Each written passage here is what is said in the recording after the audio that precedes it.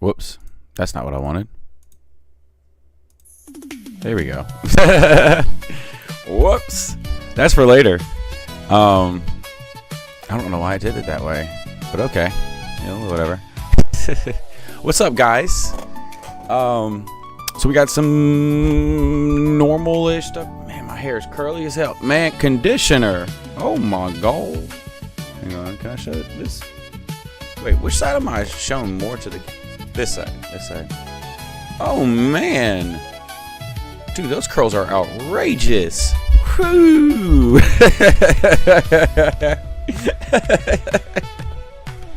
Oh man, look at them things, man. I don't know if you guys can really see it. Oh, bro, conditioner, guys. If you got long hair, use conditioner. Oh man. All right, so it's essentially over. The summer showcase stuff. Today's the last day of it, really. With the Indian game showcase. I'm gonna try to pull that up real quick. Actually, see if I can't get this thing going here. Let's see. India game show. Games showcase. Here, this might help. Summer Game Fest India Games Showcase. Oh, it was already done. Well, it was probably pretty good. I didn't get to see a single fucking bit of it. I thought it was at 5 today. Whoops. So it's all over. I'll have to look into that. But I wanted to talk about some of this stuff. Some of the games and stuff from all these showcases. Let me see. Summer Game Fest 2026 games. Let's see. Every Xbox showcase in one place. You know what? It's gonna be a lot. So what I'll probably do is I'll just talk about the games that really resonated with me. I'm gonna talk about some of the stuff that I had concerns over. What's up, Makoto? Dude, you pulled up quick, bro. Look at these curls, man. Look at these curls. This is crazy. Hang on. Look at this shit. Bro, conditioner is the key. My hair got so my hair's already curly, but dude, these are some insane curls. I didn't even like do anything other than shampoo and conditioner to it. But anywho, so going back, there was a lot of really good stuff. There was stuff that was concerning to me as well. Hang on, does this turn this down just a little bit more? It's distracting me. You guys probably can't hear it that much anyways. So there was a lot of stuff that I was really excited for. A lot of stuff that I was concerned about. I wonder if I can pull it up. It's been loading really slowly on Steam, the Steam page. Hold on. My camera is not. Hang on. There we go. I need that autofocus thing. So here, let's see. Do they have the summer showcase thing in here anymore? Oh, they don't. Son of a bitch. Let's see if I can pull it up.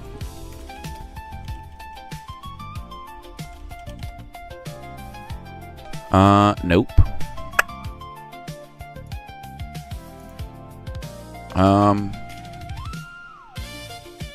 Well, bang. So it's gone now. Well, that's fucked up because they have the India showcase. Dude, they didn't give a fuck about the Indians.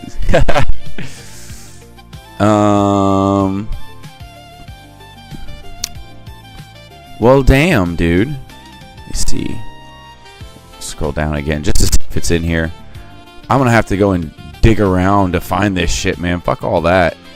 I just want to talk about a few of the games that I personally was like super excited for.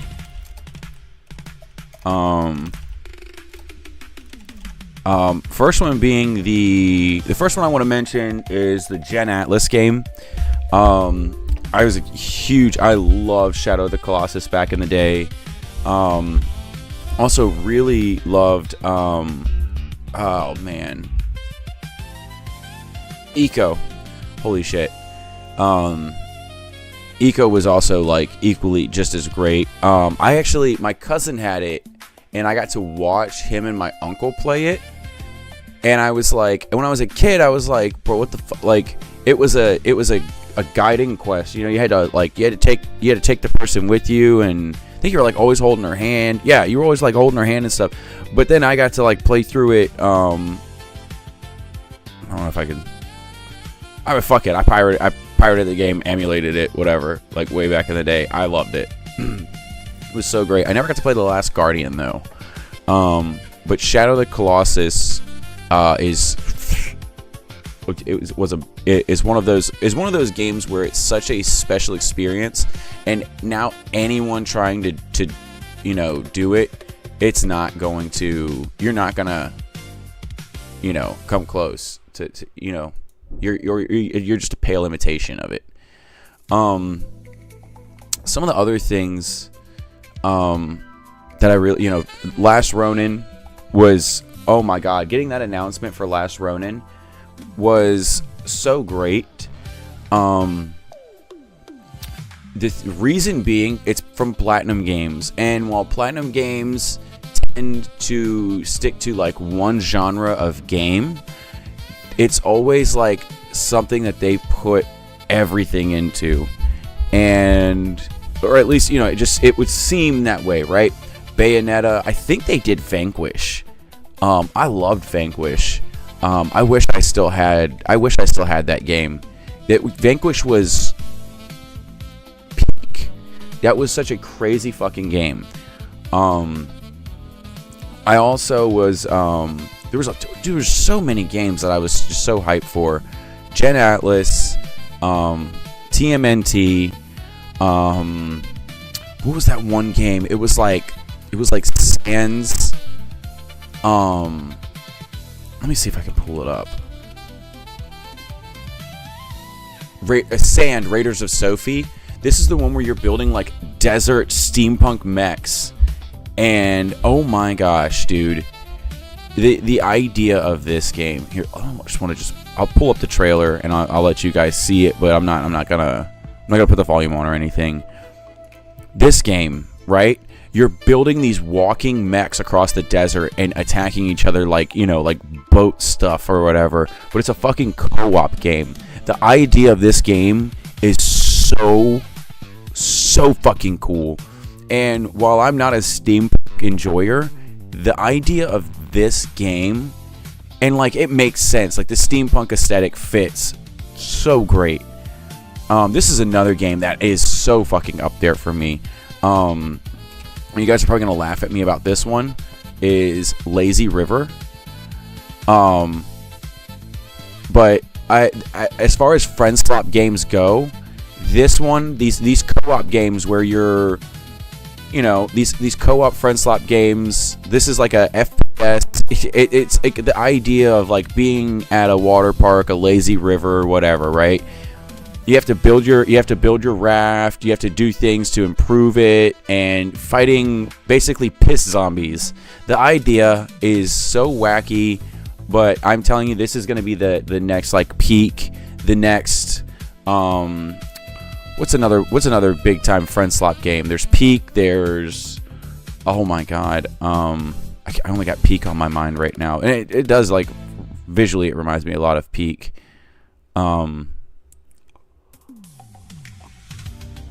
That's kind of what they go for. I can't remember what this was announced on. It was like maybe the Mix Indie Showcase or something. I don't know. At first I was lukewarm on it. Then the idea of it like just kind of stuck in my head, and I was like, this is gonna be the next big one. Oh, was it Day of the Devs?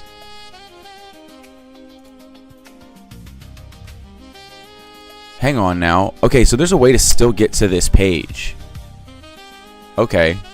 I wonder, can I go to my wish list? I could probably go to my wish list and pull up a bunch of these games. Dusk Fade. Prison of Husk. Where's the boat game? There's another one. It's like Fishing Last Harbor. This is another one I am so hyped for.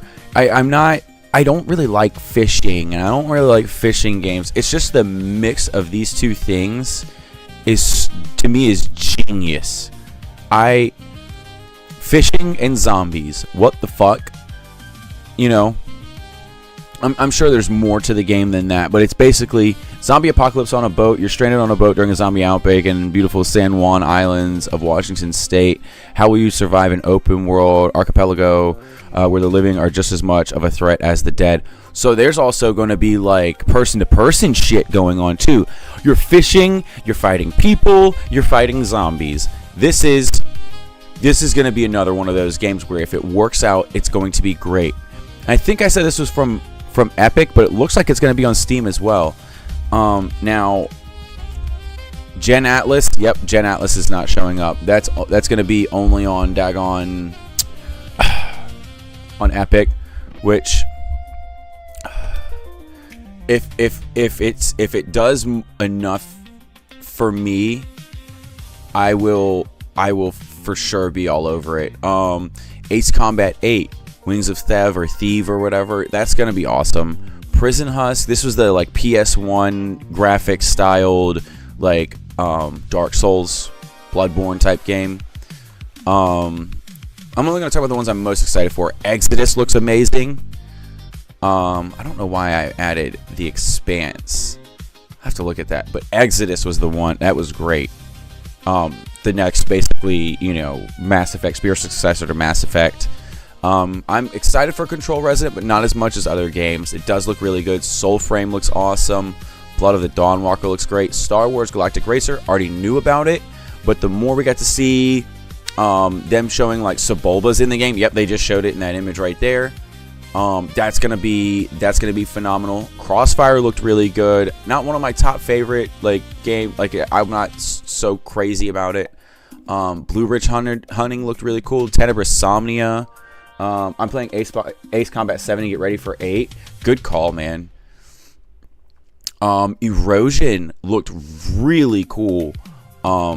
This was... Why don't I just open a new tab so I don't have to keep like going and coming back. This is like... It's like a voxel cowboy game. But it was the... I think this is the one. This had a really... I think the first time I saw this, I was just kind of like, whatever. I got to see more of it, and I think the idea of it kind of stuck in my head more. I would love this game. It's a twin-stick shooter game, you know. Another roguelike, which I'm not in the roguelike thing, but it looks so good. Like twin-stick shooter roguelikes to me are a bit different. That's more or less like... Because twin-stick shooters, if you get through them, you're not gonna... there's only but so much, and then it's over. This is another game, The Dark West. I'm pretty excited for this. This is like dark fantasy western Diablo. You know? I wouldn't say really twin-stick shooter, because like kind of see how kind of the slower the combat is and stuff. This is a little different. It's like, I guess it is gonna be a twin-stick shooter in a way, but this is gonna be awesome.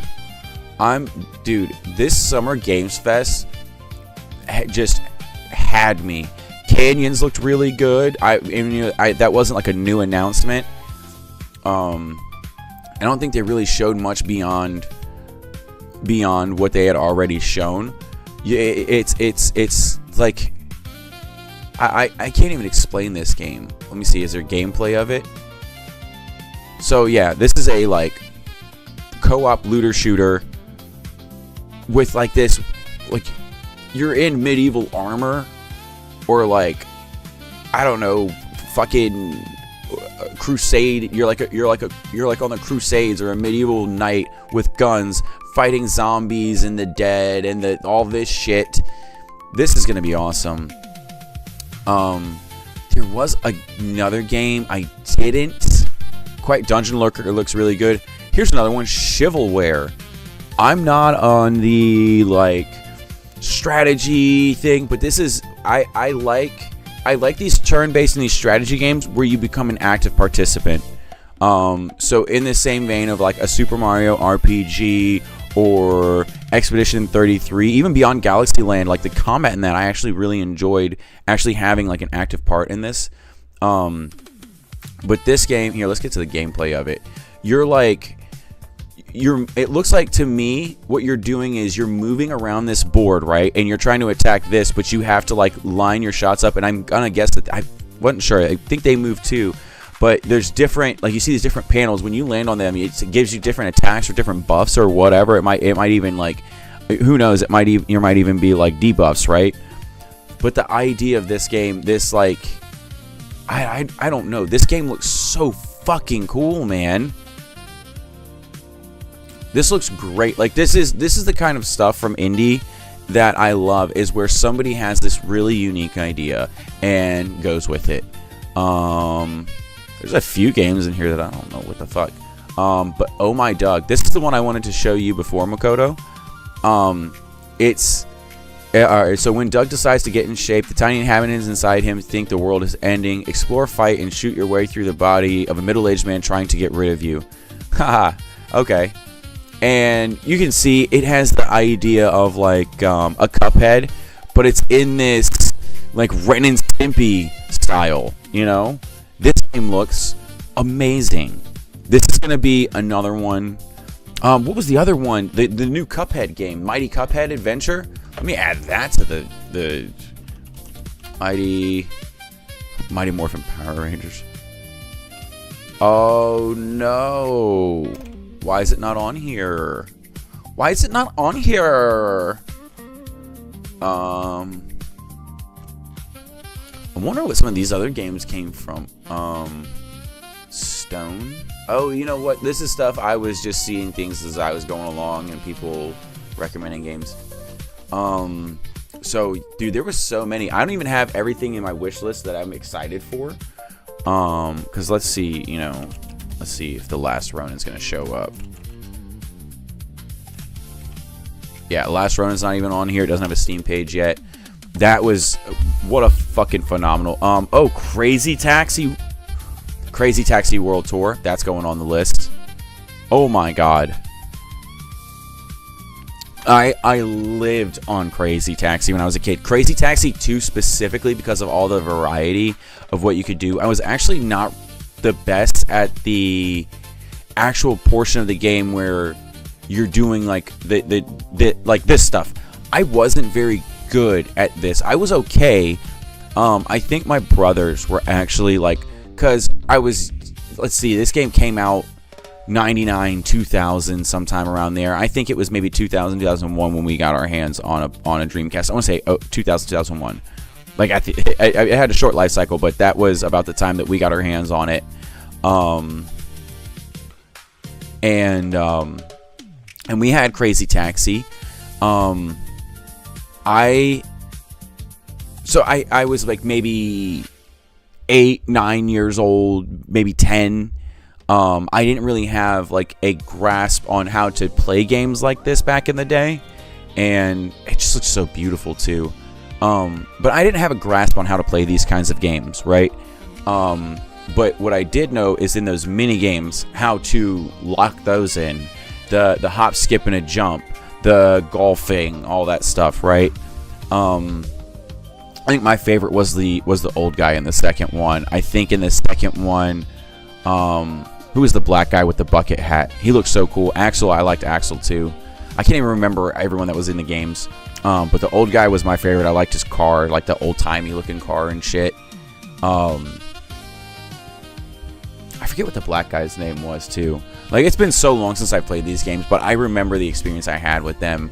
I remember I wanted to be good at this. I think there was sometimes I would have like these crazy runs where I would actually go like far into it. Like because I think you start with maybe a minute, I think is the time you start with, and then it gets extended for doing certain things.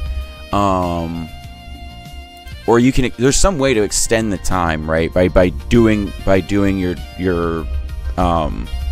fares and stuff, like collecting your fares or whatever. I can't remember exactly how you could do it, but there was one time I remember it was like I was everywhere, and I like made it to a part of the map I didn't even know. Like, I didn't even know you could drive that far if you just drove straight. Like, I remember that. Yeah, because you could extend the time, because I was getting to parts of the map that you couldn't just if you drove straight to it. And I was picking up, and I remember like it was always like, go for the red ones, go for the red ones. And if there's no red one in sight, and it was always like, there was always like a rush of like where to go, who to pick up, what to do, like. And, you know, going for the safe option won't get you the best score, but it might extend your time if you're in a pinch. Yep, I remember now. What a great game. I'm so glad this is coming back. Alien Isolation 2. I did not play through that game all the way, but I played through a decent portion of it.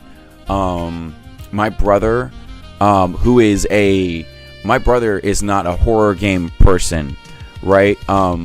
Like, I remember back in the day, he got me into Xbox 360. Funny enough, because he had an Xbox 360, he had Assassin's Creed, BioShock, and I can't remember what else. And yes, we were late to the party on Xbox because I had a Wii. Don't hate me. I wanted Legend of Zelda and Smash Bros. But he had BioShock and was like, it's too scary. Like, this is too much horror. And it could be that he's grown over time or whatever, but he had played Alien Isolation, and I was genuinely like, and he loved it, and I'm like, whoa, dude, like, I know that Alien Isolation, compared to what you said, like, BioShock was too scary. Alien Isolation, I know, is like way scarier. And he's showing me how to play it and stuff, and he's showing me all the cool shit with it.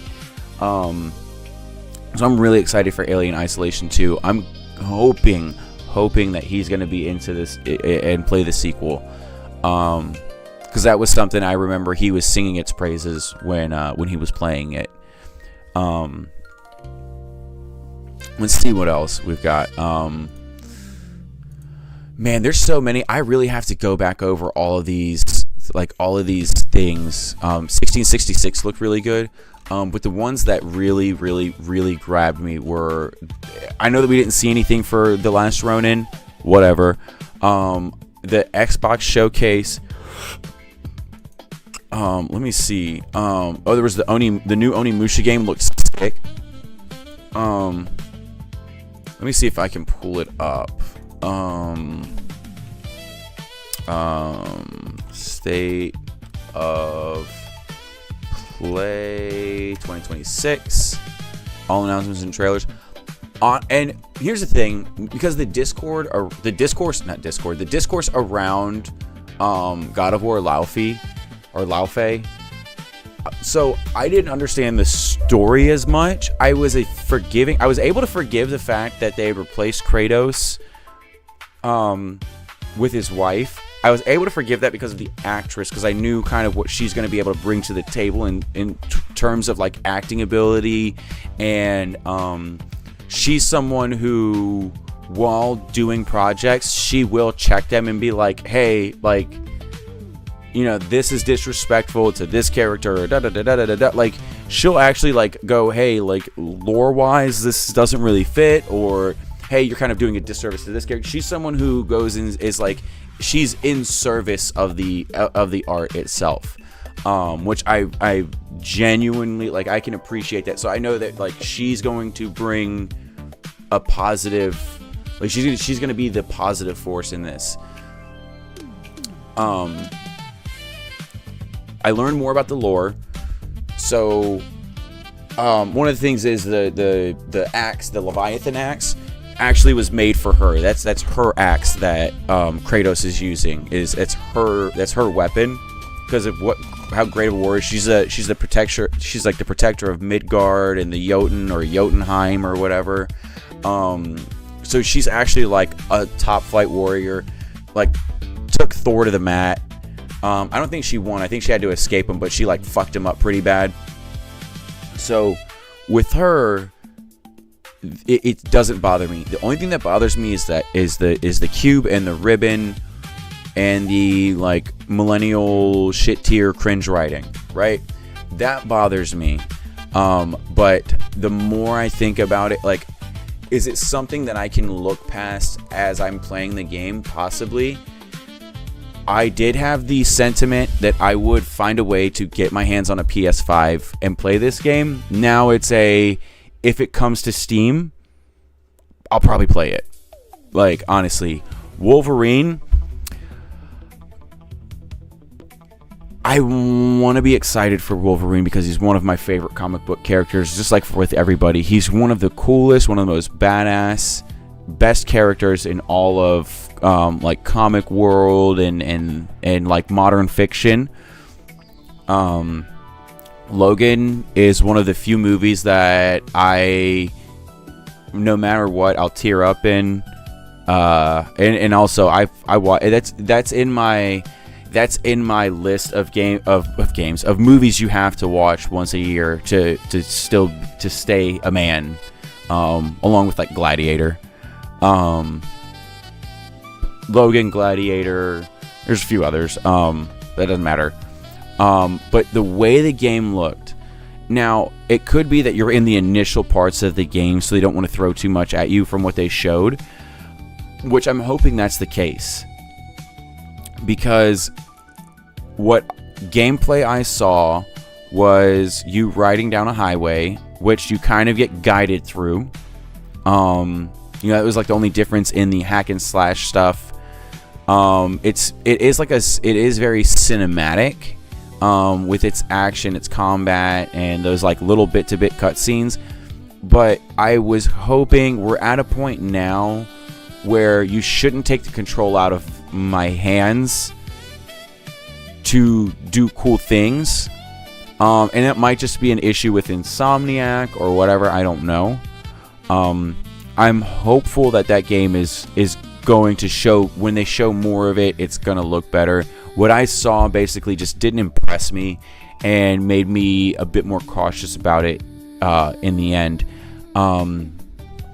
I will also say that because I don't have a PlayStation, I can't really say I have a stake in it at all.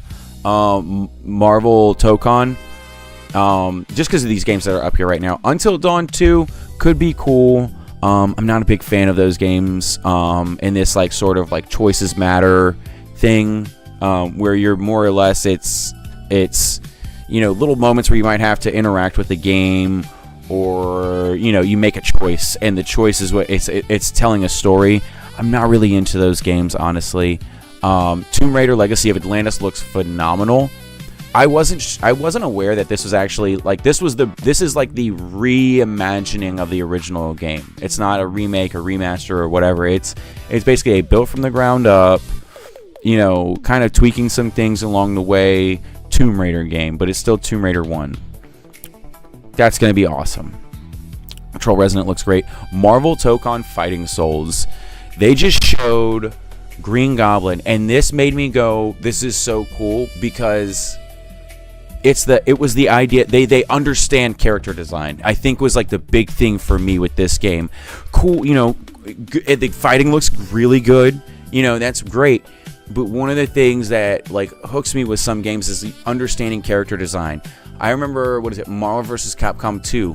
Spider-Man, I couldn't get into playing Spider-Man because he's so low to the ground. It's so weird to use him, right? And it's probably just me. Honestly, and I shouldn't be factoring this in. But Marvel Tokon, when they showed Green Goblin, he's in that same low down stance as Spider-Man, and he's not like Venom. Like I was saying, he's not like Venom or Carnage. He's where they're anti-Spider, or they're the bad Spider-Man. They're the evil version of Spider-Man or whatever, right? Green Goblin is like his own character that stands opposite of Spider-Man and opposes him in every way, but showing how he's like I think I said it during that, he's the antithesis to Spider-Man, which I thought was, it made me go, okay, they get it. Banjo the Chef didn't care about that. I'm gonna look at some of these games. Dune Awakening, don't care. I actually like, and I get that there's a thing that's making me question, okay? Because, and I'm not trying to be sexist or anything here, but women, when they put on makeup, look a million times better than they do without it a lot of times. Something I heard today is Laufey ripped the combat from pre-2018 God of War.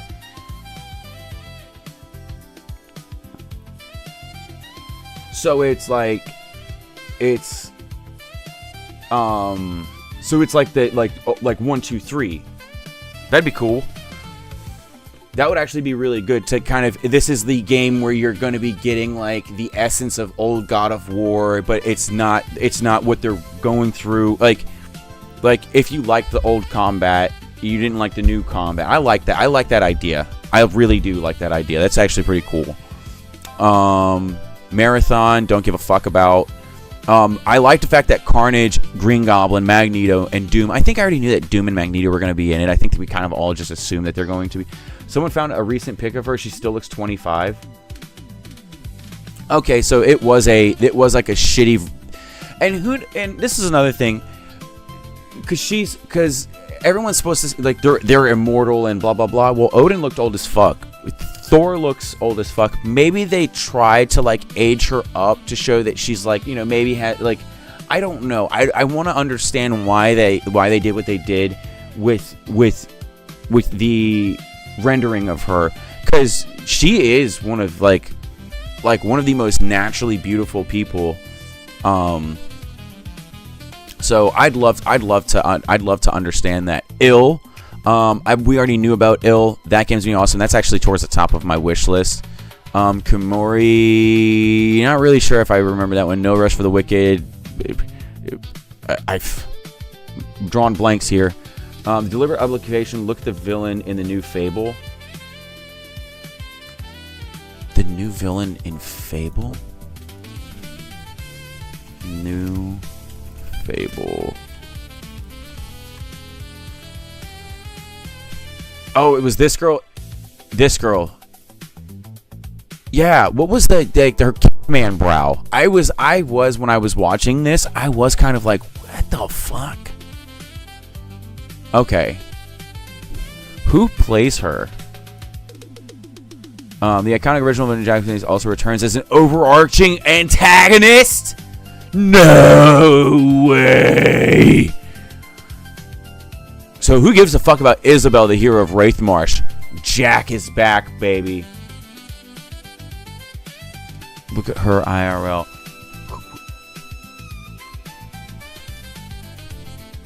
Who plays Isabel in Fable? Haley Atwell? That's who that was? I thought it was familiar. That's Peggy Carter. Yo, they did her dirty.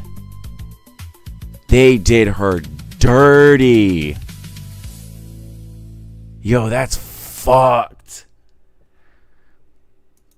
Yo, because Peggy Carter's fine as fuck. Agent Carter, man. Get out of here. Okay, so Onimusha, Way of the Sword. Is this... Hang on, let me see, because there's going to be some of the games that they announced. I'm going to be so pissed. Yes! Yes! This is going to be on... I knew it wasn't a fucking exclusive. Oh my god. This is going to be so good. Okay. Alright, I'm getting off track. Yeah, they did her dirty. What the fuck is wrong with people to go, like... They don't get it. They just don't get it. Phantom Blade Zero looks good. It's not really for me. Rayman Legends, it's cool. I'm not gonna go buy it. Silent Hill Townfall, not gonna buy it. Stuntman Hollywood, not gonna buy it. Lost Wild, this game looks cool. Let me see, is this available? Because I know that, like, yep, the Lost Wild is gonna be on Steam. Well.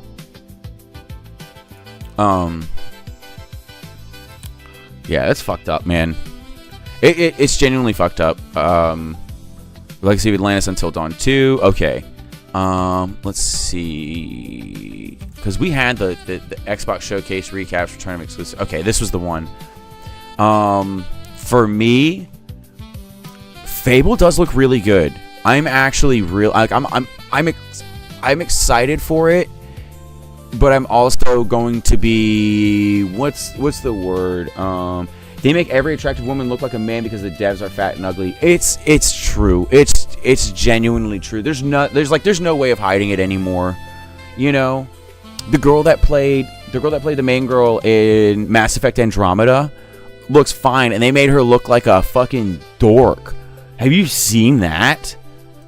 Let's see. Mass Effect Andromeda. Okay. No, Mass Effect Andromeda. Mass Effect 4 is its own game. What the fuck? Andromeda. Protagonist. Actress. Frida Wolf. Okay. Protagonist. Girl. Let's see if I can pull this up. Okay.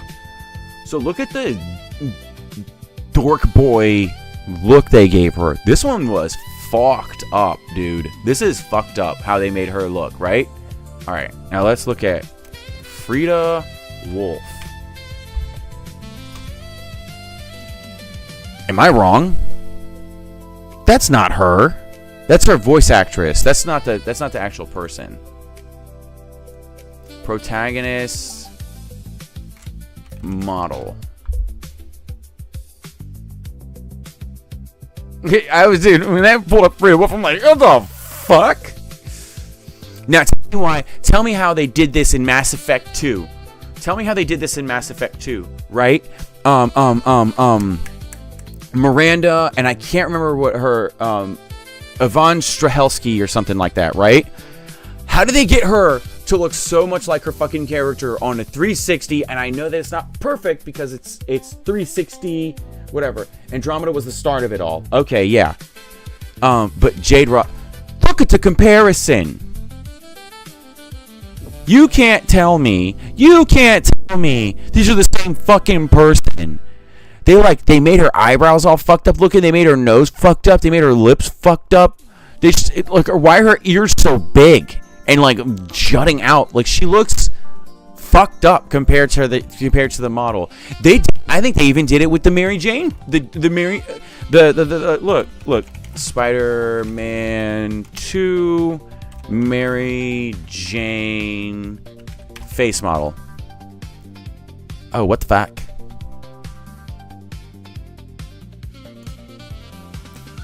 That's who Mary Jane is. That's the result. Her face doesn't even match. Like the shape of her face isn't even the same. Nose not the same. Lips not the same.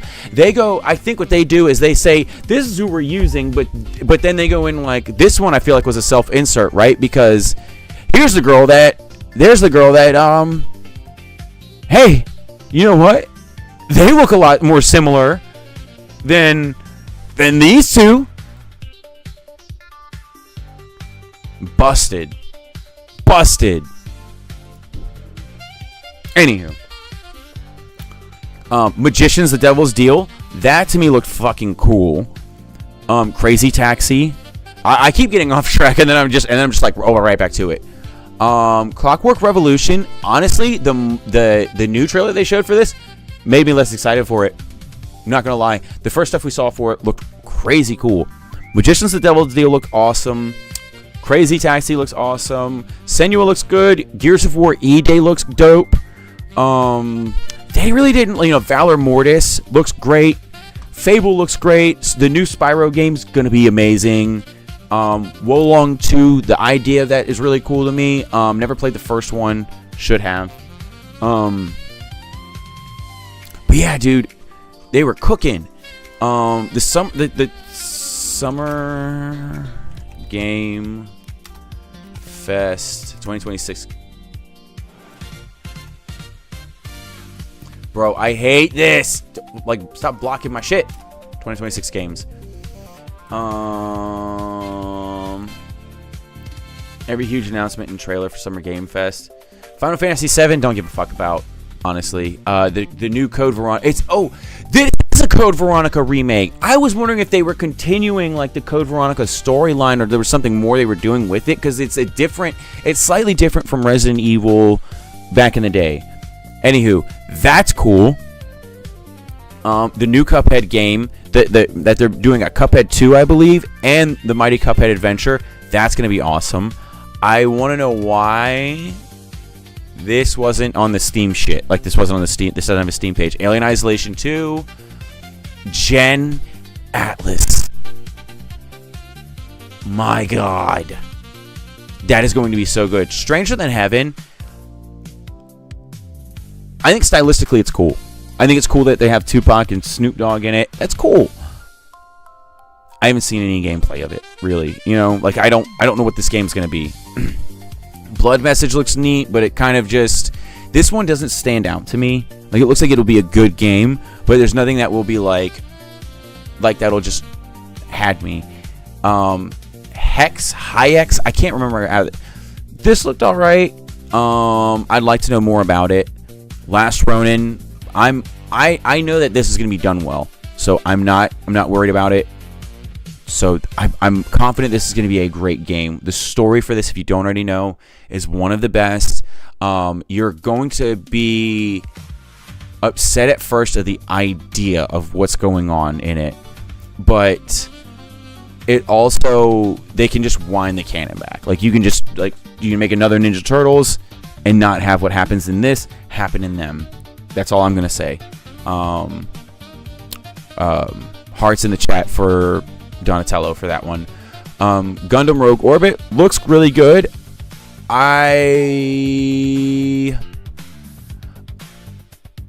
It looks really good. I love Gundams.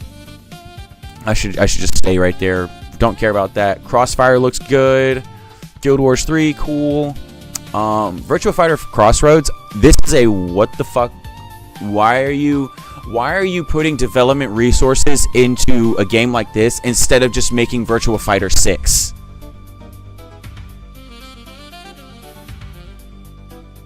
Like, I don't... No way. No. Hold on. It's now officially titled Crossroads and it looks fantastic, very much like a style of... Are you fucking kidding me? So this isn't even the Virtua Fighter 6 that we were going to get, that we were promised. Like, just a fighting game. This is a whole story. I'm out. I didn't know that this was a... I saw the Virtua Fighter 6 Crossroads. I thought it was, like, basically taking place... It's going to be a companion piece to Virtua Fighter 6. Now that I know that, I'm out. I'm cool. Street Fighter 6. Tifa... And... I want to say it's this girl. Tifa... Fuck yeah. And then this girl here, don't know what her... she's Yasmin, I guess, because this is Arjun and Bosch. Yasmin, she looked cool. Stellar Blade Blood Rain looks awesome. Let's see, 1666, the Galactic Racer stuff. Don't care about Clutch, don't care about Saw, don't really care about Hot Wheels. Okay, so I would say from Summer Game Fest, it was probably the Ninja Turtles, the Gen Atlas. Those were the two that made me, like, almost fall out of my chair. There's so many other games, dude, that I just... there was so much that happened during this. I wish I could just have, like, a full list of... These are all the games that were announced and showcased and blah, blah, blah, blah, blah. Right? The thing that worries me with a lot of this stuff was the idea that... Okay, let's see. Hang on. Okay, this was from Future Game Show. Okay, so I can actually maybe pull some of these games up. Okay, here we go. So Future Game Show. Don't care. Future Game Show kind of actually bored me to death. My Cannibal Family looked alright. I think this is the one I'm thinking of.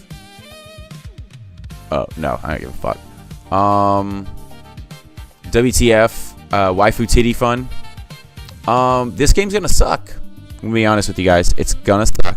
I thought it was funny and cool for a moment, but then the more I got into thinking about that, I was like, this game's gonna be terrible. Sinking City 2, cool. Never played the first one. I think it's on one of my wish lists somewhere, but let's see. Arizona Sunshine looked pretty neat. There's a little bit of cringe to it though.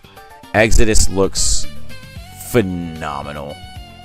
Prison of Husk, obviously that's on my wish list for a reason. Chrono Script. This is another one of those platform games where it's like, oh, it has these interesting ideas. This to me is a, guys, just wait for it to come out and have someone tell you it's going to be good or not. Don't, or unless you just have the money to blow and you can be like, I'll play through it, whatever. It interests you enough, cool, go right ahead. To me, this is a wait, because these platforming games now just don't they just don't pan out. Cordura, the more gameplay we get of this, the better. This game's going to be awesome. I am excited for it. Dingai, whatever. The Pines could be cool. Another Blasphemous 2 expansion, which I didn't even know Blasphemous 2. It came out in 2023, and it's getting an expansion 3 years later. That is fucking crazy. The Road of Dust and Sorrow. That looked neat. That was the one. It's the side-scrolling, like, sort of Last of Us-y sort of post-apocalypse game. The Lift. Whatever. There's so many games, dude. There's so many games. Guys, do you understand, like, how good this is going to be for all of us? There's a lot of stuff that is going to be level peak. This is fucked up that it's not showing for Mix, the Mix showcase.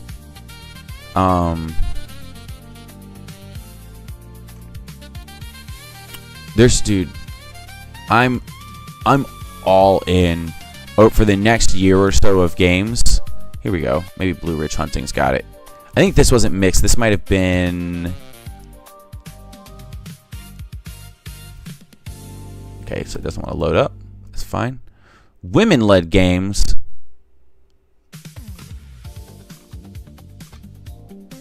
This was. I did not watch the women-led women-led games. But there are some stuff in here, some stuffs in here, like Soul Frame and all that, right?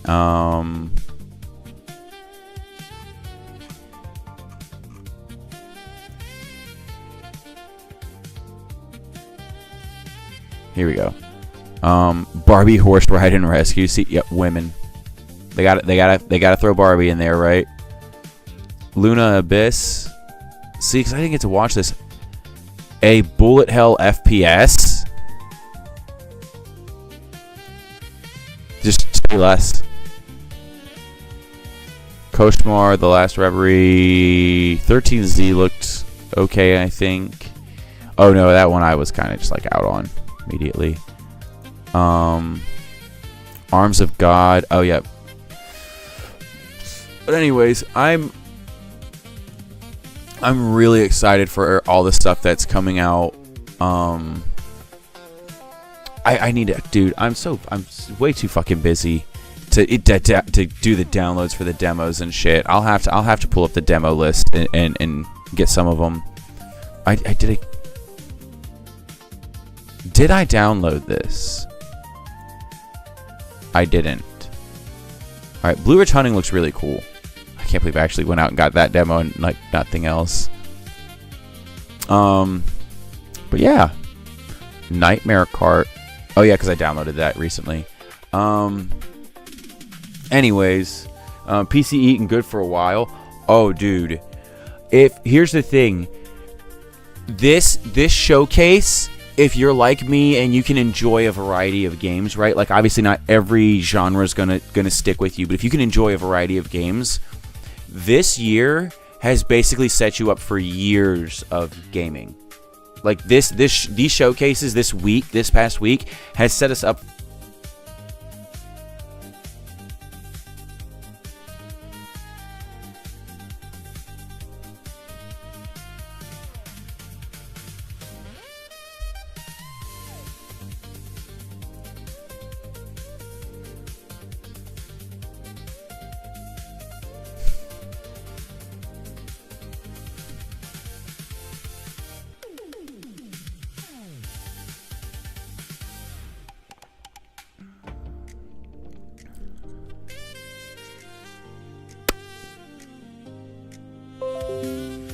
Okay. Alright, sorry about that, guys. I don't know what the fuck that was. Alright, but we're back. What I was saying before was this. We're even still, every genre, like if you're like a one genre, two genre person, the games that we're going to be getting over the next little bit, year, 2 years, 3 years, whatever, these showcases have set, like I said, they've set us up for years of gaming. There's no denying like how good it's going to be. How like Makoto says, PC eating good for a while. Years, dude. Years. I'm hype as hype could possibly be. I genuinely don't think that there's really much in terms of like, there's obviously shit that I don't care about that people are fucking excited for. Like I know a few people, they're still like, they saw the Wolverine gameplay. I'm gonna be real here. The people that saw the Wolverine gameplay and are like, oh, this looks, I just dropped the big dick. They're the same people like the Spider-Man. I don't want to call them non-gamers, but they don't venture out, right? I shouldn't be so rude or mean to say that, because obviously, no. I'll take that back. Actually, I take that back, and I apologize.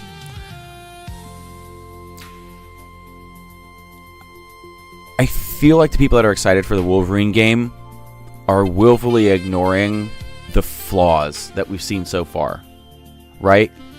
And there's people who play a ton of games who have strong opinions on games that I know that I know personally, game movie enjoyers. Yeah, but like Grimbo's excited for it. But I know that he's someone who looks deeply into things. He's an Elden Ring guy. He plays a lot of different games. But yeah, for the most part, I would say the majority are game movie enjoyers. So there's a small percentage of people who go like, I'm going, and I feel like with him too, we're ignoring the things that we should have trepidation over and be worried about, like, just for that game.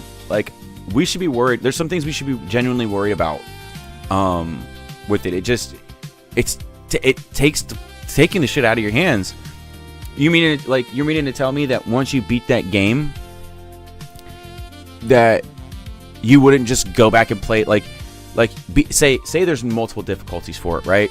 Say there's multiple difficulties for it, and or you beat it on normal. What would get you to go back and play it again? You know what I mean? Like Arc Raiders, I've done and seen everything there is for it, but there's an element to that game that brings me back. Elden Ring, Dark Souls, yes, I beat the game. There's no other difficulties for those, or Arc Raiders, but there's things about them that bring me back to playing them again. There's an element to them. Put the blinders on, pinch your nose, and enjoy it. Yeah, but why would you spend $70 to just play a game one time? Is my thing. I'm learning that with some of these games that I've played at like growing up, like I was playing BioShock. I'm kind of like, there's nothing new for me here, just for funsies. But I can't get into BioShock again. Like I want to, and I think I actually, when I was younger, I think I did actually beat the game twice. But even still, like as an adult, I'm playing it and I'm just going like, why am I putting myself through this again? Like, I'm not feeling anything, And there's other games, like there's single player games where it's here's the game, you start it, you finish it, whatever, and you go back and play it. But there's something so over the top about them. There's variety to the game, Like I could even say Super Mario World. There's a level of variety to what you're doing in that game, and there's secrets in this and the da da da da da da da da. You're gonna have to spend hundreds of hours in that game to get to a point where you're like, I'm good, I'm out, right? Super Mario 64. I collected all, I think it's 120 or 121 stars. I've done that before.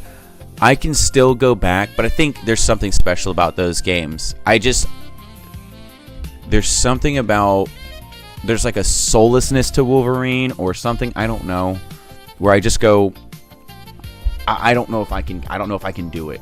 Like, I don't know if I could do it and then go back and do it again and go back and do it again. So why am I, and maybe my argument's a little fucked up. Maybe I'm not wording it the right way, but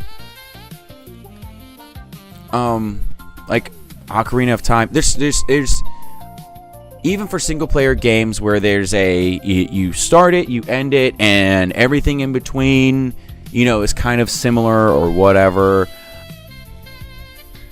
There's something special about certain games. They have a certain soul to them that make you go back. Mario 64 and Ocarina of Time, yes. Twilight Princess, oh certainly. If I could get my hands on Twilight Princess again, I tell you guys, I would stop streaming until I was done with that game. I would literally start that game. I would call out of work. It's one of my all-time favorites. But I would genuinely, I would push everything off to the side. I would wake up, play that game to completion. I would play that game to completion, and yeah, because I wouldn't have time for it otherwise. I wouldn't be able to do it on here, and I wouldn't be able to, I wouldn't be able to do it off stream either. I'm just too fucking busy. So I would take a vacation from streaming. Emulation, yeah, but see, that's the thing. I played it on the Wii, and all the other versions are mirrored. I don't know if that would bug me too much. There was something about playing it on the Wii that was special. Maybe if I still played it on like sticks, it would still be special. I don't know. I really like the way that the Wii remote and nunchuck felt when playing games.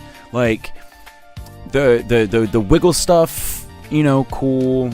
But it was the, like, I could be like relaxed and I could pull my hands apart, you know, and I could have my hands separate while I'm playing. I was a devil on Smash Bros with the Wii remote and nunchuck. I mean, an absolute fucking devil on Smash Bros with the Wii remote and nunchuck. I remember it was for the one for Wii, the Smash Bros for Wii U. I'm at the level of Smash Bros where I'm the best in your neighborhood. I'm the best in your neighborhood. I am the worst in competition. If that makes sense to you guys. There's two levels to Smash Bros. Playing against my friends, I'm winning 99 times out of 100. Playing against a low tier, like, or like the worst. Say you're on the competitive level, but you are the absolute worst. I'm like a 50-50 with that guy. Or like there was a competitive player that I played against. I didn't beat him in 3 stock on Smash Bros. I didn't beat him in 3 stock. I don't even think a single time. Or I may have gotten the better of him once, I think. He was a competitive player. We were doing 3 stock, and if I did beat him overall,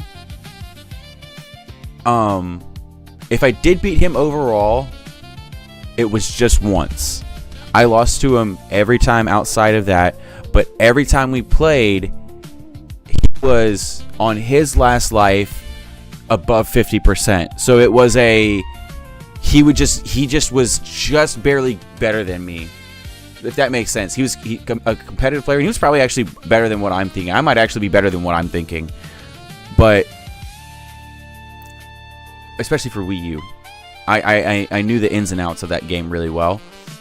But like, I mean, I took dude to the mat, but he just bested me every time overall. I don't even know where I was going with that. That was just some weird tangent.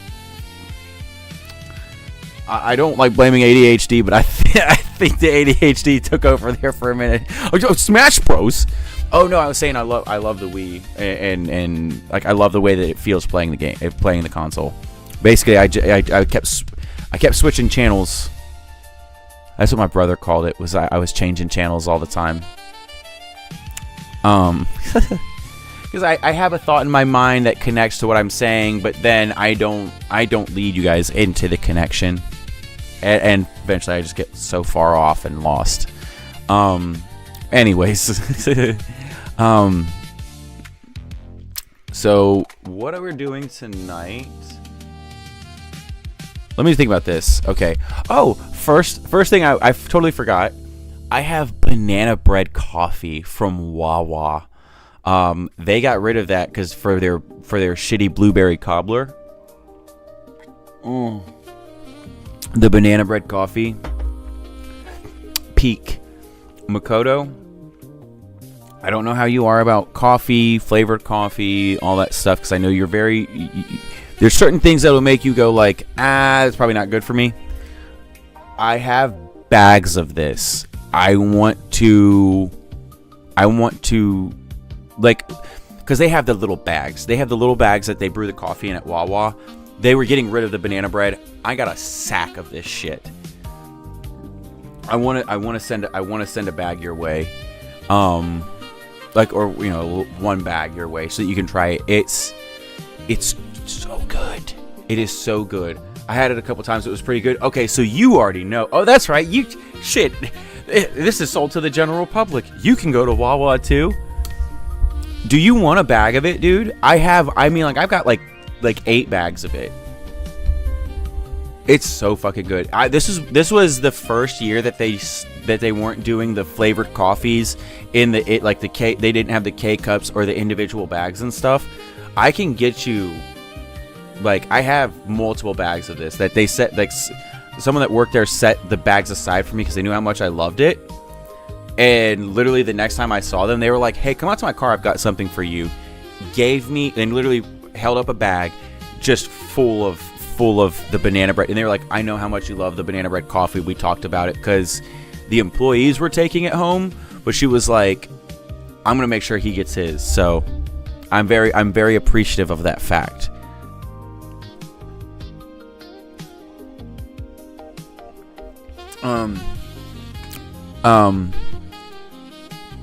See, again, the ADHD took over. I was looking at the coffee and remembered the coffee. I had to tell you guys, I have banana bread coffee.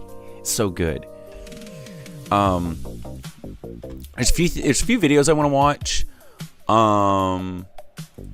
There's a few videos I want to watch, and one is about GTA 6. One is about AI. The Young Ye video about AI. I don't know if you subscribe to him. This actually came out a few days ago, but I don't want to take his views away. You know what I mean? Like, if I watch it, then nobody else is gonna watch it. And Destin has a new video, dude. I get that he was an IGN writer, and some people just hate all the writers for IGN or the journalists for IGN.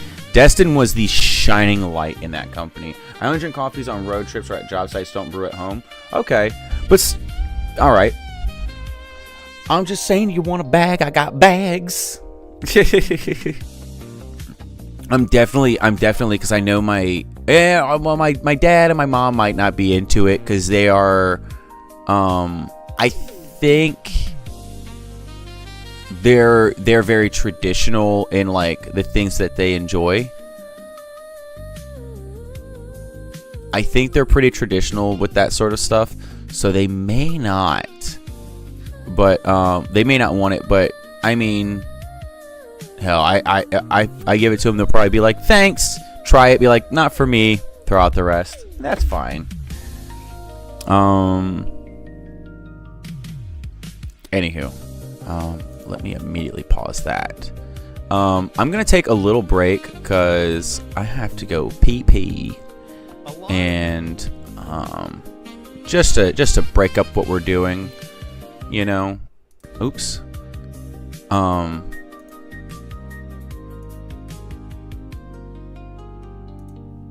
there we go. Okay. All right. That was actually the end of that one. So we'll just do more Donkey Kong Country. More Donkey Kong Country soundtrack, because Zelda gets downed on. Oh, maybe the Ninja Turtles one? The Cell Dweller one, I think would be cool. There's another one. Mega Man X Country Rock Mixtape. Kremlin Cabaret. I want to hear this one real quick.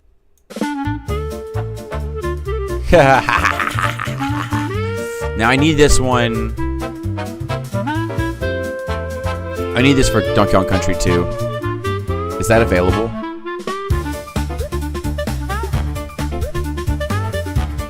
Real quick before I leave you all for the moment, I'm gonna restart that.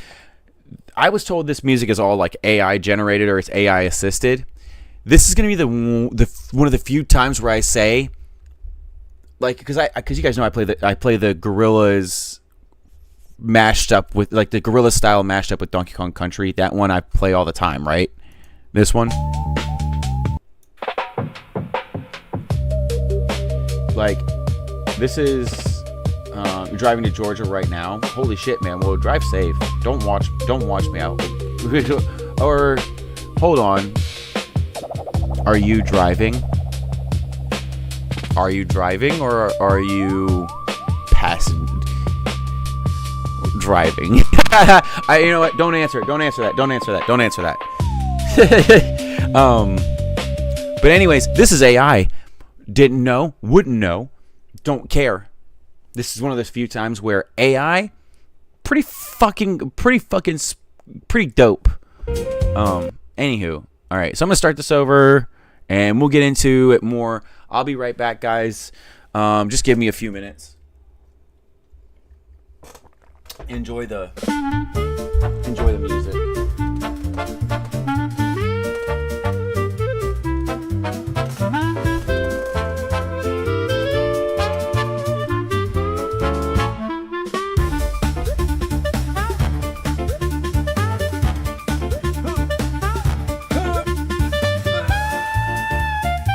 All right, hang on. Belly.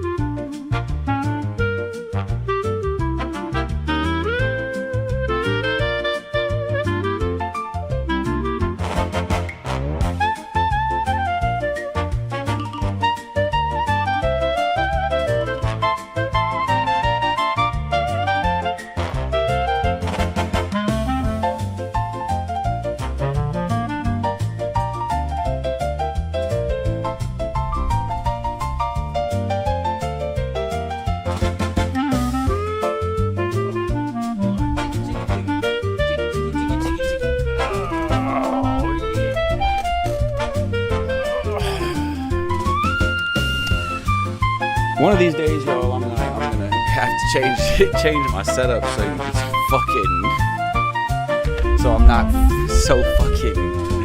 I'm getting old. I'm getting old, y'all. I'm climbing under that damn desk. It's funny. It's funny. It's cool. It's part of the style and everything. But one of these days, I gotta leave the console. Tesla is driving. Okay. See, I figured as much. The Tesla's driving.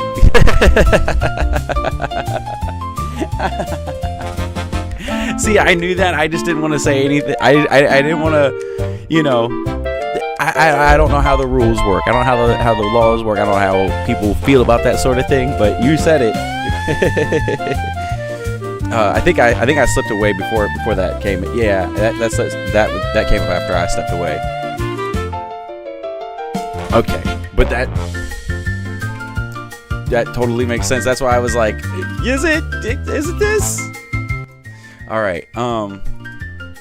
So yeah, here we go, man. We're gonna get into the next portion of the show today. We're gonna be watching some stuff. Should we? You know what? I'm gonna go ahead. I'm gonna start with Destin's video. Oh, also, I meant to. Hang on 1 second. Boom.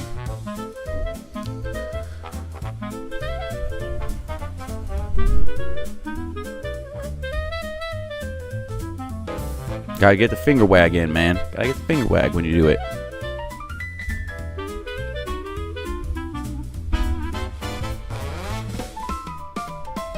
Yeah.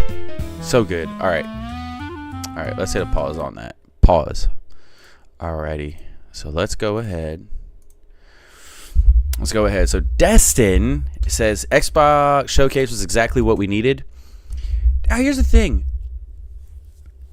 It's good what they did. The Xbox, the console that they announced. We're going back to the transparent casings, which was started with, I think, Game Boy and N64.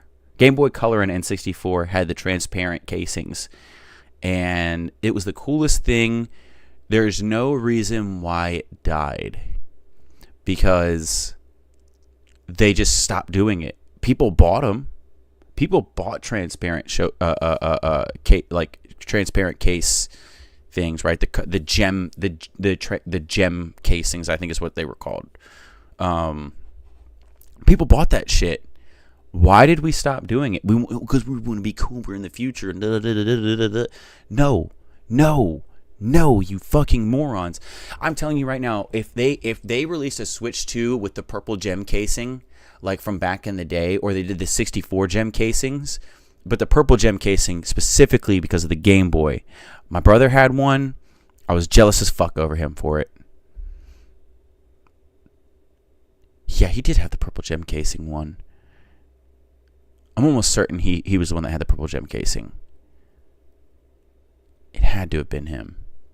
I had the teal Game Boy Color, which oh, that was the best one. To me, the teal one was the best, but I was jealous of the purple gem casing. Anywho. Fruit Gear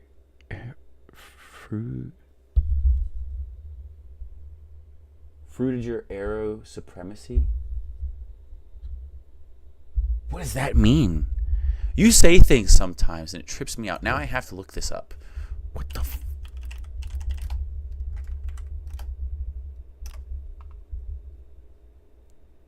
is an optimistic nation technology design style that defined the mid 2000s, early 2010s.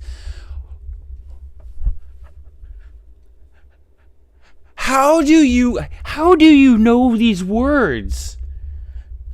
How do you know stuff like this, dude? What the fuck? I'm talking about something and you go, "Oh, this." Yep. The fucking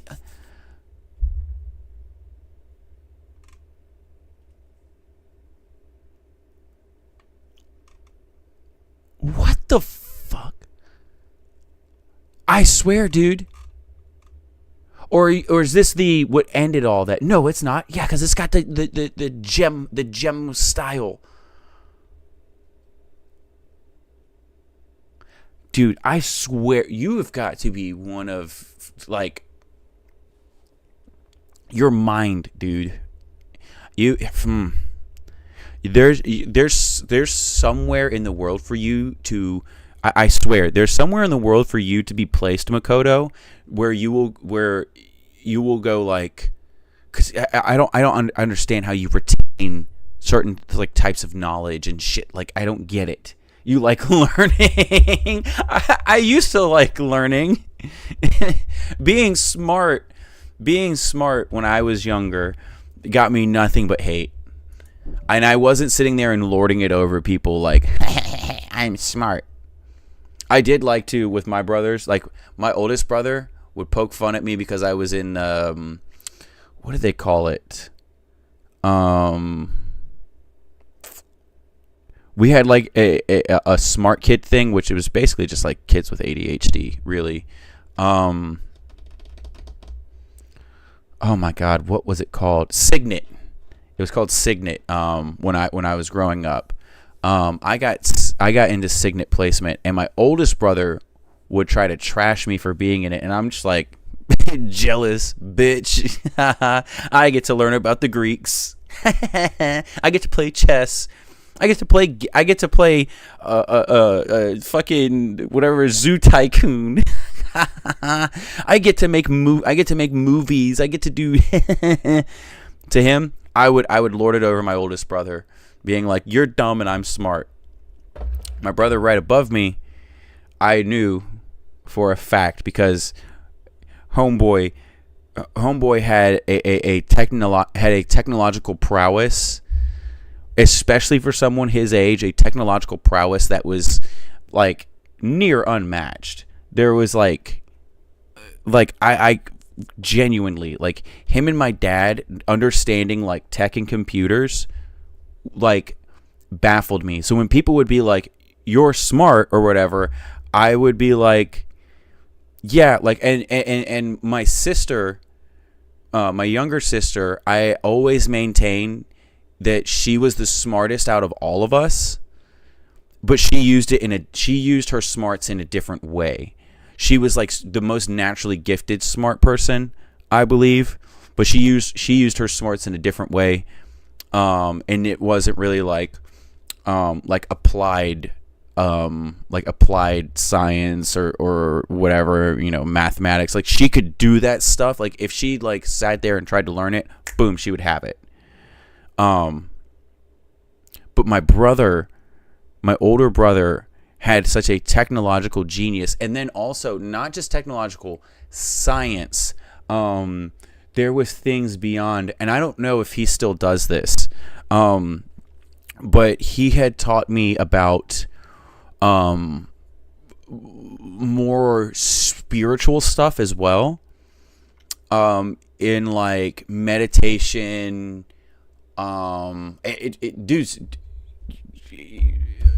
Dude's a genius.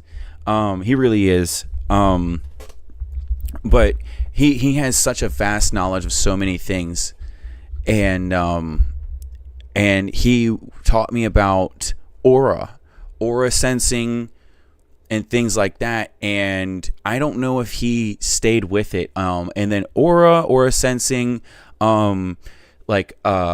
chi.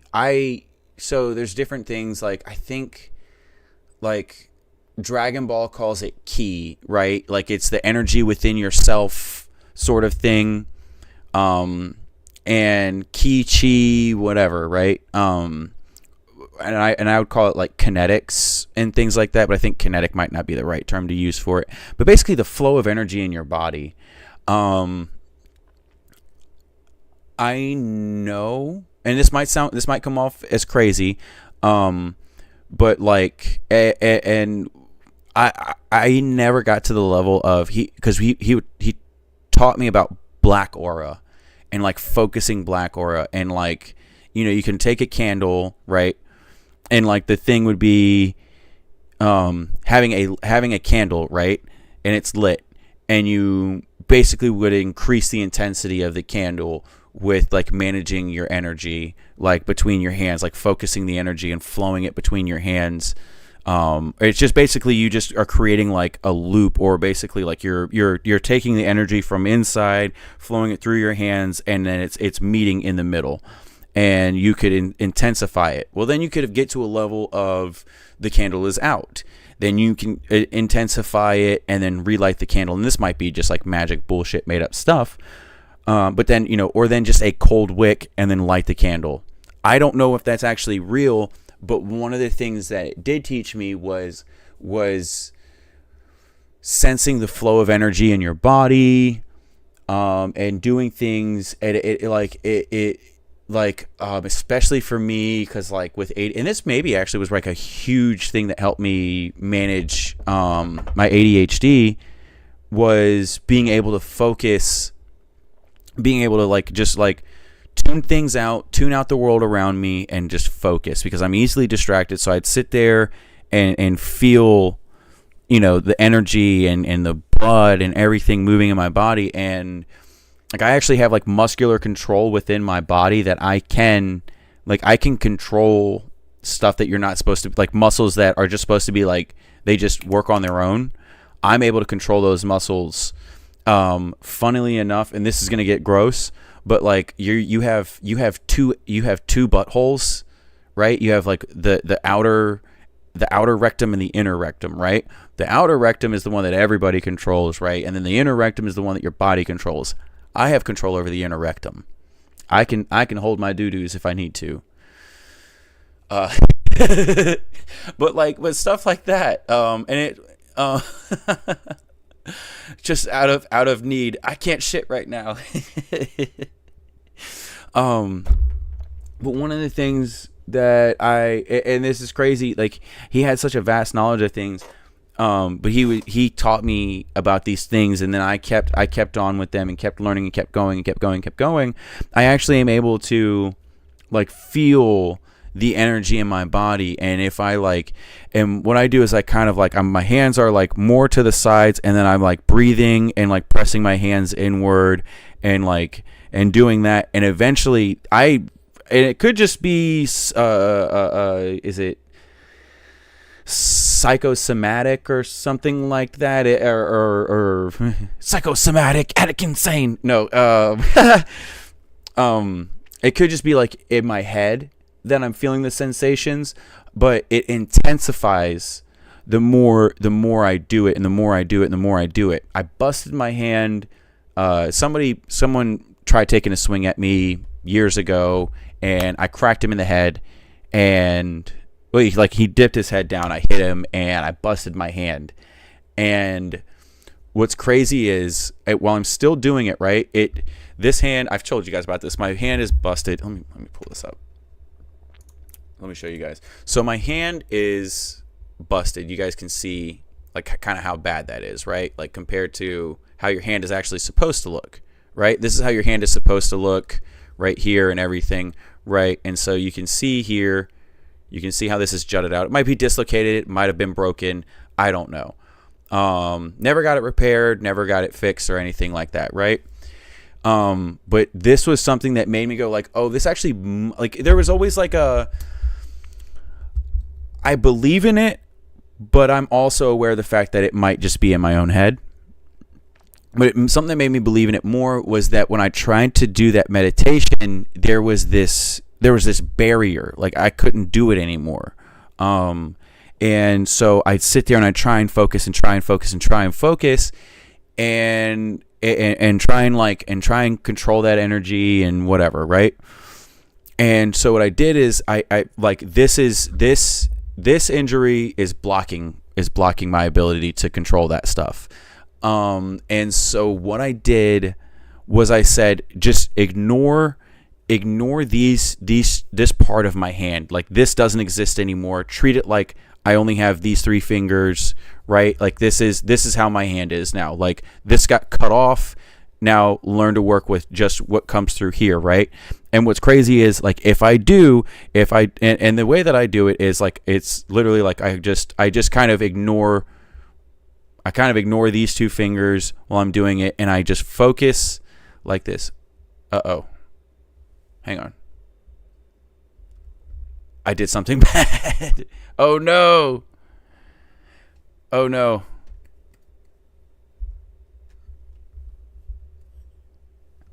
Uh-oh. I now I'm zoomed in. Hi guys. Hey. Whoa, whoa, whoa. Hang on. Hey. Fuck. I don't have the paper for the gestures. Oh no.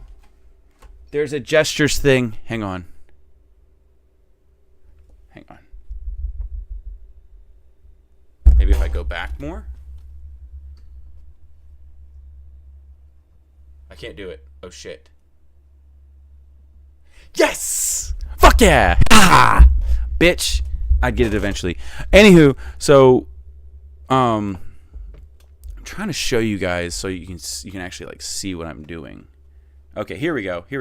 So it's more against the wall. I don't know why I kept going over here and like take myself out of frame. Anyways, so this is, I would kind of like bring focus in like this, and just focusing that energy through these three fingers and just this part of my palm. And I'd do that, and I can the flow, the sensory and stuff like that, it all came back, and not as potent as it was before I busted my hand. And it's been some years now. It's been almost 5 years now since I did that. But being able, like 4 to 5 years since that happened. But I'm able to sit there and focus and really pull and do things and make it work. It's actually wild. It's actually cool. It's wild. It's honestly, it's one of the coolest things. But that all came from my brother. So he's not just science and tech and stuff like that. He actually like does his knowledge expands really far. He's almost like a modern day fucking Batman. He's got a really good knowledge. Not just like me, I'm a surface knowledge, casual knowledge kind of person of everything. He's more of a like, I'm going to learn it and I'm going to learn everything about it. And he like, there's things that I think I know, like I'm like, oh, I'm really deep in the knowledge of this, and then he's like, pop, pop, pop, pop, pop, pop, pop, pop, pop, pop, pop, pop, boom, roasted. Like he's got me on almost everything. So and this is another reason why I tell you guys, like when I'm talking about like there's things that I don't know about, but I go to my dad and my brother because I trust them with their knowledge. Have you tried to focus that energy into a cut or injury? I have actually. I have. The way, and this might be like this might be my own, like the way I manifest it or whatever. It's a sort of like it's like an orangish orb is the way that I perceive it, and I can like and like you wouldn't see it with your eyes, right? It's something kind of internally, but the way that I visualize it is like an orange orb that would maybe start from my mind or start from the center of my chest. It depends on where, but what I do is I can like send that through my body somewhere, and that actually is like a healing thing. Who knows if it's real or if it's basically like a placebo effect type thing. But what happens is, yeah, I can, you know, like say I'm sick, right? Say I have like, you know, say I'm sick, say I'm hurt, whatever. I can focus that energy and bring it together, and I'll send it through my body and whatever, right? One of the things was like with my heart. I've actually kind of had some like palpitations or arrhythmia or something like that. And I've had some stuff where, and it could just be like anxiety, right? And I think that's more or less what was going on, is just anxiety. I'm not saying that I have like anxiety or chronic anxiety or anything like that, but there's moments where your life is just a little bit overwhelming, and so like I'll feel that in my chest, whatever, right? And so then I'll send that energy orb or whatever it is, I'll send that through my body, and I can focus on it, and it basically, like, especially with, like, it relieves, like, tension, things like that. There's nothing like I had like a fucked up stomach for a while, and one of the things I kept doing was I kept just sending these orbs down and just kept doing it, and it does. And what's also crazy is when I'm done doing that, I'm tired as fuck. Like, I have to, like, sleep afterwards, or I'm just cooked, like, energy wise. But yeah, and for, like, cuts and injuries, I haven't done, like, I don't get any major cuts or anything like that. I do have one in my hand and I never thought about, like, actually having, like, physical outer injuries to, like, try and, like, help heal or whatever. But definitely, like, stuff that's internal muscular issues. Like, if I've pulled, like, so many muscles, like, in my back and my arms and shit like that, my legs, I do actually, like, do those, and it does, like, it relieves the tension, it relieves the pain, everything kind of comes back. And also, it's not just like it's and I understand it's not just like oh, do this and you're healed. It's do this and take care of your body and do the things that you need to do. Give yourself the right stuff. Like, you have to feed your body the right things to heal properly, and also to have the energy to do those other things. And I know that it sounds crazy or whatever, and and it could. The thing is, I think it's the power in belief, that I'm able to do those things. There's other stuff that I do that just I think for other people would seem really out there, but. And it could just be that, like, I'm able to focus, like, because my hands are very sensitive. My hands are, like, extremely sensitive. I don't know, like especially my palms, wicked sensitive. And my fingers and stuff like that. Hot really fucks me up. Like, if I touch something hot, it shocks my brain. But one of the things I'm able to, like, if I put my hand on something, I can, and I'm pretty sure this is for everybody too. Like, you can, if you really try to, like, really focus, weaponize placebo effect. Yes. That's the thing. It's the power of belief, but also, like, another thing, like, allowing my body to heal. One of the things that I don't do is I don't take pain medicine unless I am, like, in an ungodly amount of pain where I can't, like, I have to function, especially for, like, headaches. Headaches I don't give a shit about. Give myself, if I'm having, like a caffeine withdrawal, or say it is, like, it's just something, I'm having a bad headache, I'll take pain medicine for that. If I've torn something in my neck, my back, my chest, my shoulder, abs, ribs, whatever, right? One of the things that I'm going to do with that is I'm actually going to just allow that, try and focus, try and take care of my body. Because one of the things that I do believe in, that, like, pain medicine actually makes your injuries worse. Like, say you hurt your knee and then you take pain medicine. Like the orcs in 40K, they think blue is lucky, so the ultramarines always get lucky when they fight. now you're comparing me to orcs in 40K. Them bastards, teeth and bullets.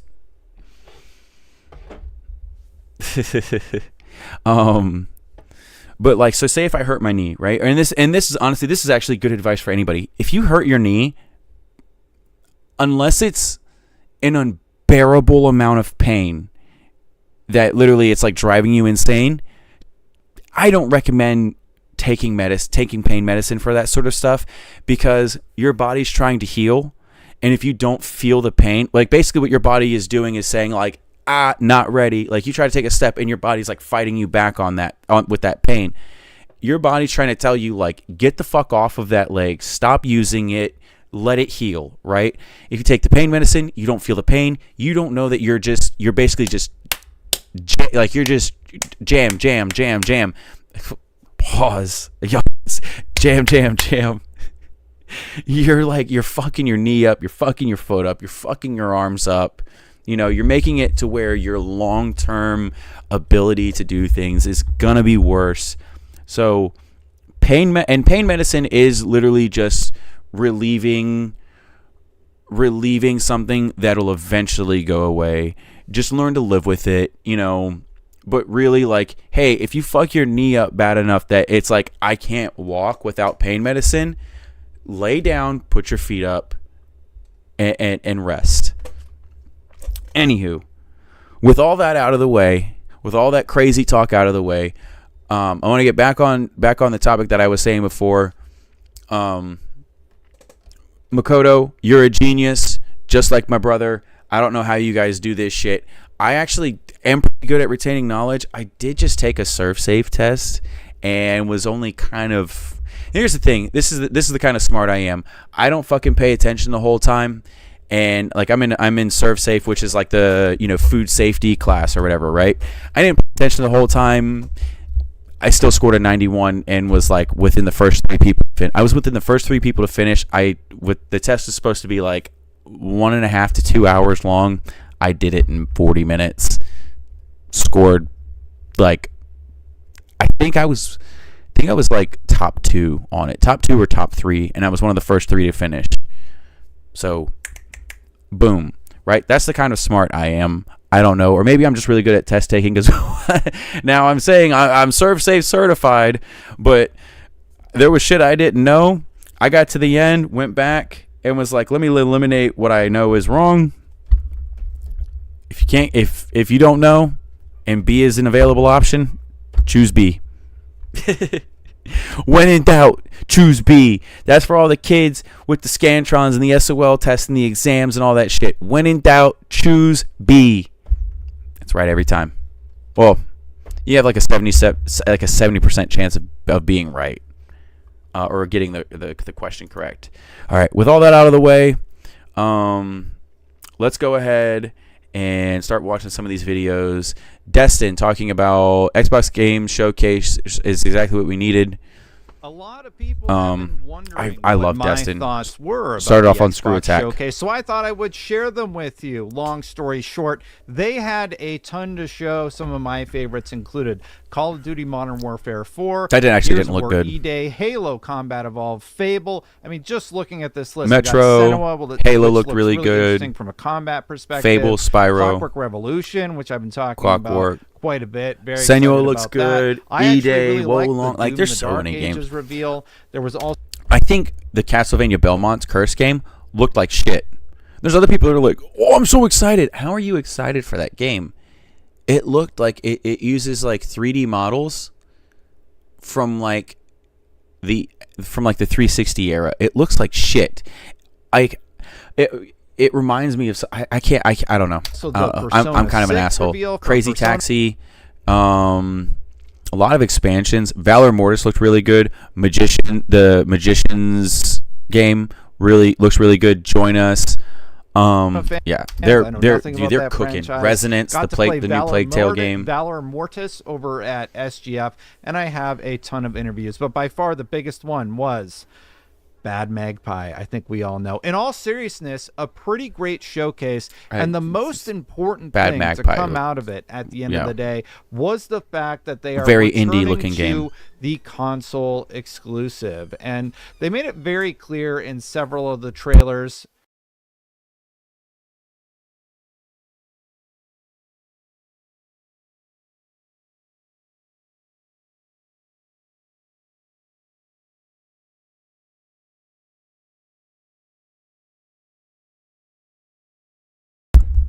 Here is the thumbnail for Clockwork Revolution, for example, where it says Xbox console exclusive. This one was actually that is very important. Clockwork Revolution was actually one. They really Clockwork Revolution, I was saying it earlier, is actually one of those games where I go, can you please stop?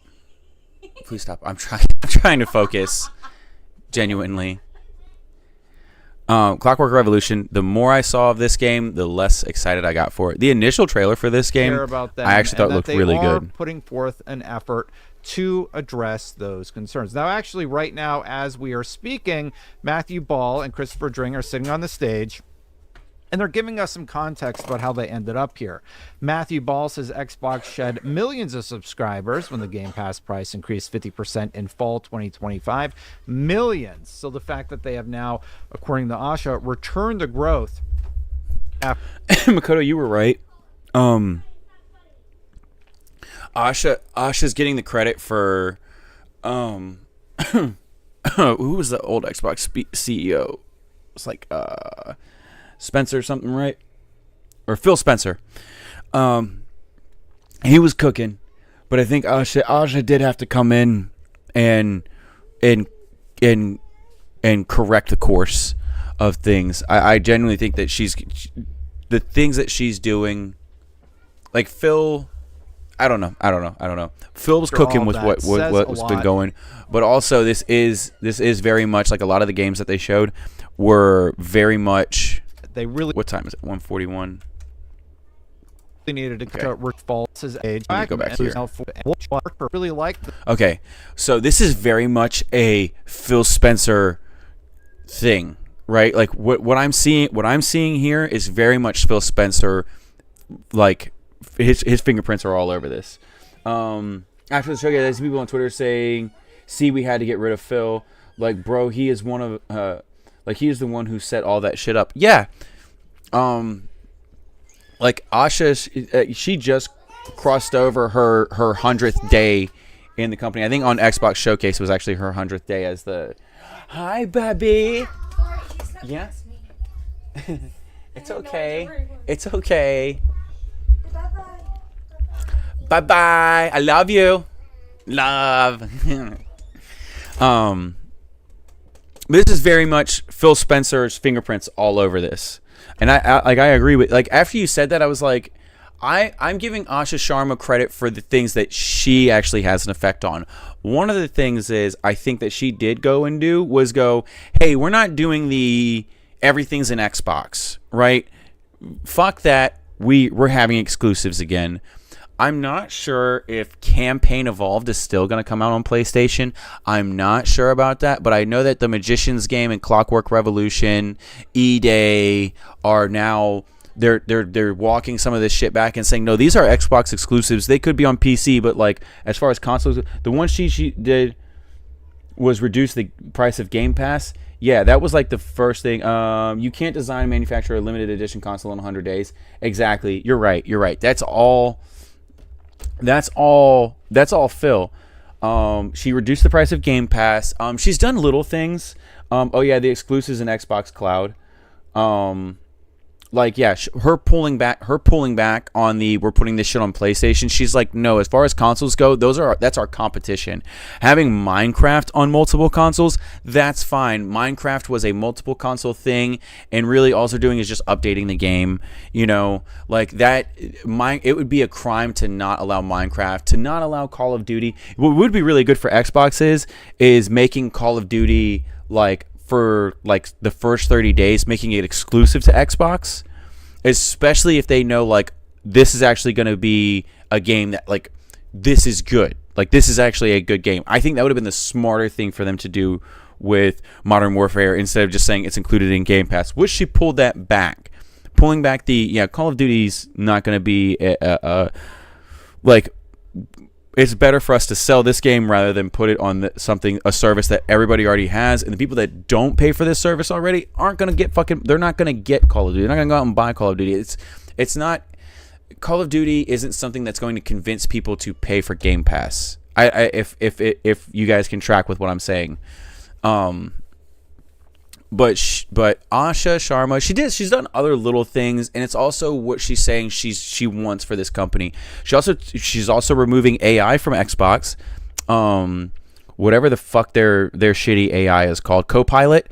She's taking Copilot out of Xbox, limited it on the mobile side of things, but that's because like Xbox on mobile, it's supposed like it the things that they're keeping with it in the limited fashion. She said that they're cutting it back. Like it's going back to being very limited on the Xbox mobile side. But on the console side, she's saying it's going away entirely.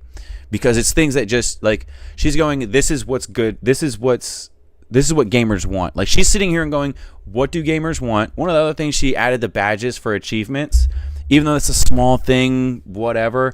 Her going like, yeah, you know, like she said like, hey guys, tell us what you want out of Xbox. And the minor immediate things that she could do, she said, all right, you guys got it.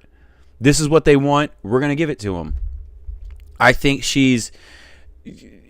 now say she's with the company as long as Phil Spencer, or in that position as long as Phil Spencer was. She might go the route of Phil Spencer again.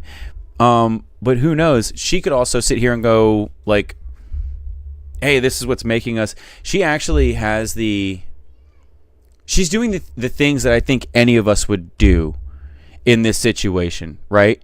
Like as like the person in charge of what's going on with Xbox, she's doing the things that you're supposed to do, or that we would all do. I genuinely feel like she's doing what we would do if we were in that position, where we go like, here's the immediate things we can do that are gamer focused. This is a brand, this is a brand that is supposed to be.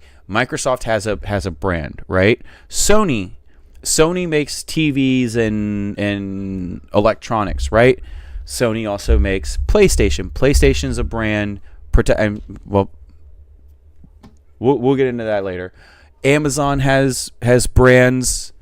It's like Microsoft is a larger company because you can't sit there and go, oh, Office is like a software product brand.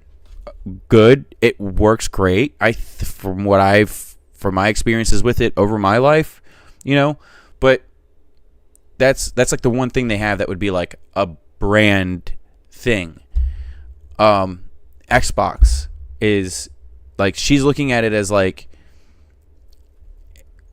we don't operate, and this is another thing, she goes like, we don't operate in the way that Microsoft would, we operate in the way that like Xbox would, and doing things gamers want. I think one of the best things that she did was dropping the prices, and then literally fielding and pulling back and being like, no, these are exclusive games. We're Xbox. We're a console. We compete with other consoles.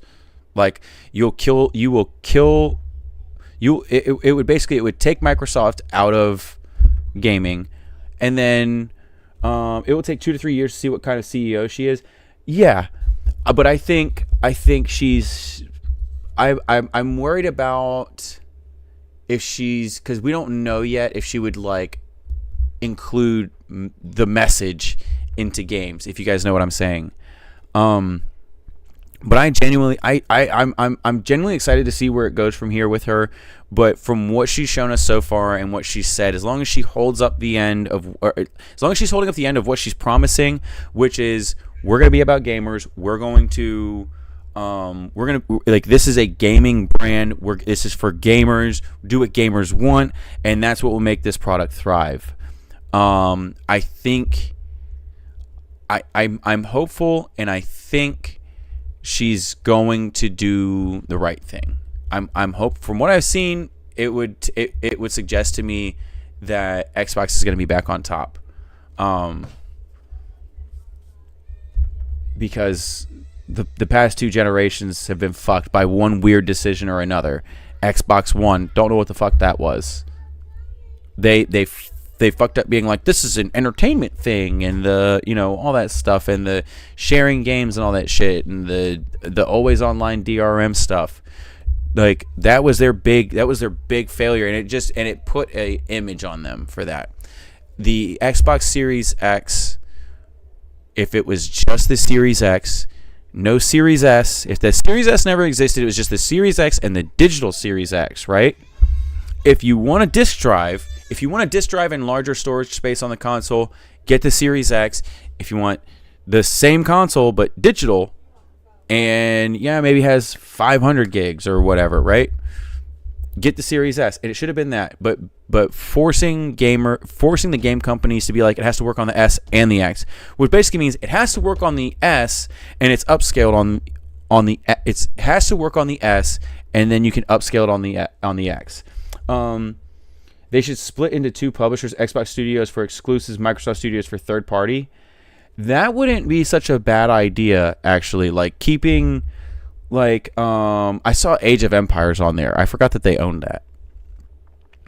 But, and I don't know if really people would play Age of Empires on a Sony console.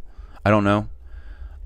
But that's actually not a bad idea of being, those two things. Honestly, though, I because it would confuse people less on the branding and stuff like that. Like, but I think that's not actually not a bad idea. Preserve the Xbox identity. Yes. Do people understand why? I don't think people understand why, like, Apple has fallen off so hard in the computer market, other than the fact that I could be wrong. Like, there's the iMac. The iMac is super popular, but I'm saying, like, do people still buy like Macs and then be PC gamers and stuff like that? You know what I mean? Like, you own a Mac and you buy PC games, not you're a PC gamer and you go out and buy a Mac. There's a difference, right? I think something that really helped Microsoft gain a larger foothold in the PC market. Mac is steady growing, but they're not eating up the market from Microsoft, are they? From what okay, let me walk back a little bit of what I said. Microsoft was doing its best while Xbox was, like, they did better because of Xbox. You know what I mean? It was like, I love Xbox, therefore I'm going to do Microsoft. Or I have my, but basically it retains people. If I don't go Xbox and I'm PlayStation or Nintendo, what the fuck do I need a Microsoft PC for that I can't get with a Mac? Does that make sense? I think it's not like Xbox isn't why people own or use Microsoft, right? Xbox isn't why people use Microsoft, but Xbox is why some people use Microsoft. A percentage. And if there was an Xbox, less people would use Microsoft. I think what I'm saying makes sense.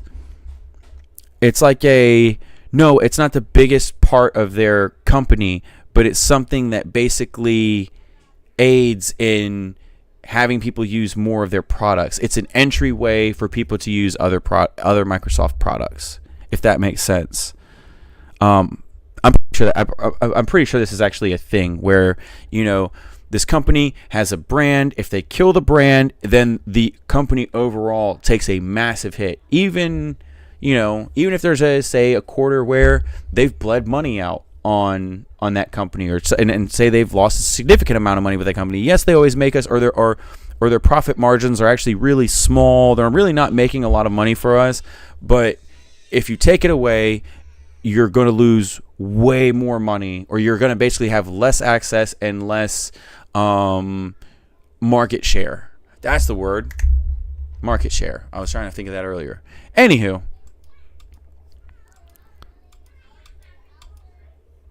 Now I can't remember. I think that's the one. Okay.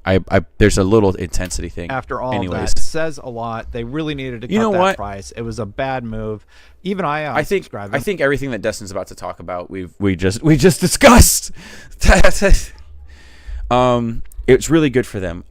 Me personally, it's a very Phil Spencer thing. There's stuff where I go, yo, oh my god. Then there's stuff that makes me go just kind of like, yeah, whatever, don't care. State of Decay, to me, never gave a fuck about it. And it's supposed to be like, oh, if you're a Microsoft person, you should love State of Decay. Or Forza. I don't give a fuck about Forza. I don't give a fuck about State of Decay. I give a fuck about Fable. I give a fuck about Halo, Gears of War. I give a fuck about those games. I can't believe it took me so long to think of those. What else, man? Like Xbox does have games that meant a lot to me. Honestly, probably the same as like a Nintendo or a Sony. I think they all kind of have an even split with me with how much I love them. Like specifically what came out from Sony, Crash Bandicoot, which now I know that it was made by Naughty Dog and then Sony, but then Sony let the brand go and now it's owned by Xbox, which that's funny right there. Xbox owns PlayStation's mascot. I don't know about you guys. That's pretty fucking funny to me. Anywho, let's watch this. Arlo is a puppet. That's that guy. It keeps going. Him, the puppet guy. He talks about games. I like him. But yeah, he's talking about GTA 6 has created yet another problem. And judging on the thumbnail, I see what he's talking about. Poses a problem. Because everyone's avoiding, industry, or at least a problem for anyways, I'll let him talk. In the game industry who is not financially invested in GTA 6. For basically every single other person, it's a problem. It's a very big problem. It's the same problem we saw with the release of Hollow Knight Silk Song, except times 100, times 100, something like that. No other game wants to release anywhere close to the release of this game, lest it should be completely buried, lest the audience should be distracted entirely away from it, drawn as they will be to the launch of GTA 6. And, you know, you could kind of argue, well, it's really just one kind of game, right? Like, at any given time. It's everybody's... What he's saying is, like, because of everyone's avoiding GTA 6. Like, when Silksong was announced, when Silksong was announced, and then the date was also announced, there were companies that genuinely were like, I'm pushing my game back a month. I'm pushing it back a week, 2 weeks, you know. We're pushing it back because we're not going to be able to compete with Hollow Knight Silksong because of GTA 6. A lot of these people are worried that because it's releasing like late November, you know, now they're releasing their games. They're either releasing their games early or they're waiting until next year now, or they're waiting until December because people aren't going to have the money to get the games, right? Understandable, because the wider gaming audience is going to want GTA 6, and you're not going to buy those games. Me personally, don't give a fuck about GTA 6. If a game was coming out the same day as GTA 6 that, like, say Exekiller was coming out on the same day as GTA 6, I would buy Exekiller. But who knows? You got different players. But now all these games are being released in the same window. Do I even need these fucking videos? I already understand the problem. 6, right? But enough of them do. See, that's the thing. Like, I don't know how many of you keep track of how many copies GTA 5 sold, but it's a bit. It's a good bit. What's the latest? What's the latest right now? 230 million. 230 million. 230, and you know, that is over the course of quite a lot of years. Sure. All right. You know, apparently over time. Basically, this game, roughly GTA 6 is going to need $500 million to make its money back. Just so you guys, like, that you go like 2.5 times. 5 million units every quarter, even years and years and years later. Wow. Okay. So yeah, the point here is. They said they made 230 million this year. I thought they were saying it took 230 million to make GTA 6. If you can get into the tens of millions, you're like, all right, we're Sony, we're Spider-Man, we're Nintendo, we're Zelda, we're tens of millions, we got it made, hundreds of millions. I don't know what it is about GTA. I mean, I kind of get it. I sort of get it. I don't know. Looks so fucking good. The appeal is so broad, so incredibly broad that everyone is terrified. Nobody wants to release next to it because, and you know, as we've talked about before, early game sales are kind of everything, you know, like early momentum is everything. Yeah, he's totally right. Real quick, why wasn't GTA 6 at any of these showcases? Like, I get they don't need it, but like, you weren't there to show us how great your game is, what you guys have, what you guys are coming out with in a few months. Yes? You want corn dogs or taquitos? It does not matter. Early, let me back this up. because, and you know, as we've talked about before, early game sales are kind of everything, you know? Like, That's right. That's right. early momentum is everything. Early shop discoverability is everything. And if all A lot of eyes cases- are turned toward this game over here, In a lot of cases, if you don't get the early sales, there's basically no additional, and I know that like this is dumb, but like there's no additional content that can come out for the game to make them more money because they can't afford to make additional content. And the other thing is like there's nothing, you know, like there's the money that's spent after a game is released that on developing more for it or whatever, it's a lot of money.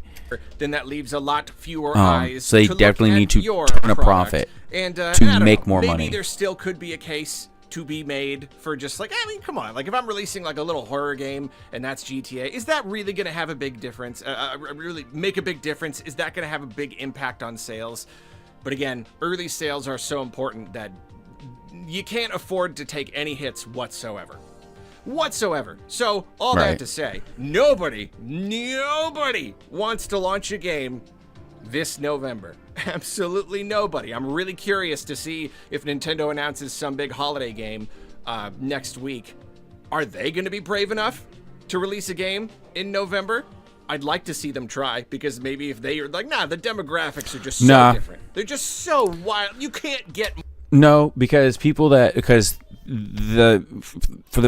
how many people own a Switch that also own an Xbox or PlayStation, right? It will undoubtedly hurt their sales, even if fucking Mario is releasing this year. Like, I'm not going to deny that GTA 6 is going to be a massive game, but it's just not for me, and I don't think it's going to be as good as people are expecting it to be. More opposite than GTA versus It's just a some fucking Nintendo sandbox property. where It's you're allowed to be Nintendo, their violent. Games have legs, so like, I don't know, maybe they'll be confident enough, but nobody else is. So basically, you got a whole lot of games coming this year, you know, second half of the year. A lot of them do want to release in that holiday window, you know, that like October to December. It's a really nice window leading up to the holidays, of course, but they're all too scared to. You'd think they'd go for like October or maybe December? Is December, like, I don't know, it comes after GTA. Maybe everyone will be done with GTA at that. Like, how much of a buffer do you have to give it? I really don't know. The thing about this, right? This is also something to add on to this. The vagueness of how much GTA 6 is going to cost is fucking up the games industry, because there's publishers and developers that are looking at it going like, if it's $100, dude, people aren't going to spend like that. Like he's saying, they're avoiding October. If they're avoiding releasing in October, it's because they are not sure if GTA 6 is going to be $100 or, like, God forbid, $120, right? If it's $70, then people might be like, oh, we're going to delay it another. We're going to, you know, say they've pushed up and said we're going to release in, you know, September 17th, you know, right? Oh, we're going to delay it a month. We're going to release it, you know, or we've delayed for just a few more weeks just to make sure we can work out all the kinks and bugs. How many of these games do you think are going to come out fucked up in the month of like August and September? It's going to be a lot. And it's because GTA 6 is going to fuck up gaming. Posed a problem for the It's going to fuck up gaming, the perception of the games industry. The industry has created a new problem. It has unintentionally created a brand new problem. It seems that everybody got this idea. They all just kind of independently thought they came up with a great, we're not October releasing 1st is in the November, earliest. you know, and even December or October, I don't know. That's kind of pushing it. Oh, I've got a great idea. How about September? And everybody's looking around the room, just being like, that sounds like a great idea. I think you just solved their problem. We'll just release in September. September. No big deal. Yeah. September is like never been a month for releasing games. As far as I know, like kids are going back to school and they're in the early parts of their school year where they're not going to get a lot of gaming time in, right? Like I don't know games that release in September. Maybe August. I always thought a good window for gaming was like May and June, because you're essentially going to get kids getting out of school, and you would basically like line it up with like, I have this game for summer vacation. Is that messed up to keep people indoors during the summer? But they're already going to be indoors sometimes. Anywho. Here's the thing. But people are going to be indoors more, and they're going to have more time to play video games during the colder months. I'll say that, because people are not going out and doing shit. Idea. Sony just had their most recent State of Play, and even just within that presentation, even just there, you could see so many games scheduled to release in September. And that's just the State of Play. You look beyond the State of Play, there are even more games coming in September. Right now, there's a handful of like smaller games, slightly lesser known games. Let's see, September 3rd, The Blood of Dawnwalker. I don't know what that is. Sounds cool though. Sounds hardcore. September 8th, Halloween, the game. Cool. All right. That's nuts to me. Halloween, the game, is not releasing closer to Halloween. It's releasing in fucking September. That's not Halloween. What if this what if people's excitement for the game cools off? Like, say it's I'm going to buy it for the season, but nobody plays it really, whatever, or it's really not that good. It's not that cool. 17th, you got Trails in the Sky, second chapter, sure to be a good time. September 17th, Warhammer 40K, Dawn of War 4. Not like a small title, but it's just coming to PC. So okay, fine. But then things really start ramping up. September 15th. Marvel's, Disney's, Sony's, Insomniac's Wolverine. And then the very next week, basically, on September 22nd, Dune Awakening is getting its console release. So, not like the hugest release in the world, but like a pretty big deal that it's coming to console. September 24th. The release of GTA 6. Someone had to have brought this up before. We're there now. The release of GTA 6 is going to, fuck up the games industry. These games aren't going to get returns the way they want, right? Because you're competing with all the AAA games outside of GTA 6, which people may not even be buying any of your games anyways, because they want to make sure they have money for GTA 6. Also, if it's a game releasing exclusively for PC, just release your game can we have something other than now GTA? That is a very hotly anticipated in November. game. I'm gonna look into that. Day, September 24th, Silent Hill Townfall. Probably not as big of a thing, but still a pretty darn big thing. A rather hotly anticipated title. And then one day after that, this game looks September cool. 25th, Onimusha, Way of the Sword. So even just right there, even just like September 22nd to 25th. I mean, it's even more absurd when you kind of narrow it down to like 24, 25. Control Resonant, Silent Hill Townfall, and Onimusha in the span of 2 days. 2 days. And then, you stretch a little more, Dune Awakening 1 day before that. So, that little pocket by itself is already ridiculous. But then looking at the entire month, like Marvel's Wolverine, that's already another really, really humongous game. And here's the thing. I would not be surprised if some of these games end up rescheduling. I don't know what you do in a situation like this. I'm trying to put myself in the shoes of the publishers. What do you do? You can't necessarily move it forward. I'm gonna pull up the release calendar, but having basically 5-6 massive AAA games in the span of a week coming out. They might not have gone gold yet. They can't necessarily just move it to. These companies are gonna lose so much money. If you think about it, we were thinking GTA 6 was going to come out last year, at the early parts of last year is what we were told, right? If it had come out when they said it was going to come out, which now it's like 18 months after when they said it was supposed to. I hope GTA flops. I hope GTA flops so fucking hard. It's not going to. Trust me when I say, Makoto, I'm around so many casual, normie, dipshit fucking idiots. And even the people who are, like, I would consider, like, I respect them as gamers. So many of them, dude.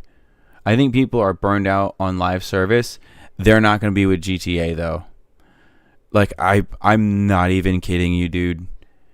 Like, I hope that, what my hope is that GTA comes out and people immediately, like, because everyone's going to buy it, like of the gamers in the game, in like people who are gamers, who have consoles, who actively play video games, like they play multiple games throughout the year, or they have a game that they play consistently. I'm saying it's going to be like over 80% of those people are going to buy Grand Theft Auto. That tracks. And I would say even as high as like 90% or more. I would say 95% of people want GTA 6. 95% of gamers want GTA 6. Oh, I should dial those numbers back.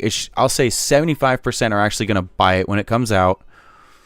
And 80 to 85% actually want to buy it, because there's also like kids who don't give a fuck about Grand Theft Auto, but you know, they will eventually.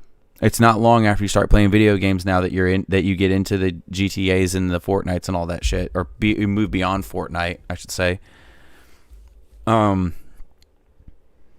think like 75% of gamers are going to actually buy this game when it comes out. If you have the means of getting your hands on it, because if you only have a Nintendo Switch, if you only have a PC, obviously you're not going to be able to get your hands on this stuff when it comes out. But those people who are Xbox gamers and PlayStation gamers will 100%, like not 100%, I'm 100% guaranteed that about 3/4 of them will pull up to buy this game. They're going to make so much fucking money off of this. My hope is that it dies fast. But then when it goes to release on PC, I guarantee you, it basically GTA on PC, it's only from because like the RP stuff. If it wasn't for like GTA Online, cool. GTA like the RP servers and stuff that they do are the reason why GTA is still popular. Like GTA 5 is still popular. It's literally the only reason why are the RP servers. Nothing else. It's fun to watch and all that shit, and people want to get involved and do this stuff. It's the only reason why the game is still relevant to this day. And the only reason that GTA will have 6 will have continued success is because of PC. That's it. I think people will just play the game and then move on. Honestly, August or whatever. They'll get bored of the online element and all that you can't shit. Move it later. If you move it later, you're basically saying we are either going to compete with GTA or we are going to delay into next year.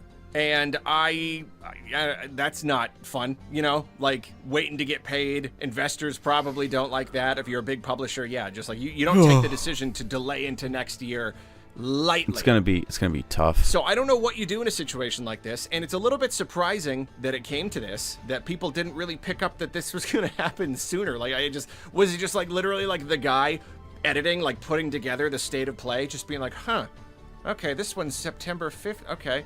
This one's September 24th. Okay, this one is also September 20th. Like, did they not know? Like, Sony's hurting themselves bad. Push the games back till next year. Everybody realized all at once. Yeah, I don't know. I wouldn't be surprised if we start seeing some release date changes. And then here's the other thing, too. At the time of this recording, it is Thursday. It is the 4th. It's also going to be perfect for Sony to do a bunch of tax write-offs and shit.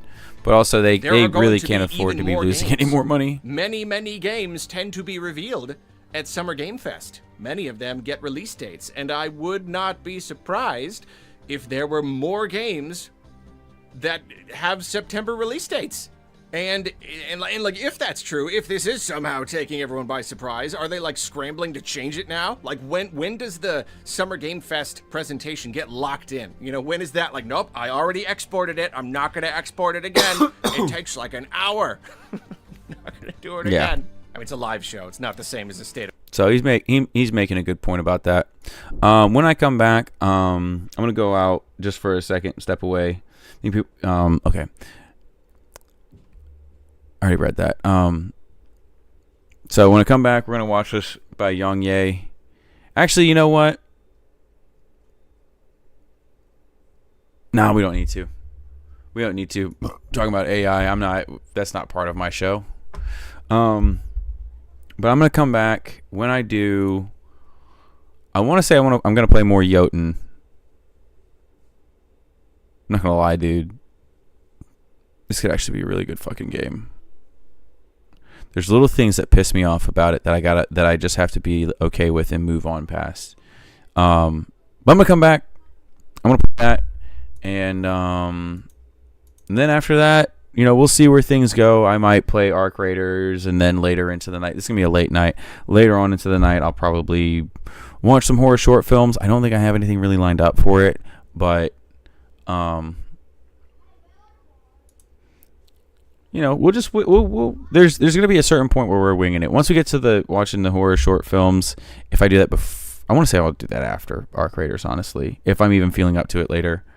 But yeah, be right back.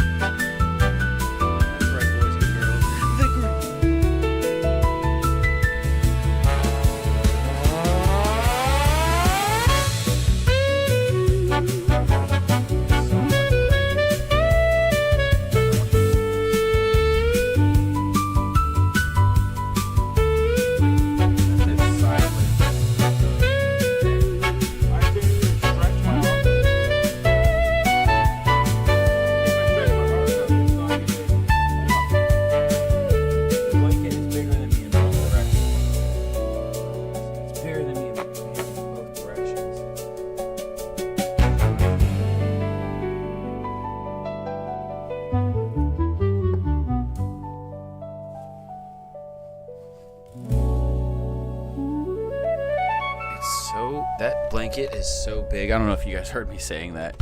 This blanket is bigger than me in both directions. Yeah. Yep. Okay. Nope. Oh my god.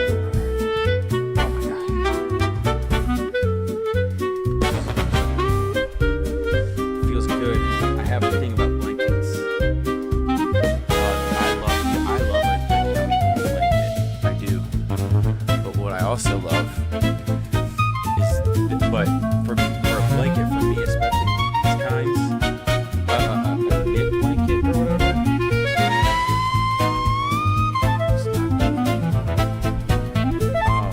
A knit blanket for me. The best ones for me, the ones that are most comfortable, are ones with a little bit of scratch to it. And this blanket has the perfect amount of scratch to it.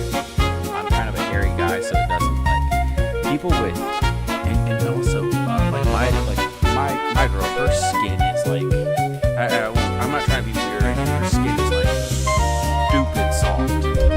Her skin is like you feel like how is your skin even that soft? But with that, and you know, she's a girl, so she has like no hair on her. She didn't like this blanket at first. She's like, don't let that thing touch me. I don't understand. She's like, how are you not going insane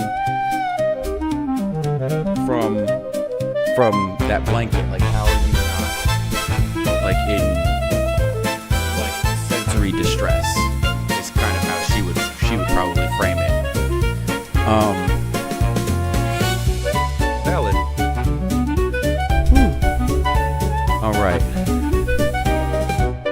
So here we go. I'm actually just gonna pause this. Start pulling Jotun up. Yes, Valhalla edition. Okay. Here we go. So that's kind of how she puts it, is like it was gross to her. But thing is, over time, she fell in love with the blanket. She loves this blanket the same way I do. Well, probably not the same way I do, but she can get cozy in it now. But the good thing is she prefers other blankets to it, so it's mine. She doesn't get to take it from me. And and it's my blanket, so she totally understands. She's like, that's yours. I'm not.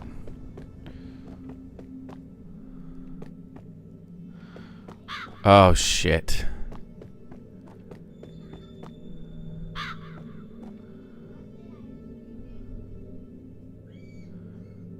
Which one was the tree one? Oh, wait.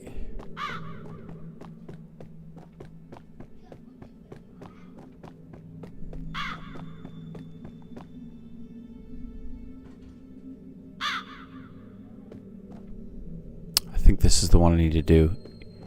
I think.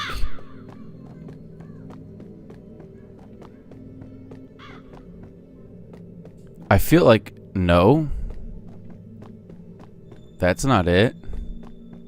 Why are they showing them in such a weird order?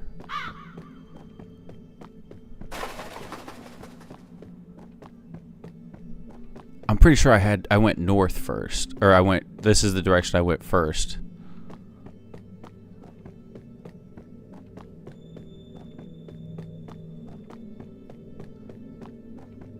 Yep.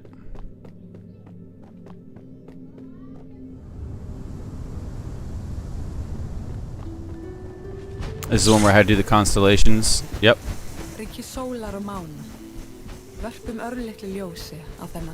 Alright. So then we'll go here. This is what made me cut off playing this last night. Was that I didn't check the map to see what I had to do more of. Alright, so this one was pretty easy, I think. Yeah, look at this. Okay. So, I think the way I did it was I started from up here. Right? Bam. Bam. Bam. Bam. Bam. Boom. Right? And now we can kind of work off of this part, which Bam. Bam. Alright, and so I'm gonna go on a limb and say this one. Yep. Boom. And then we'll just bring it all together with that. Boom. Yep. Dvalinn, næstminnsti hjörturinn, með horn sem borin af 7 stjörnum. Oh fuck, that's right. Oh, I already got the thing from there. I have to, yeah, that's Thor's thing with the electricity. Alright, this one was pretty simple, I think. Here we go, watch.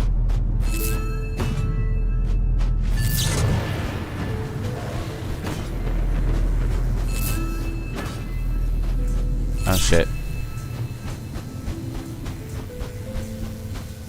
I have to run around. Whoa.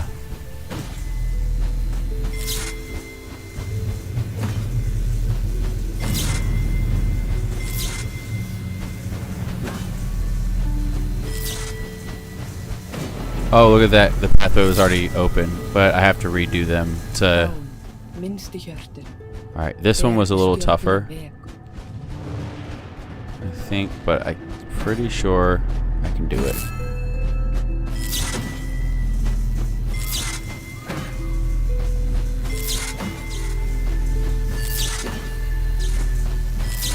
Boom. Haukurinn veðurfölnir, sendiboði Eskifjarðarsins. Right. Okay.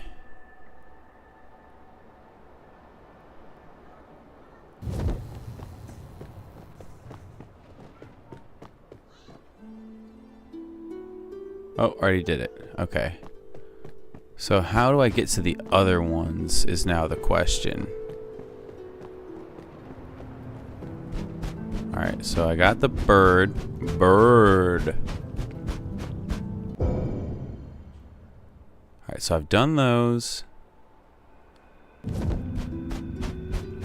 I have to find a way. I can't show you guys. There's a point I have to get to. Whoa.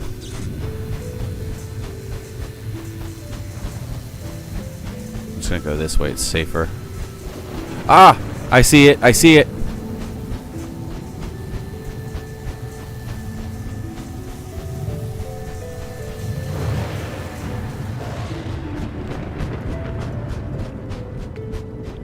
Okay, I don't need to use Mimir here.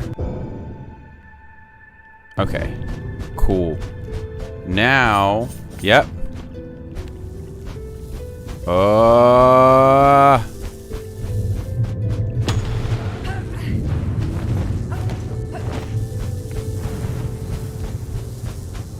I think that's what saves me. Okay, let's see what this is all about. Holy shit. Oh, shit! Okay, here we go. Watch this.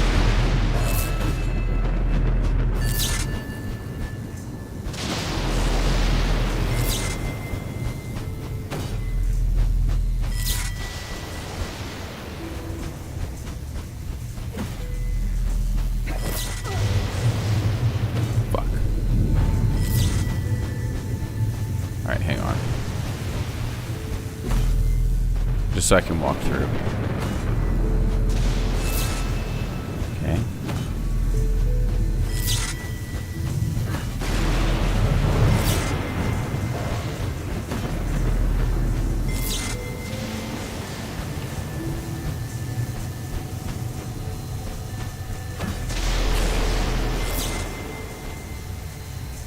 Okay.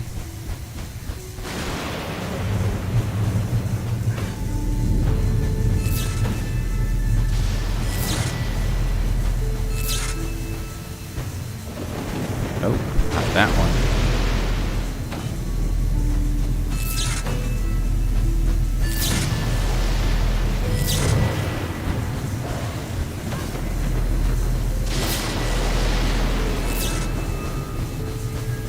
Duraþrór, stærsti hjörturinn, með horn sem borin af 8 stjörnum.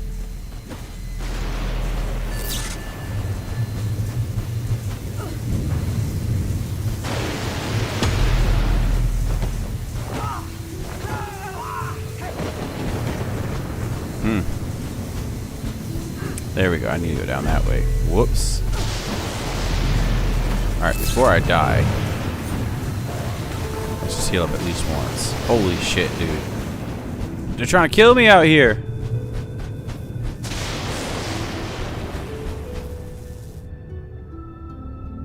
Oh my gosh, this constellation is nuts, dude.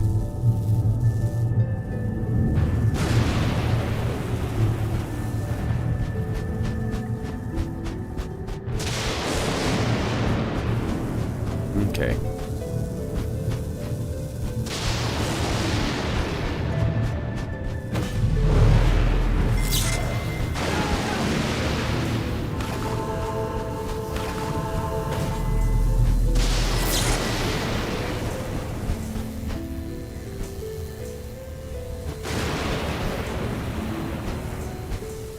Bing, bing, bong, bang. Golly day. Yo, they are punishing the fuck out of me for looking at the... Okay.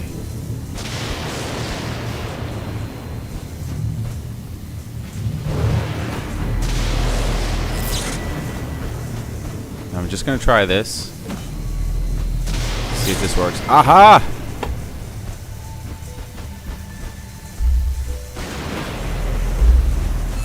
Thank you, baby. Holy shit!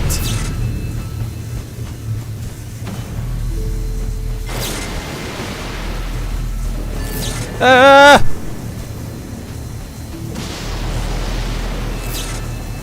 Yes. Yes, yes, yes, yes, yes. I think it's this one. And then that. And that. Look at me go, boy. It is pretty self-explanatory. I'll say that. It's not like the hardest thing in the world. Okay. Bing, bong.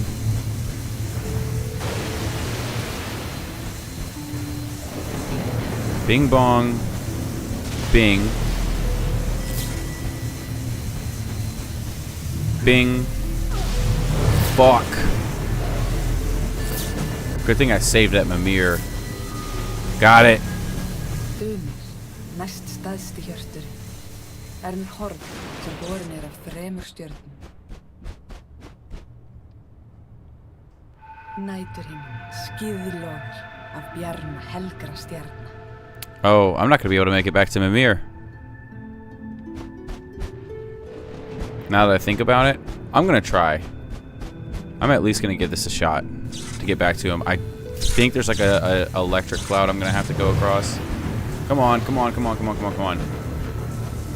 Don't leave me in danger like this. This is fucked up. This is fucked up. Shit. Okay, hang on.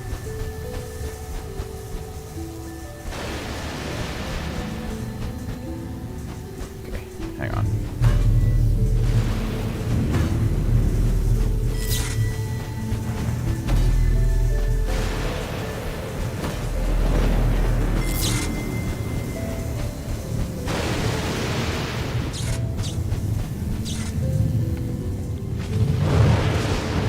Okay, awesome.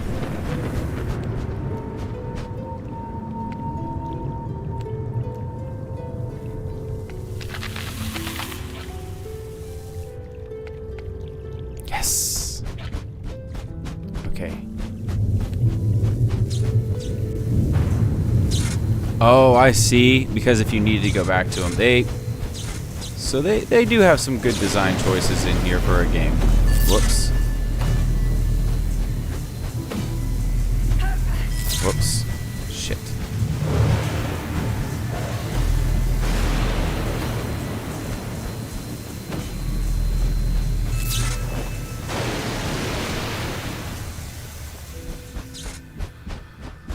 Alright, got them all. Open the door. Hell yeah. Á himninum elta börn lokar. Úlfarnir skoll og hat. Sólin á lág. Oh shit, what am I doing?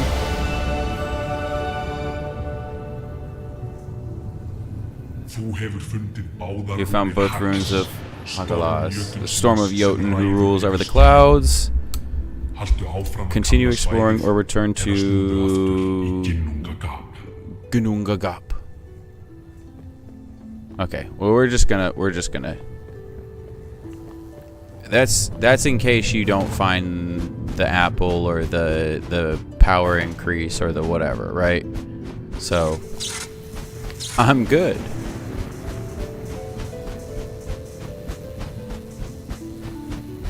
You know what's funny?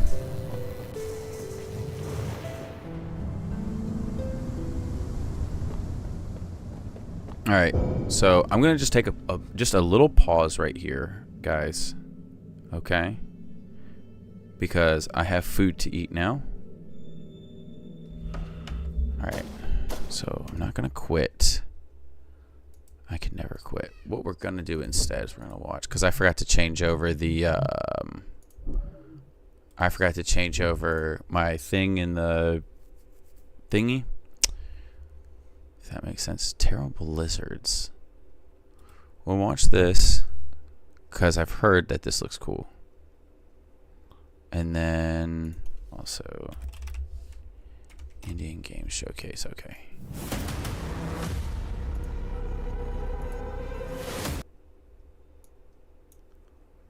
Curious what this game is actually about.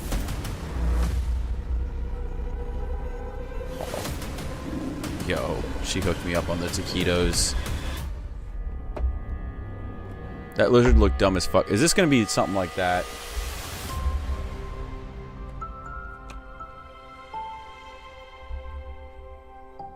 Dude, she gave me like 14 taquitos. Holy shit.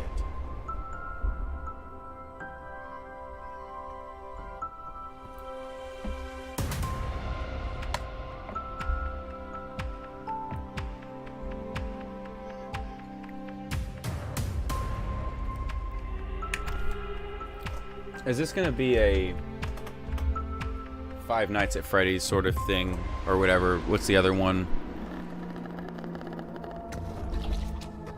Oh shit! Here we go.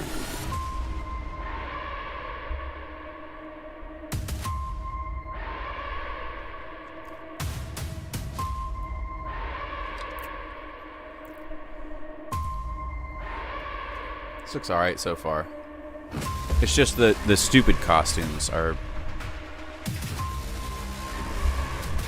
making me feel like, okay, we got another bendy, another whatever, right?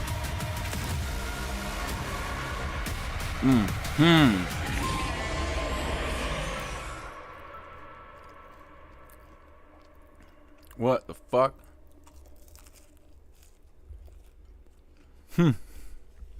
I get it now. I get it.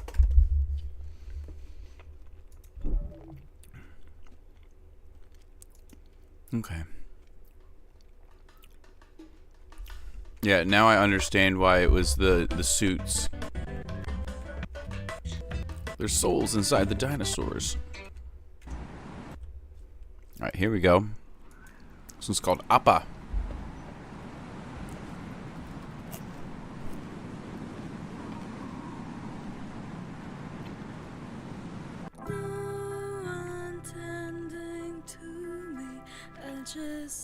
All art. It's such a fucking shame. All art is made by humans. It's just like there's such comfort in knowing that a game's not made by AI that we go to these levels that we're putting it in. I've said it before, but putting it in the like trailers and the advertising.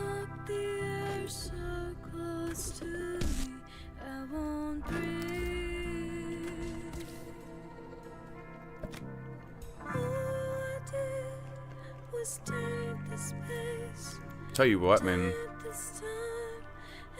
the design of this game is wild.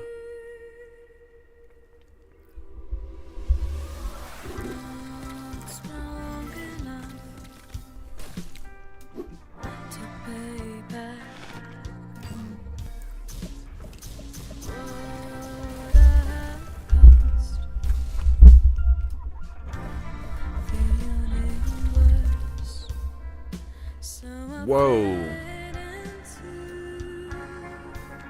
This art is crazy. It's a card battler game, but it's like there's this weird, uncomfortable comfort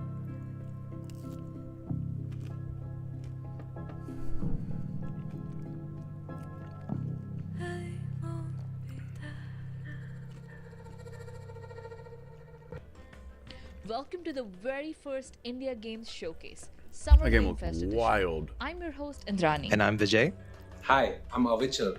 Over the next hour, you'll be watching exclusive footage and announcements from over 40 different games from Indian game developers. Whether you're into paranormal horrors, addictive roguelikes, friendship-ending friendslop, or heartfelt narratives, we've got exactly what you're looking for. These games are a glimpse into the groundbreaking talents emerging from India and the Indian diaspora. We're honored and excited I heard to Asmund be recently talk introducing about you to the best like games coming of out the from best. India Now, and if you like what China you see, entering the make gaming sure you market. check out the like India they've- Games Showcase they're Steam event page and be looking sure to good. wishlist your favorites. So buckle up, it's showtime.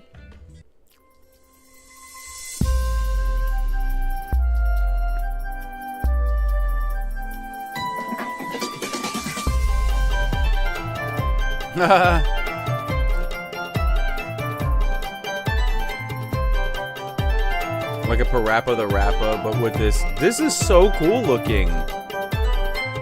How are they pulling this shit off over there?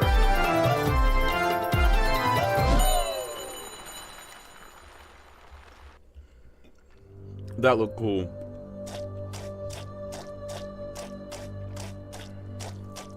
Again, the pixel art stuff. If they can do cool stuff with pixel art, I'm bought in.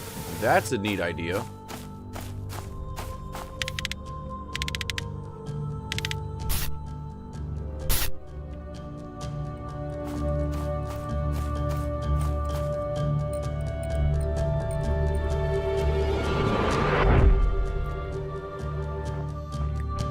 Okay.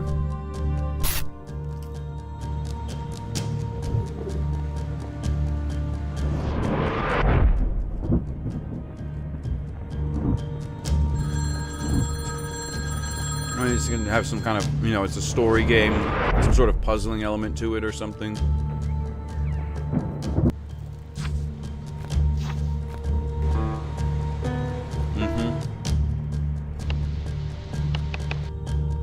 So like a point and click. You call them narrative games or whatever. It's a point and click adventure sort of deal.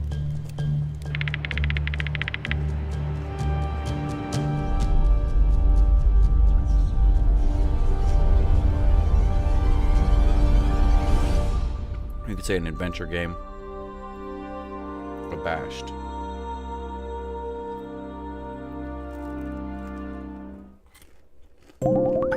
So far, India's cooking, dude.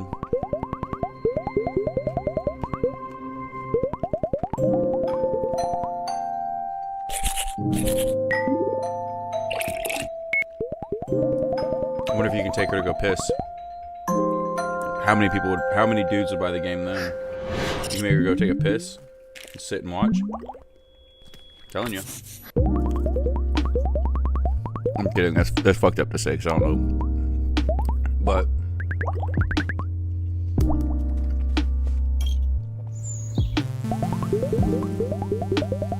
these sort of games, the story has to be really fucking good. Unpopular opinion: digital art made by humans isn't art. It's digital art. I don't know, that first game they showed, dude, there was stuff I haven't seen before, or you know what I mean? I did something. There's an artistry to it, but just sitting down, and just being like making art with your computer stuff. It's like I get what you're saying. I track what you're saying.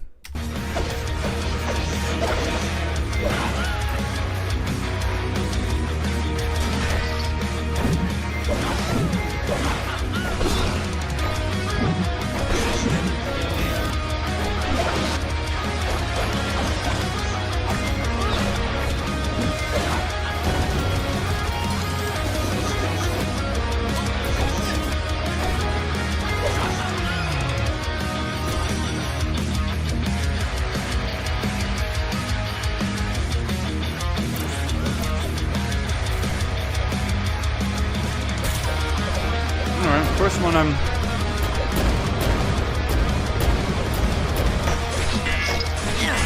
This would actually be pretty cool. Oh shit.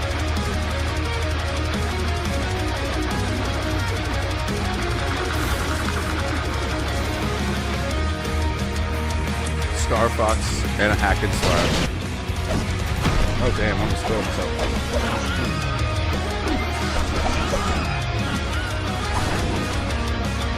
This actually looks pretty fucking cool.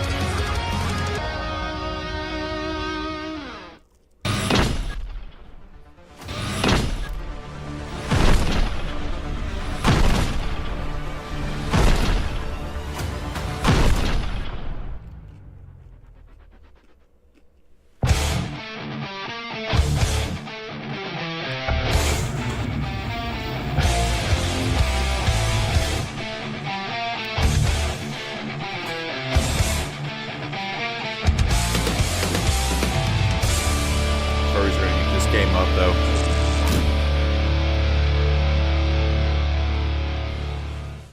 We take pride. I just want to stop real quick. How many games make it to market with project in their name? Like, bro, that's just supposed to be a working title while you're making the game. Project, whatever, right? Calling a finished project something, unless it's like the story is about project, like say Project Fox was like whatever, right? Even still, like in gaming it's different. In movies it's one thing. In gaming it's putting project something. It's like you couldn't come up with a fucking name, honestly.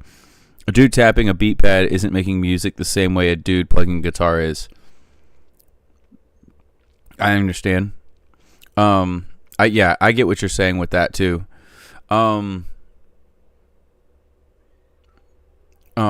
most cases, the beat pads, it's like all that stuff. Now, someone who's doing a beat pad who goes and says like,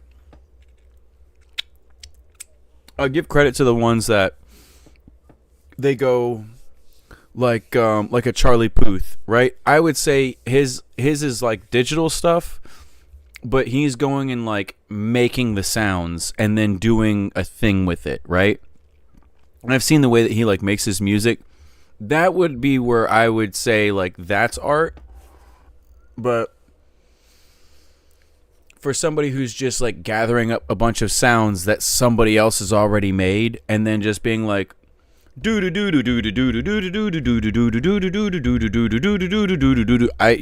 like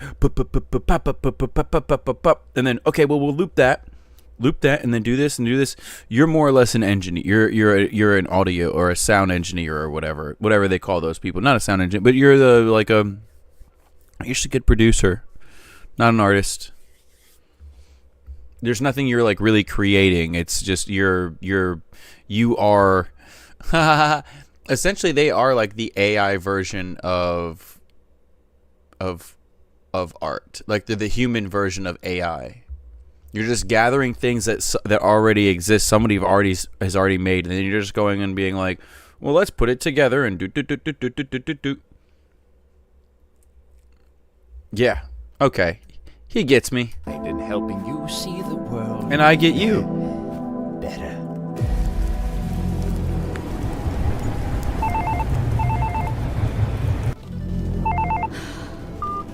Yeah, what is it? Well, he's your son. Why don't you take him? Ugh, fine!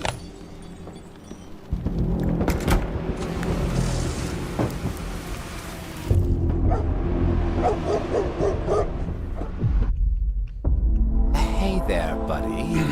Welcome to Seawell Clinic. Why don't you hop up in the chair? Don't blink. It'll just take a second. This is going to become some kind of Now mind-bending straight war ahead again. at the balloon.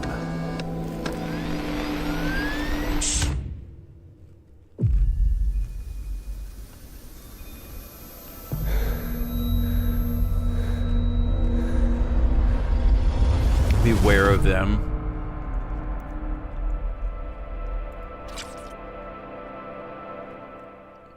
That's neat. Oh shit.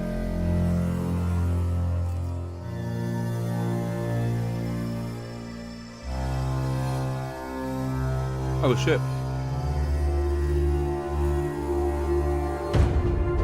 Oh shit! Oh my god!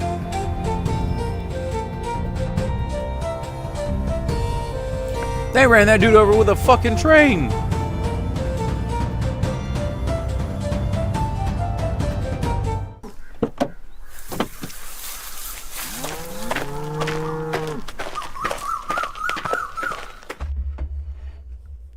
Hi guys, my name is Veda Shiva.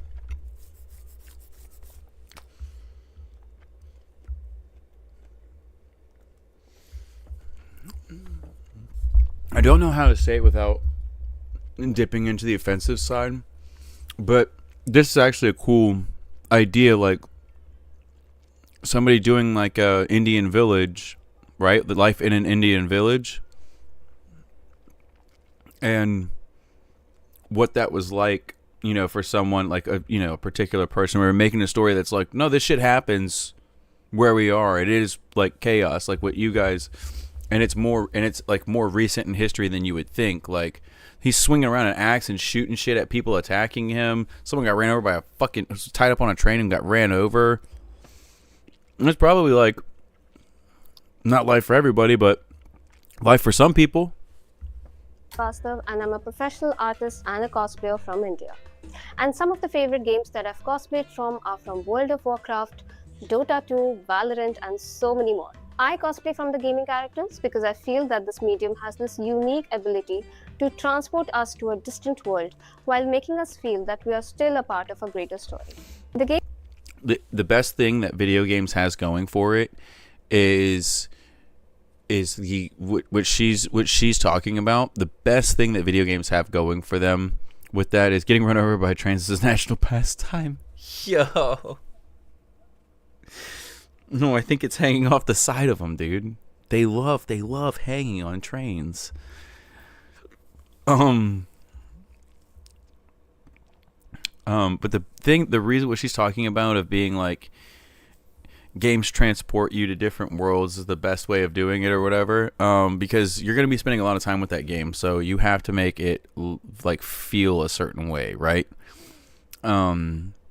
And then also you're going to have more time with it. You're going to become more familiar with it than with a fucking movie. And like with a movie, they, you know, stylized around you. Yeah, maybe, sure, cool.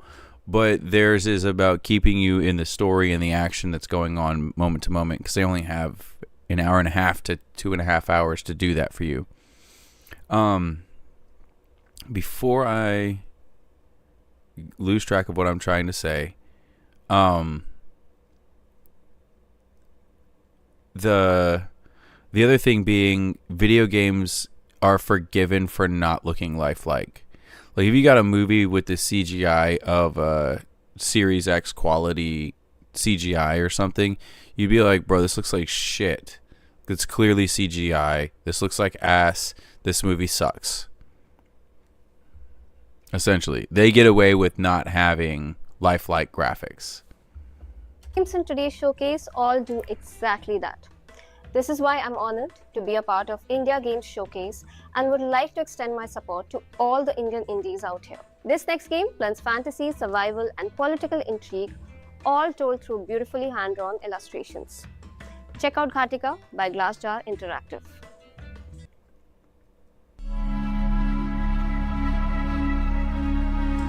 I already don't like it. I don't like the flash game level animation.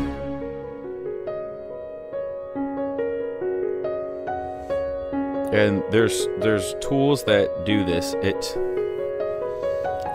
what it is. What this is. What I don't like about the games that do this is this elbow is separate from the arm, or at the elbow, these two parts of the arm are separate, and then also it's separate from the body. The legs are separate from the body. The head is separate from the body. So when they move, it has this unnatural like smoothness to it, Whereas with a game, it moves like it's separate from the rest of it. It's not the head and the neck and the chest it's all being animated to look up. Like when you're animating with games, there's especially now when you're doing say I was to do something like this, it wouldn't look the same as if, if I animated it all to be like one thing. Yes, it's harder to do this animation. It's just a shortcut animation that looks like shit. If you know what I mean. It's phone game quality.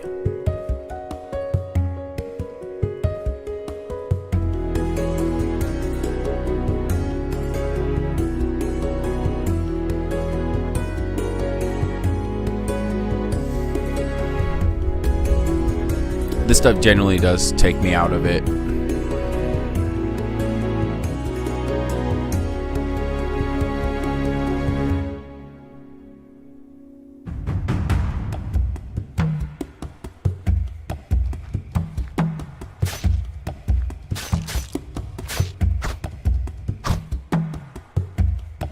Bro's out here fighting a sloth bear. It's phone game. It's phone game quality.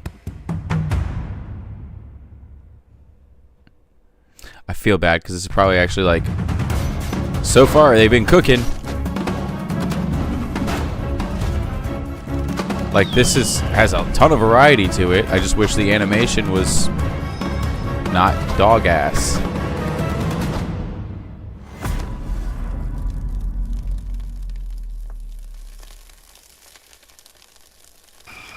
Gattaca.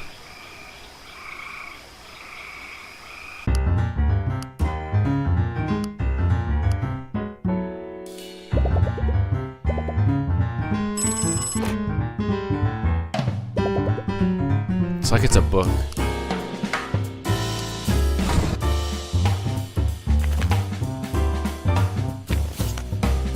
Stuff's happening so fast. This is neat. I'm sure people have done this kind of stuff before. Also kind of reminds me of the CD-ROM games.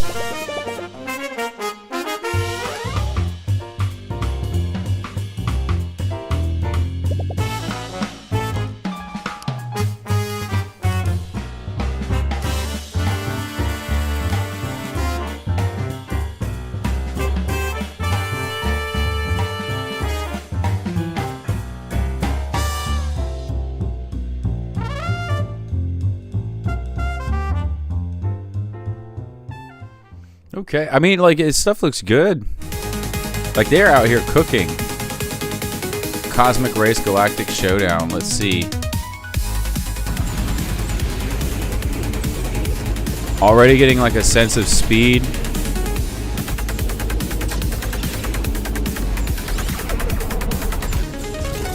This could be a... Okay, so it's...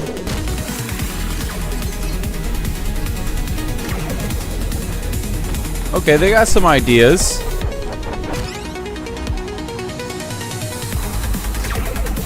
Got that Mario Kart, racing, combat racing thing going.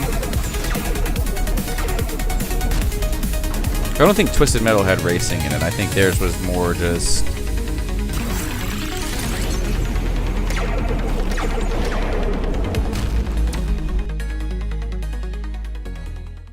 That looked pretty good. Honestly. Kill flow. See, and I don't like the overly simple... it's an intentional design choice to look like that.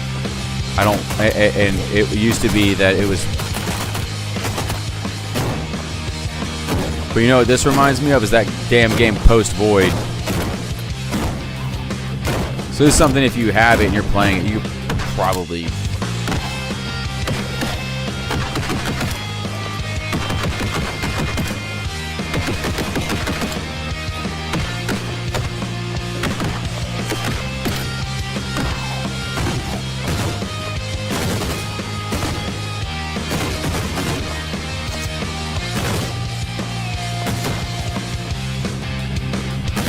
It just has the slop friend game, not friend slop, but the slop scam games.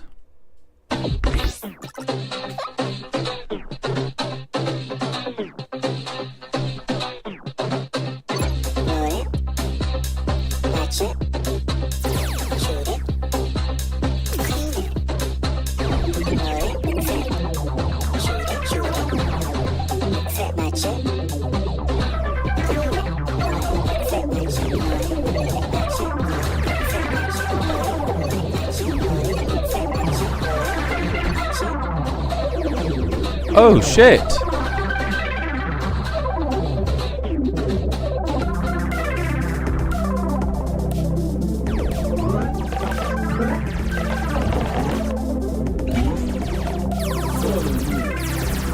Okay, it's a really cool idea. It's a really cool concept.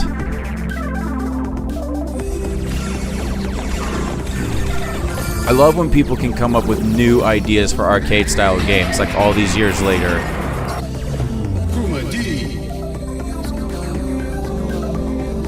I love that. I love that.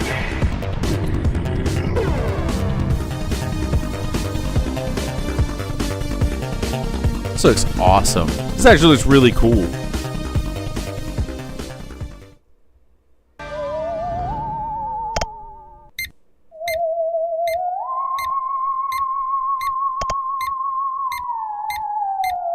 Slot games.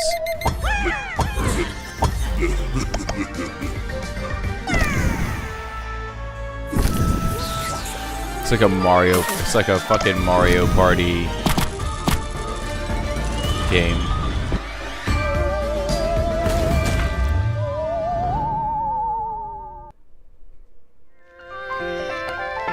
Could be alright. Friend slot.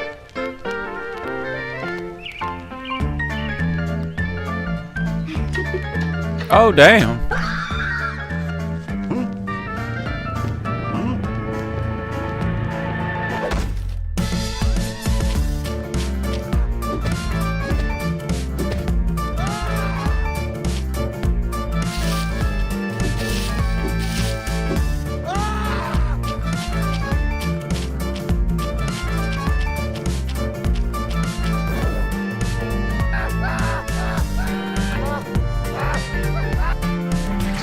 Oh my god. This is quite the idea here. Holy shit. It's gonna start. This is gonna create cannibals, man.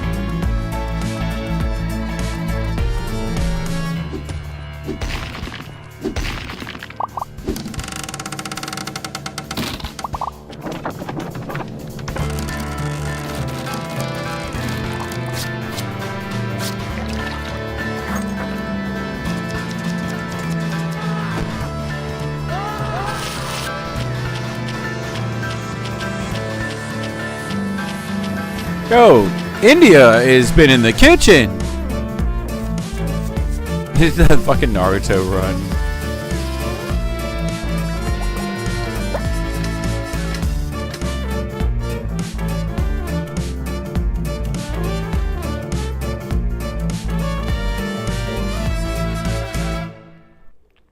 That's it's gonna be a good game, dude.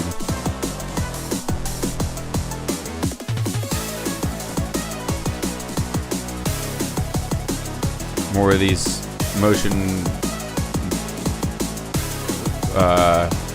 like the motion boomer shooter games.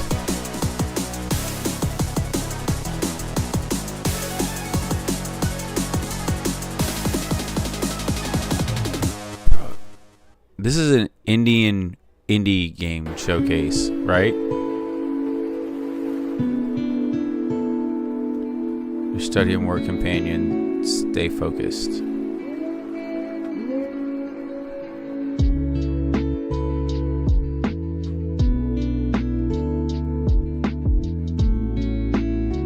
I didn't realizing it's the lo-fi girl because the cat, the headphones and all that.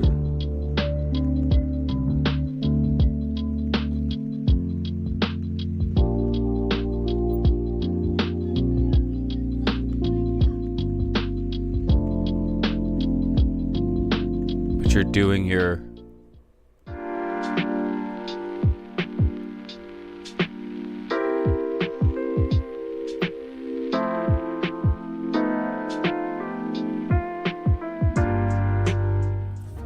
Some people are into this sort of stuff, the simulation type shit.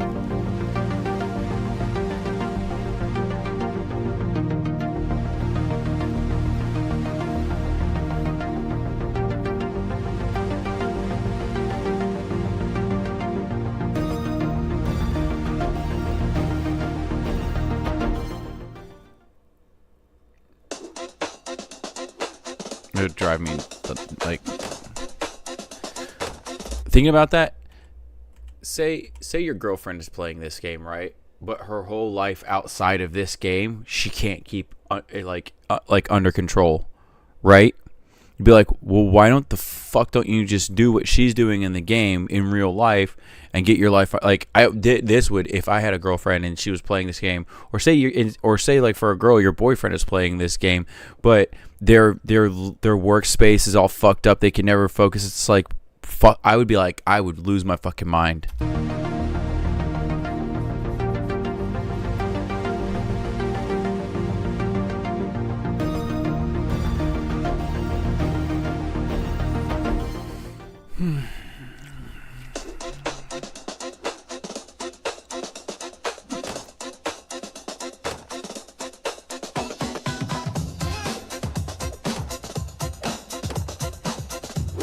Not understanding.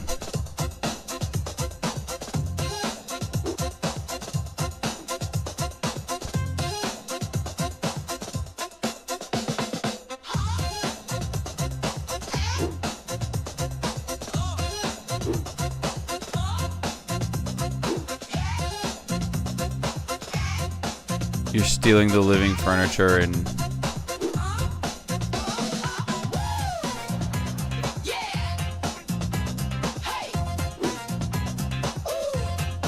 it's different. I can't get my mind around it. I'm sure that this would probably be a really fun game for the people that are into this stuff or can like get the or like understand, like vibe with the concept or whatever.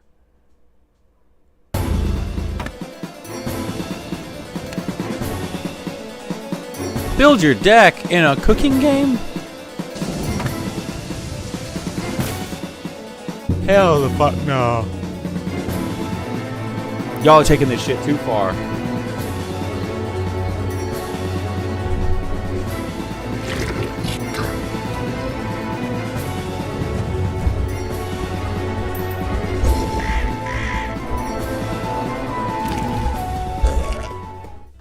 Hey everyone, Ankita here. I'm a video game streamer who loves cozy and wholesome titles. The indie scene in India has jumped leaps and bounds in recent years, I would say. all leading to the India Games Showcase.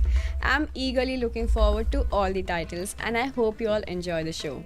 Coming up next is Dodo Ducky by Bond Monkey Studio, a very cute reality-bending puzzle platformer which switches between 2D and 3D perspectives.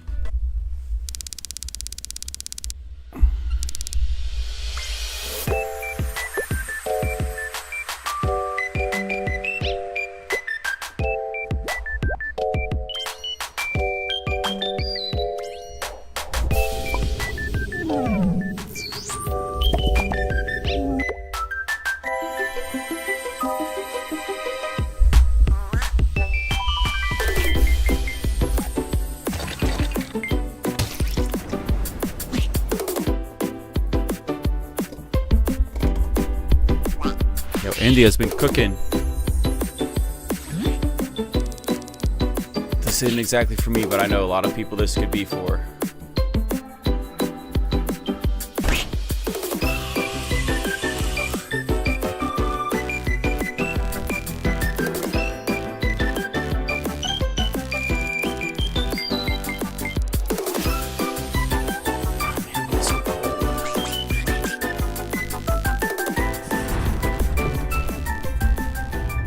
Dodo Ducky.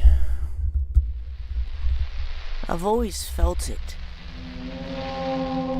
Like something is something watching me. Off about all of that, Even dude. when I'm alone, there's a presence. The like But now pictures with I like see it. It's in the photos. faces were fucking me up.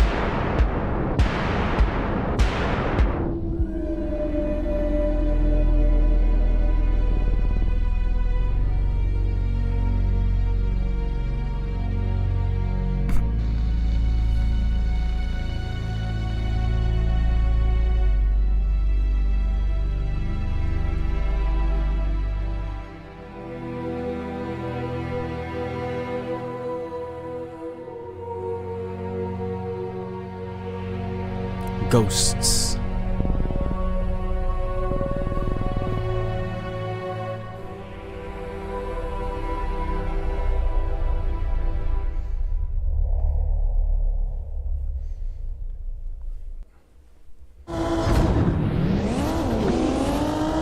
An old school styled arcade racer with shooting.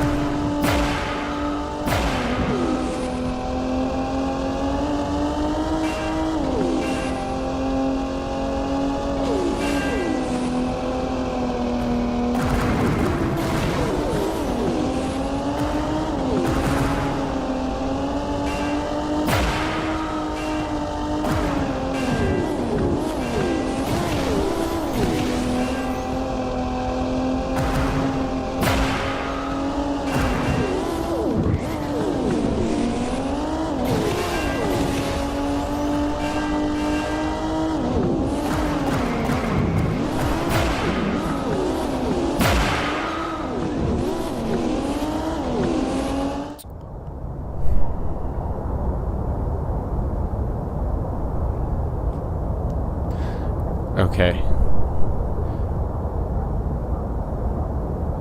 Just ate a bacon double quarter pounder for the first time in like 6 months. So delicious. From Mickey D's. She never needed much. Dude, I love me a double quarter pounder. I don't think I've ever put bacon on it. The war's over, Annie. This world belongs to you now. What's left is more than just metal and dust. Look after it and let it grow. It's like an Indian version of like a Studio Ghibli. Oh, and then it changes to 3D.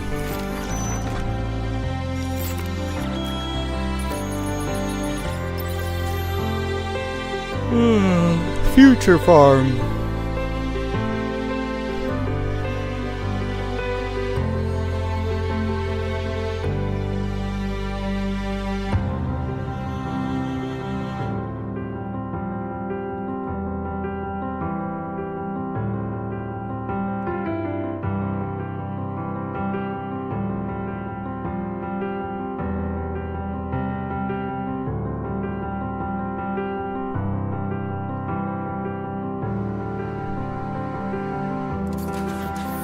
For people that are into these games, it's cool to see that people are trying new things. Speaking of Ghibli, did you see the game Vivarium?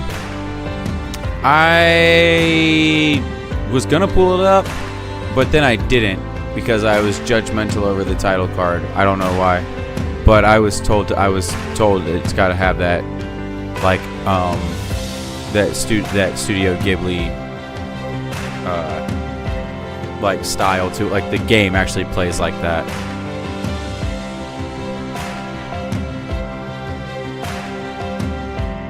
I saw the leaves on the title card or whatever, and I immediately like in my mind was like, oh, it's about plants, and was like, I'm good. I should actually look at it.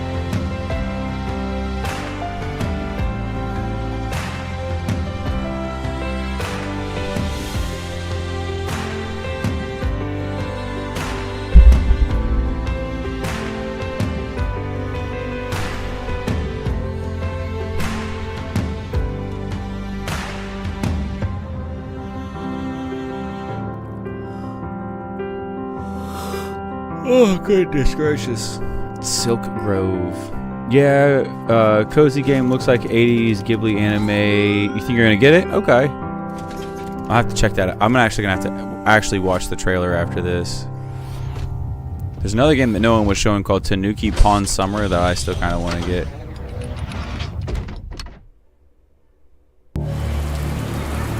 Rakshasa.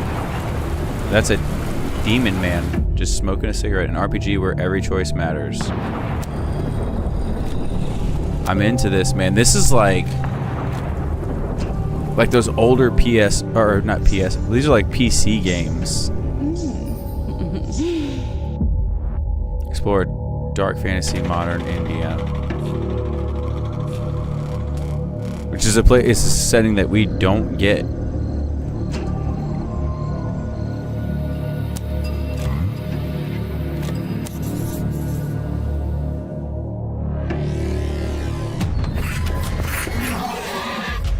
Fuck.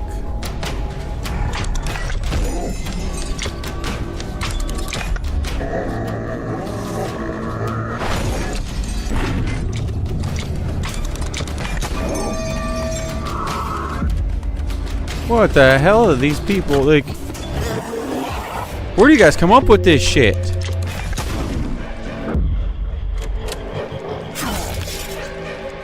Create a build to fit your play style.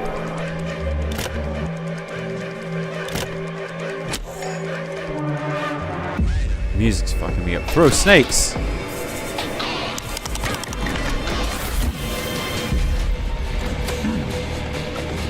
You know why we don't get these games? Because if anyone was if any Western studio was making a game like this today, they would immediately be called like racist or whatever.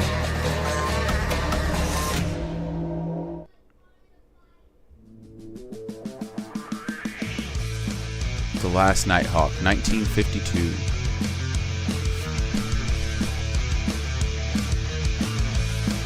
Whew.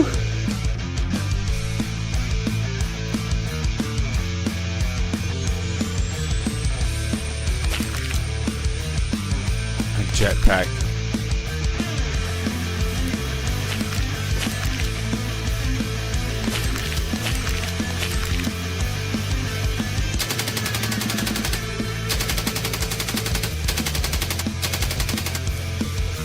Hopefully they can work on the sound by the time this game comes out.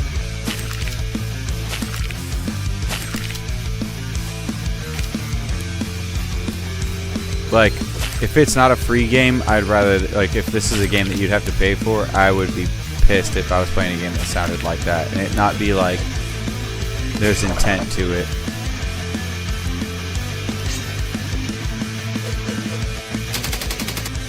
I get that it's an indie, but like, say if they're asking for like $5, you know, give the sound effects some weight to them.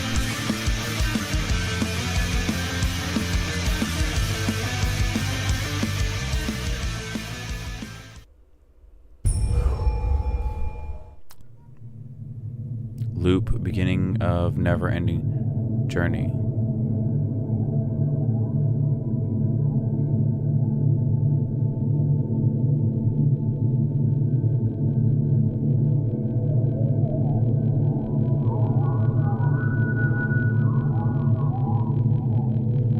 It's really unsettling.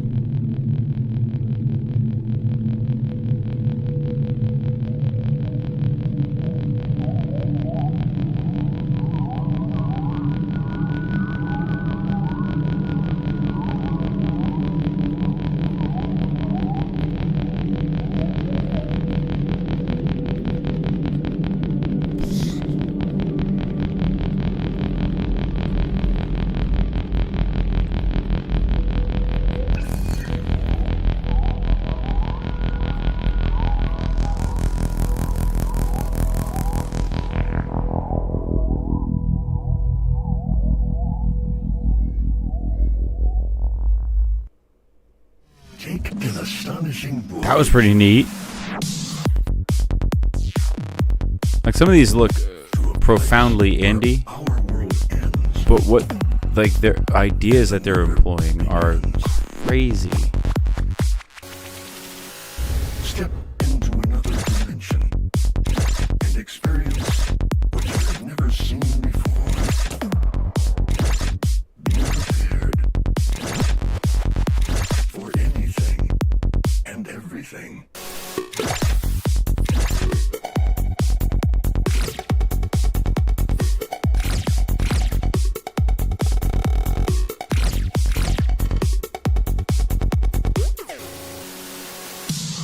anything and everything.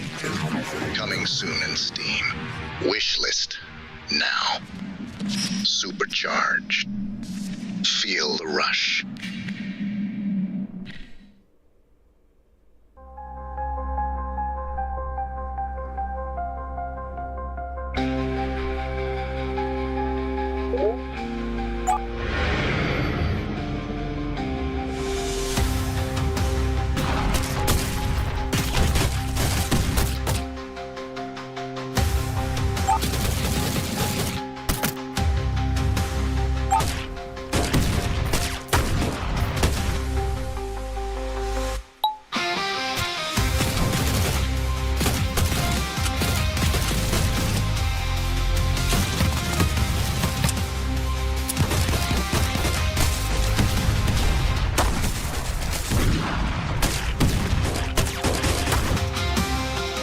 Pretty cool. It's something I'm pretty sure we've all seen before.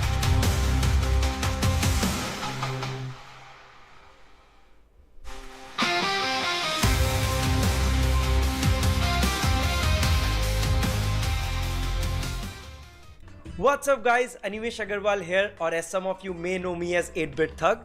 I am the co-founder of SA12 Esports and a streamer.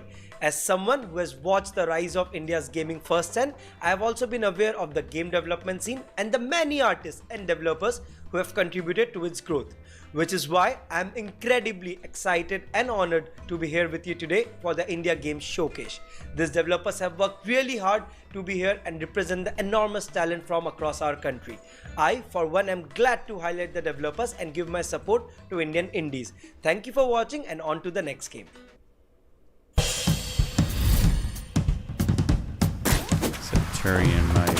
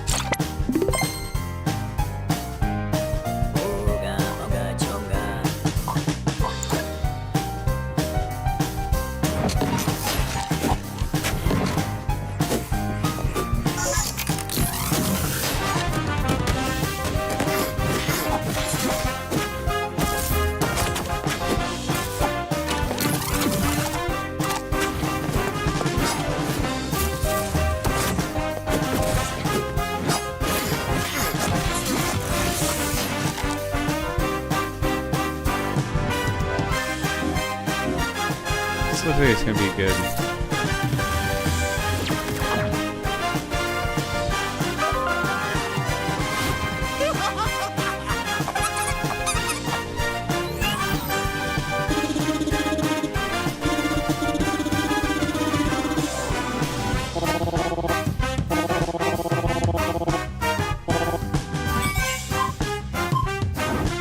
Alright, they animated everything pretty good. I don't know if it's actually in the game, but...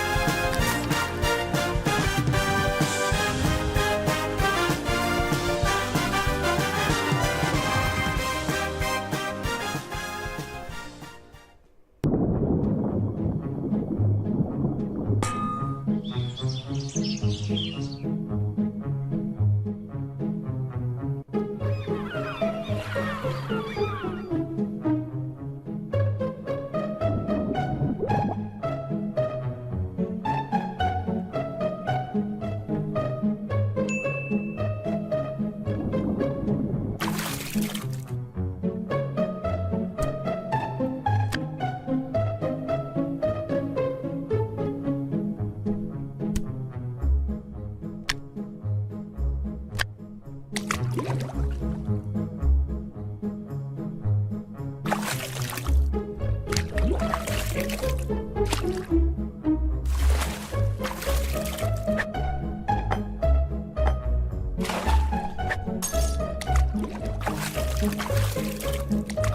bad. I missed out on this.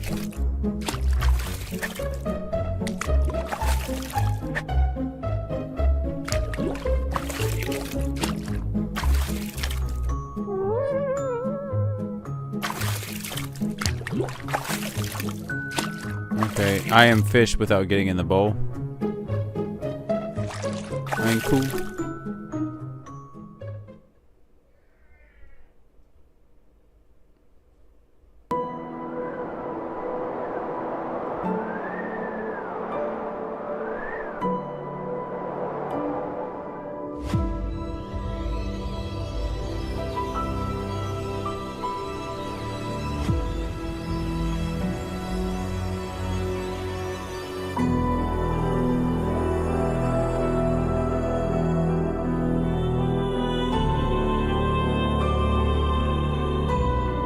I was saying somebody trying to do Shadow of the Colossus with their own little twist on it. That is crazy. It would just be a pale imitation. So at this point, yeah, you're doing the boss climbing thing.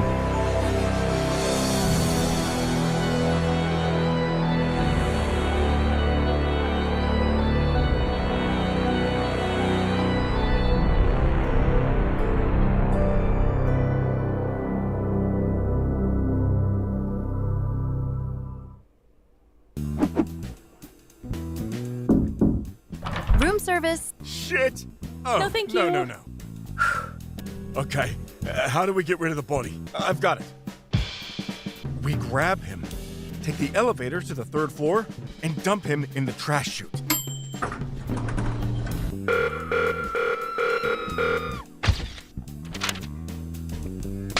Or, hear me out. We take the service stairs straight to the ground floor. What about the guard? You distract him, we sneak past.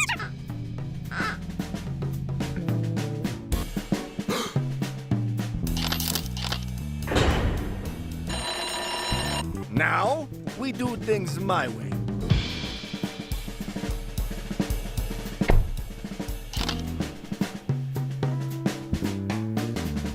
We are so good.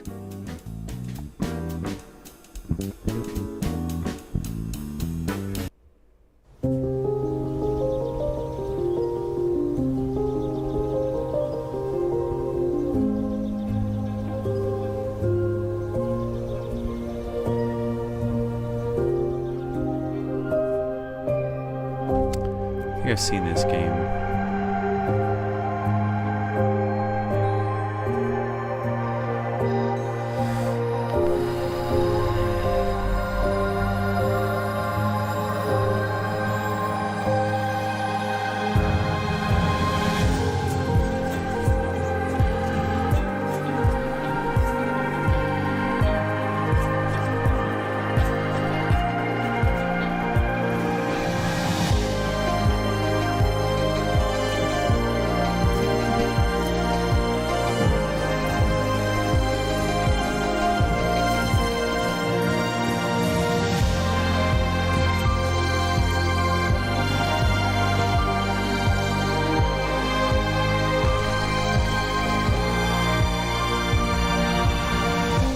Now I feel bad. That game genuinely looked good. Sojourn past. Salutations, doomed astronaut. You've reached Zenith Stellar Support. Press 1 to be connected to a customer service agent. Press 2 to accept death. I see you've crash landed on Tartarus, worst place in the universe. Congratulations.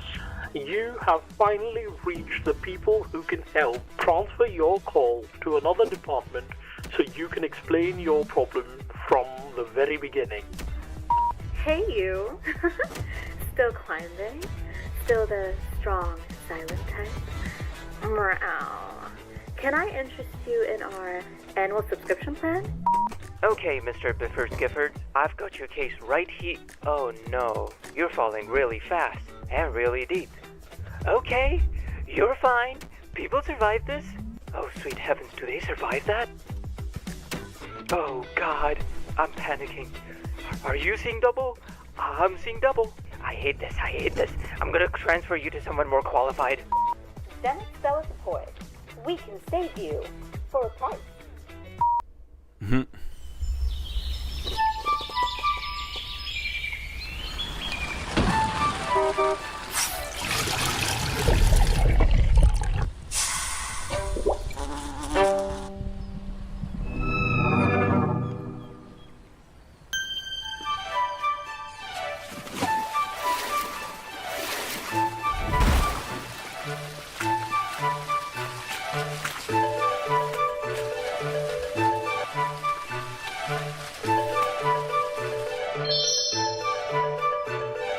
Good job, Bao Bao.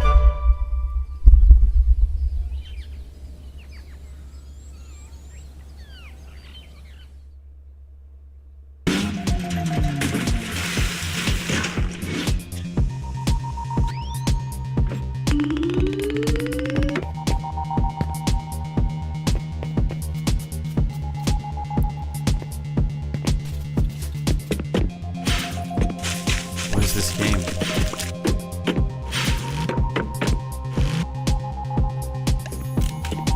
Mind bending.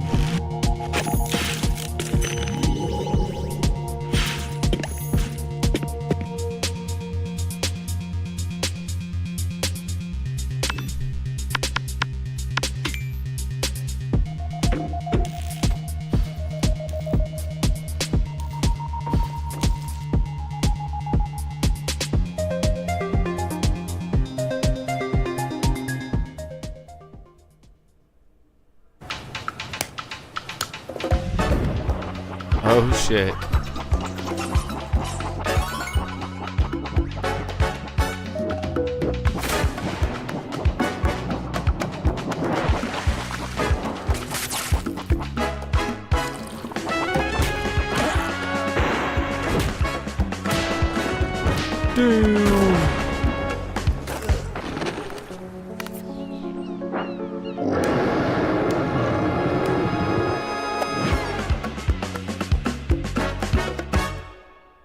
Some would say there's nothing stronger.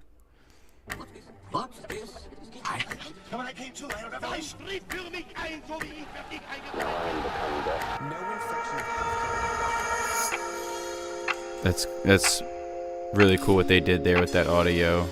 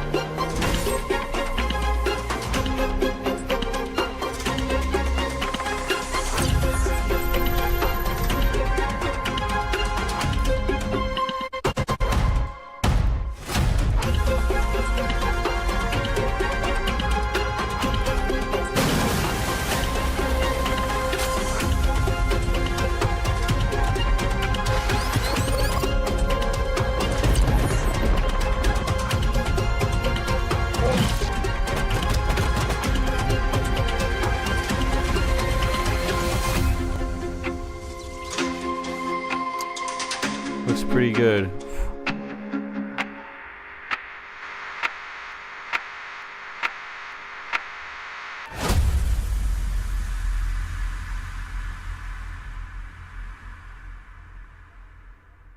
Not bad.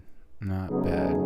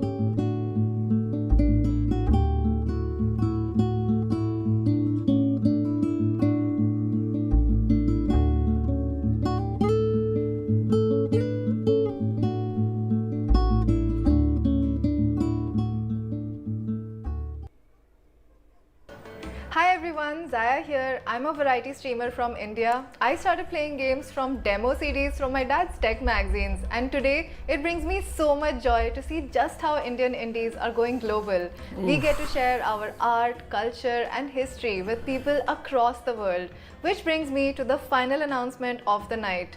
You played and loved the era-defining original, so now please enjoy the first gameplay reveal trailer of one of India's most anticipated titles, Raji Kalyuga from Nodding Heads Games.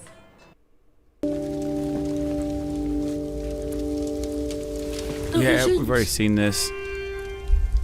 Alright. They're getting clearer. This is just fall. Yeah, this game looks really good.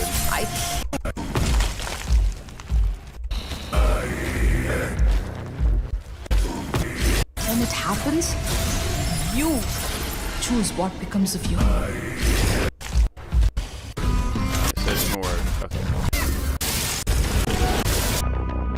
As for the indoor excited, visit the Indie games. I'd like Okay, so that was it. Dude, they're fucking cooking, man. And those were indie games. Like, I can't wait to see what a higher end budget and team could do with all that. For sure. Real quick, guys, I'm gonna have to step away for just a moment. I'm gonna put something different.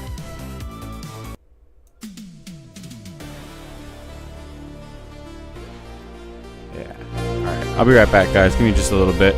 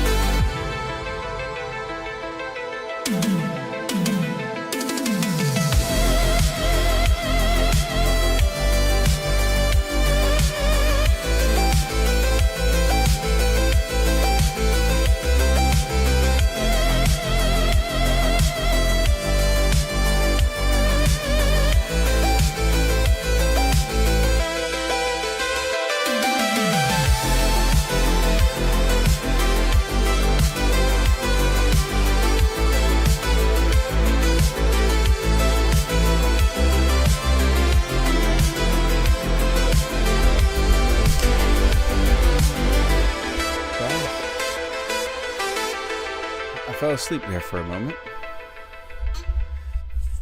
Not away from stream, but on stream while we were watching that showcase. I was not there.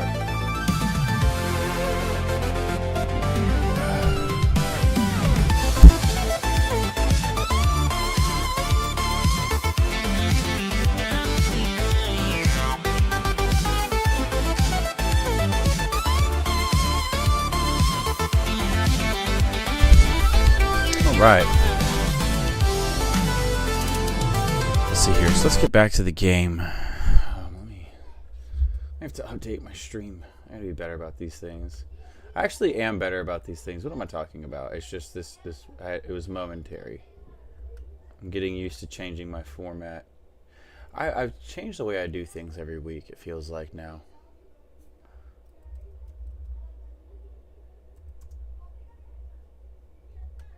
It really does. Alright, let's get into this shit.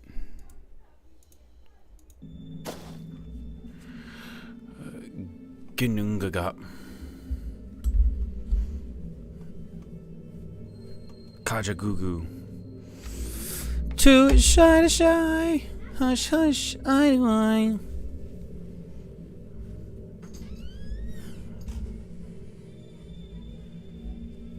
I can't find my hands.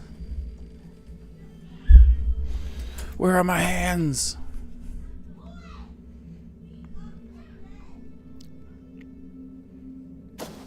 There we go.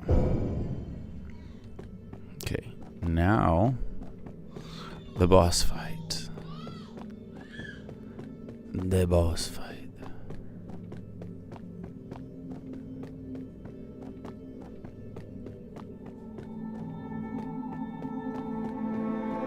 There we go. Tree and stars.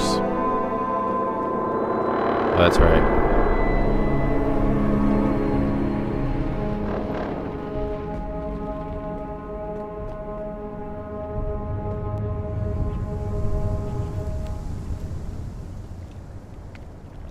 Hagalas. Hagl. Rún hagljals, erfiðleika og glundra. Rune of Hail, Crisis and Chaos. Well.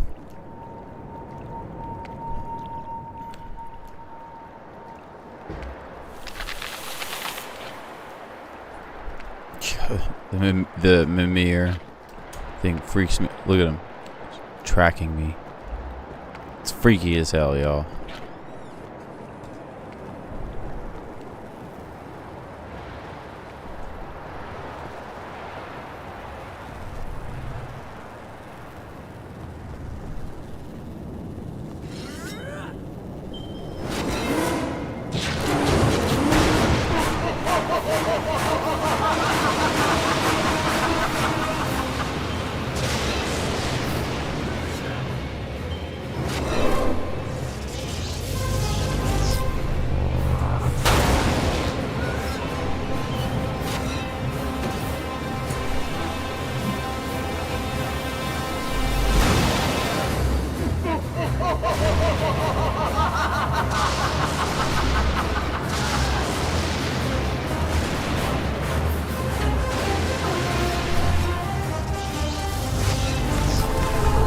Oh, fuck.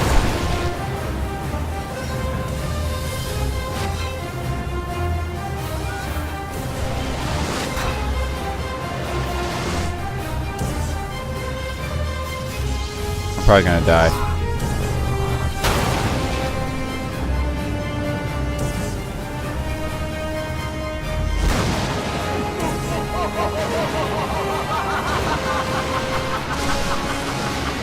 Bro, come on, you didn't even give me a chance.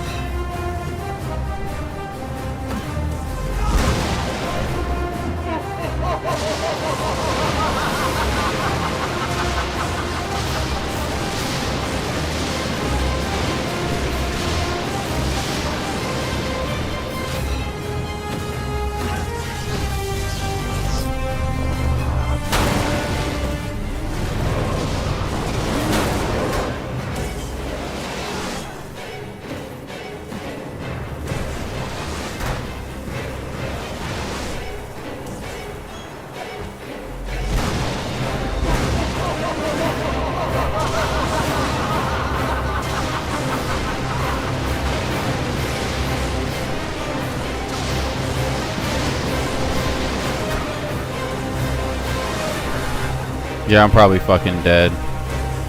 Yo, these boss fights are nuts. Oh, shit.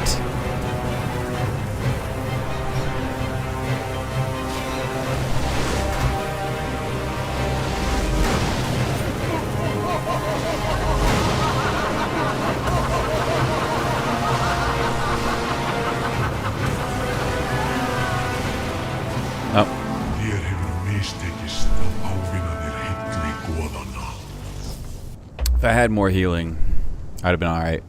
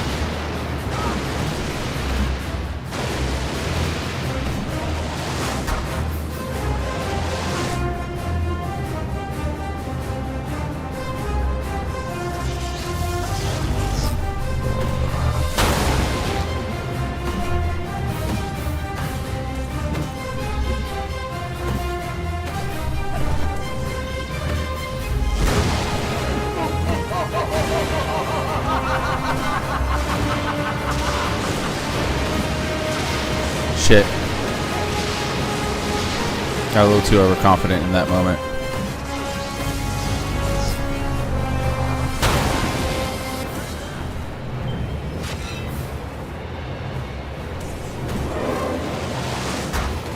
Yo, I'm putting in work on this one. Right?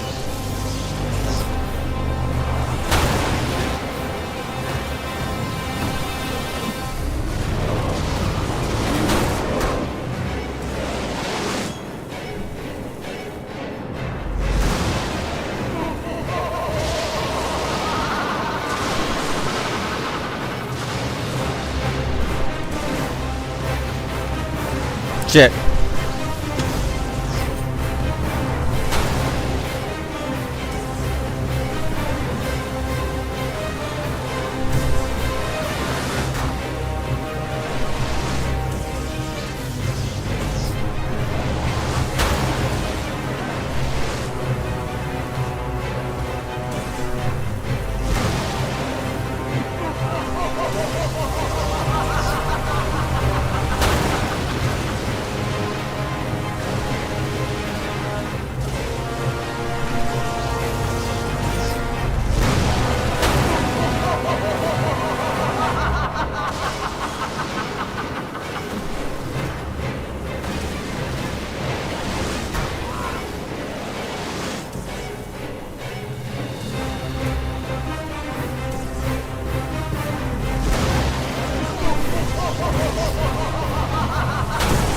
Fuck! Þér hefur mistekist að ávinna þér hilli goðanna.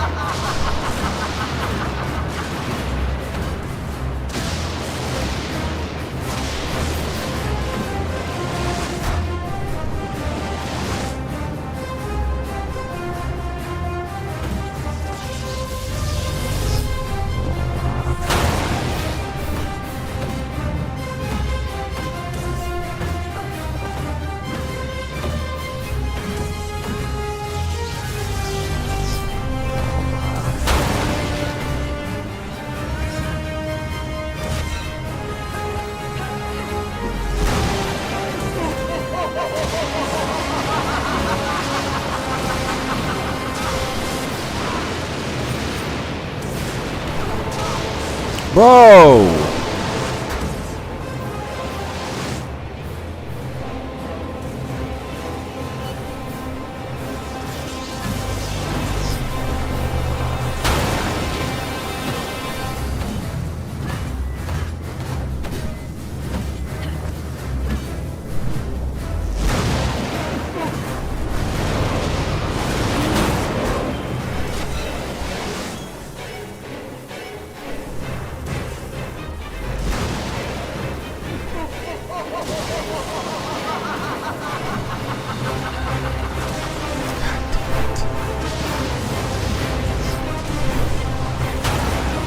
Bro, I went right into it. I'm done for. There's no way. Like, those little lightning shocks are gonna fucking get me. Look at this, I'm already dead. Done for.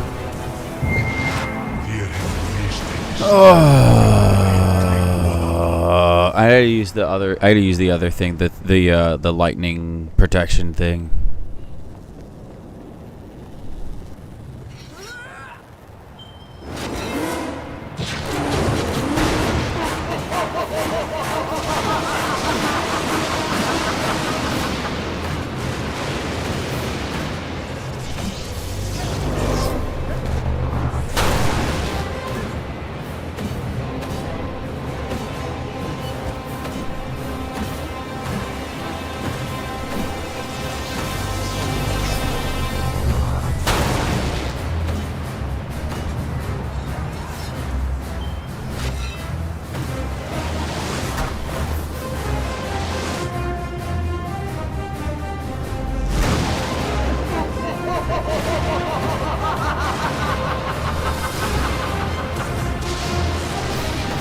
God damn it.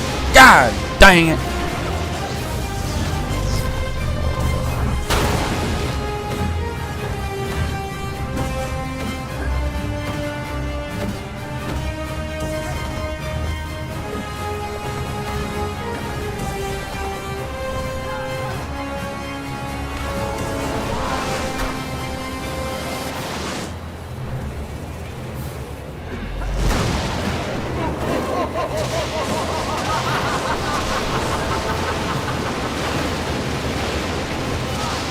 Bro, this is unfair!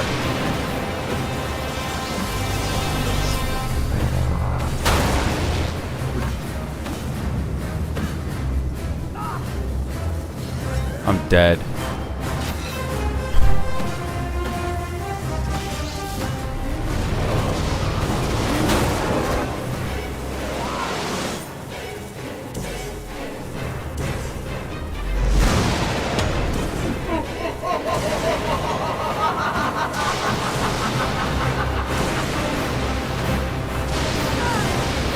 Just accept the death.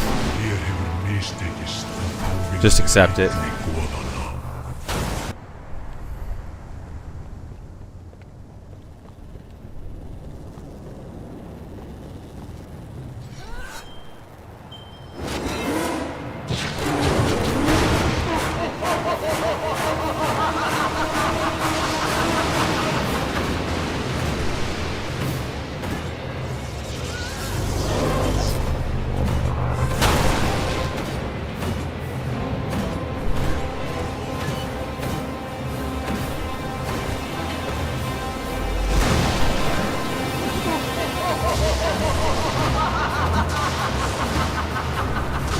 God damn it.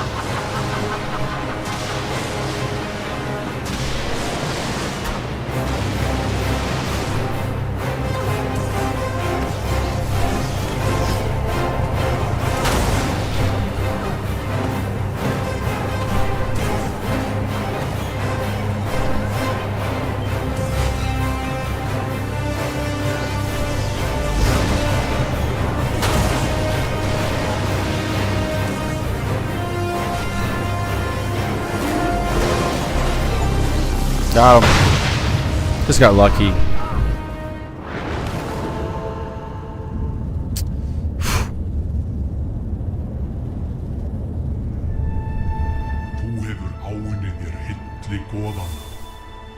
You have impressed the gods. I wonder if I should have been doing that heavy attack the whole time. Sem kona og yngra systkinið óx ég út grasi í skugga bróður míns. Æviskeið mitt var markað löngum. I don't understand how this is all set up. Undir nafni mínu og gera föður minn stoltan af mér.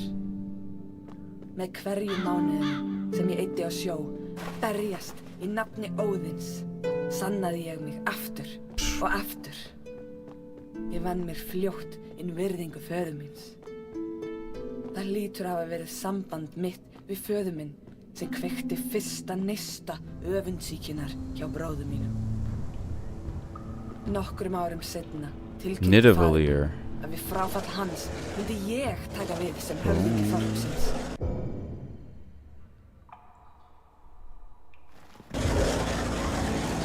Ég vildi óska þess ég hefði áttað mig á því þá að þrátt fyrir að þorpið fagnaði var andúðin farin að krauma í hjarta bróðum.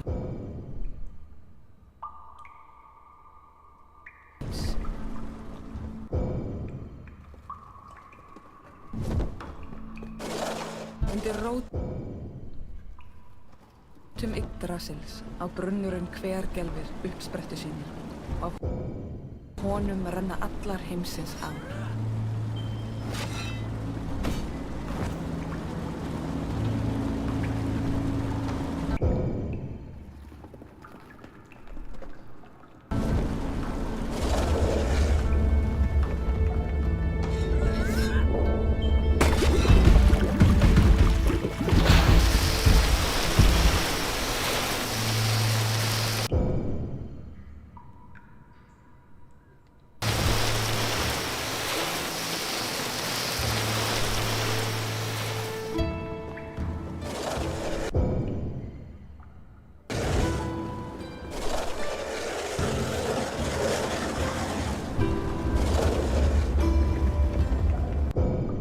Okay, I understand.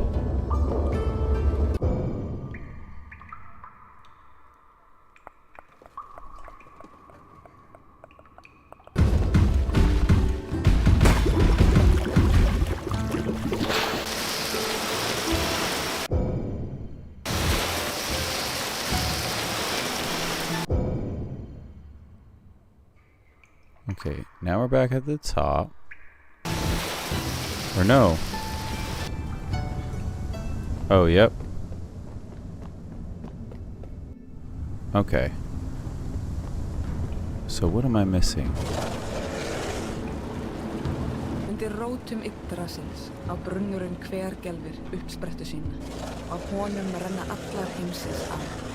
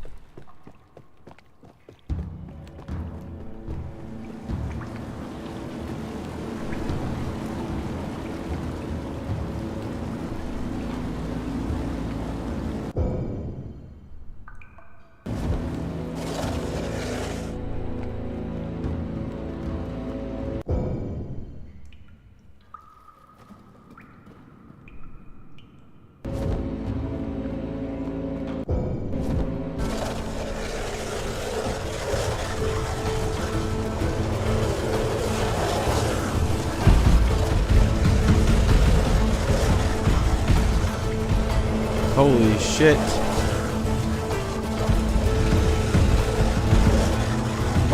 Holy shit, holy shit. Whoa. Whoa, whoa, whoa, whoa. Damn.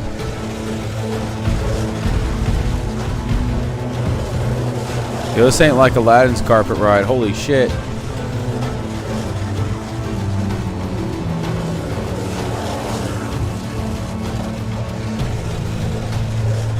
Whoa. Would that happen to be Ouroboros?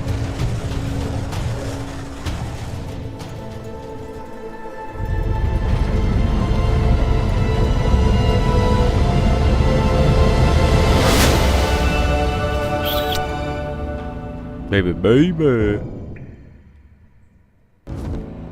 Þú hefur fundið rúnina við rætur Yggdrasils. Haltu áfram að kanna svæðið eða snúðu aftur í Ginnungadal. We're not gonna quite leave just yet. Okay. So, here we go. Watch. I'm figuring this shit out now. Watch.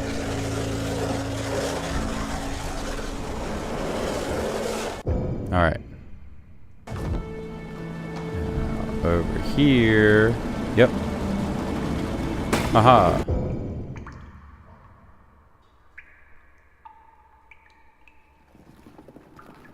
Well, this kind of sucks.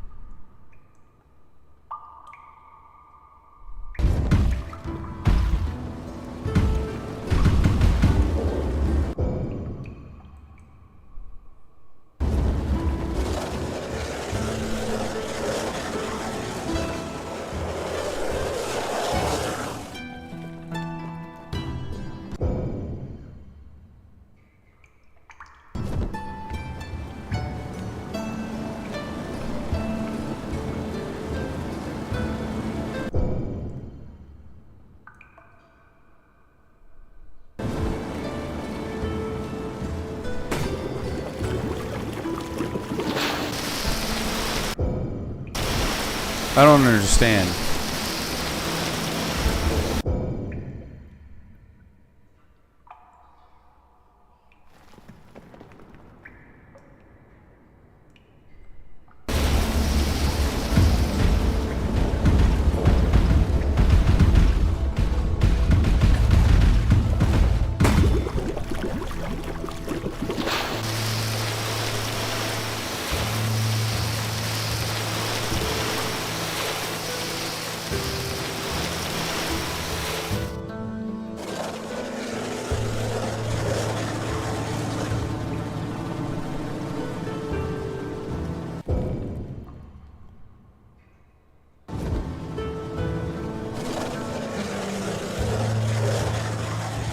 Okay.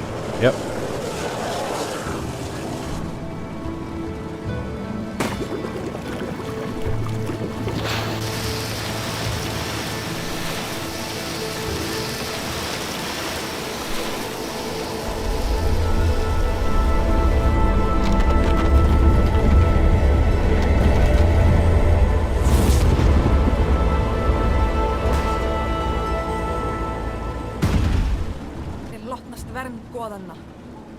Hilsi þér Heimdallur, sonur níu mæðra, Son nine mothers, verndari Pekkar. Bifrastar.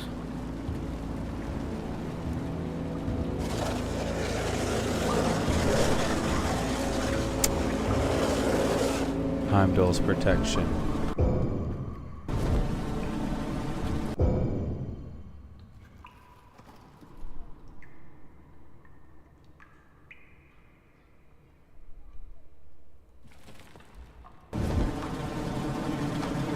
Wait, that's just a. Oh no, it's not.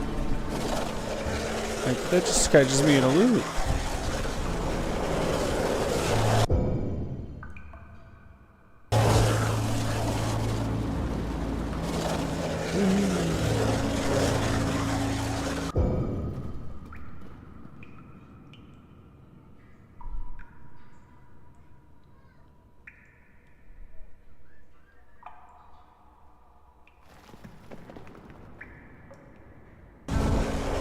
Trick is I gotta get back to the.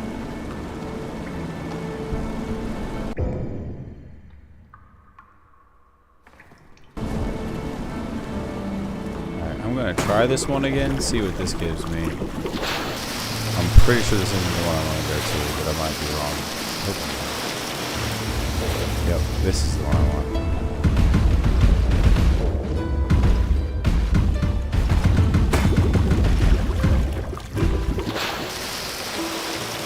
Do a lot of the same back and forth, back and forth, back and forth in the same motherfucking place.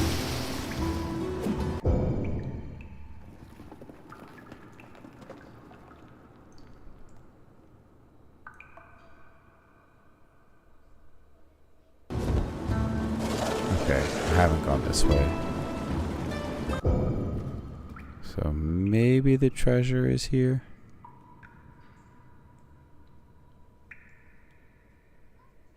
How do you get to that one? Oh, that's a lift up. Never mind.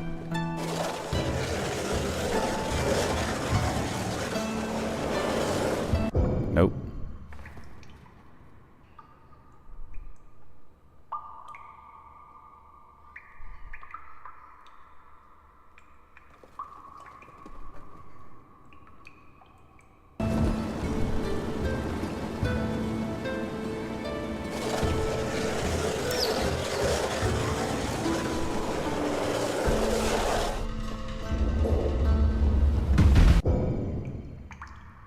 Oh wait, didn't I get a health extension here already? How was that? I don't know.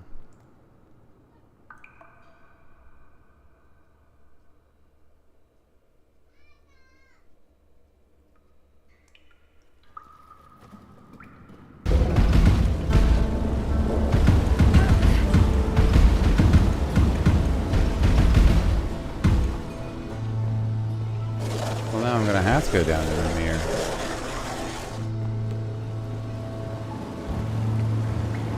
At least it's right here.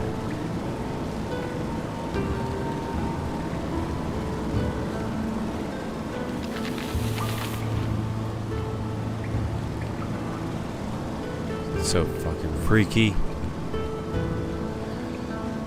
Oh yeah. Oh wait, whoops. I'm sitting here like, why is it not moving?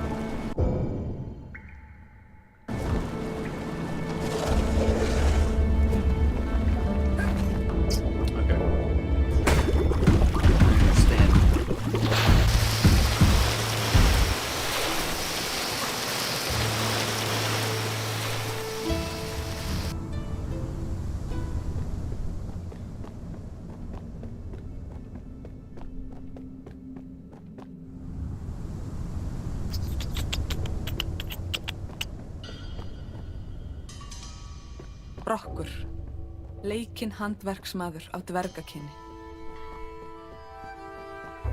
Dwarven craftsman of great skill. Okay, Nidavellir, this is like the forge of the gods.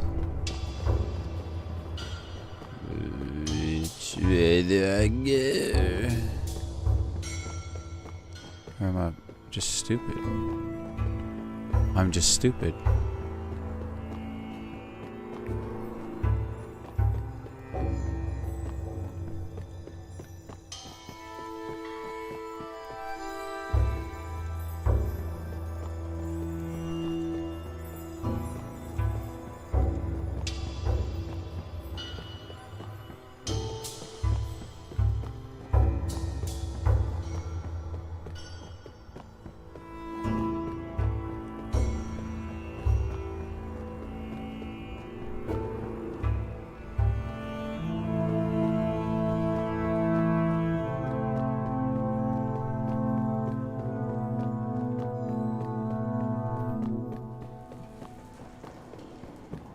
Streets are torn apart.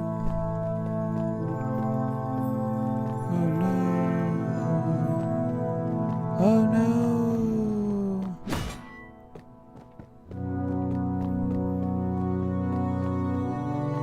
Oh no. I'll lie, this game is really good at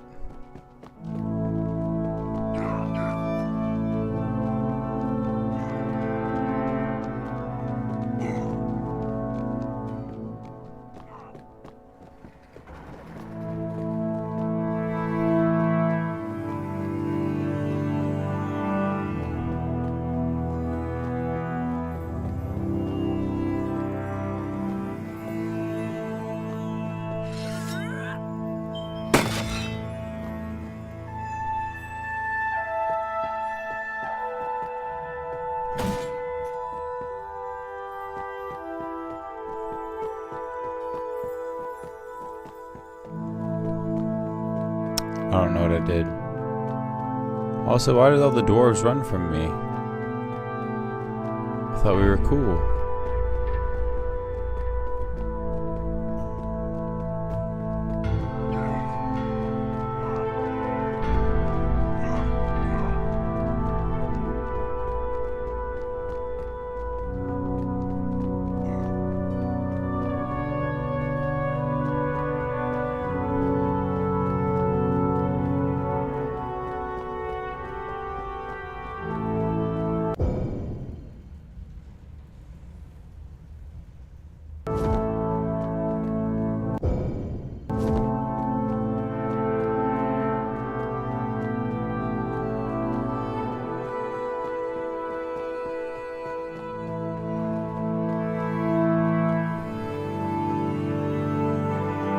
Okay.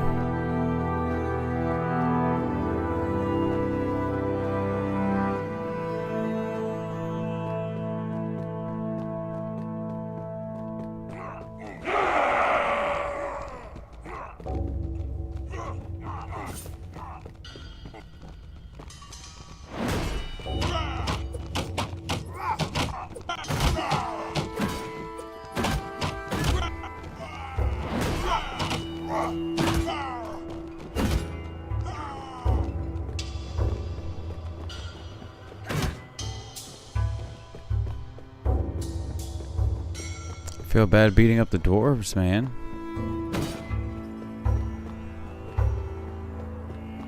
So I'm gonna go along with what this game kind of wants me to do, and I'll go around beating up dwarves.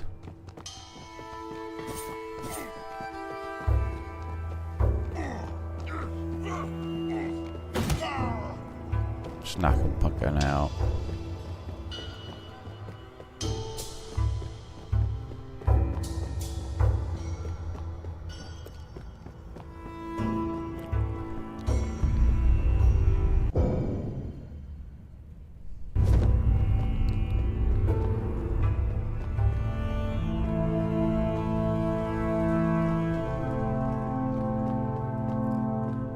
Great dwarven halls.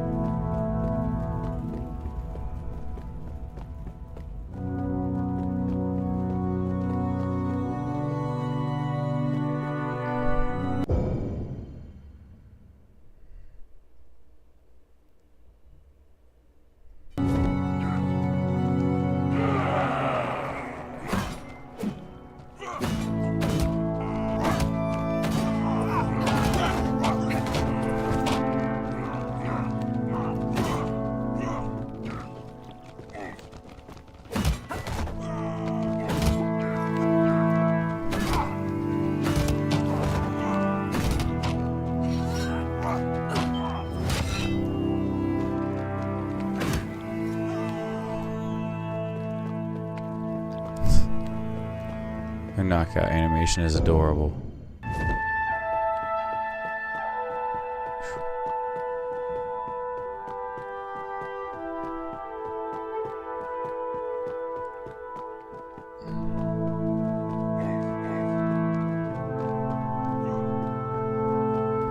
Oh my god. What is this? Get me into the action. Please. What the...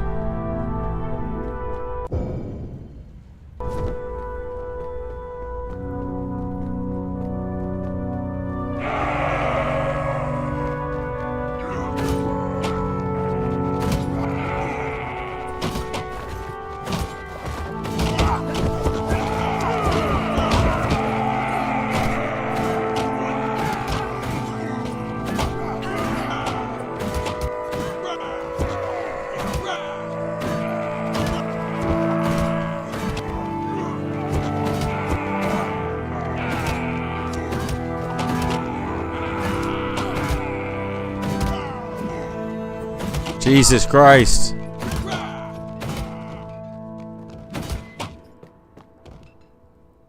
What the fuck?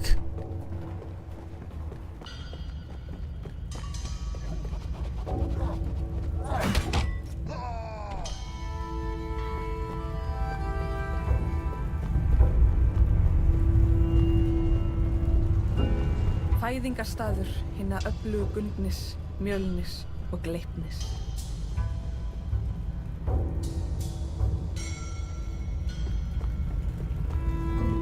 Do I get to do anything with it?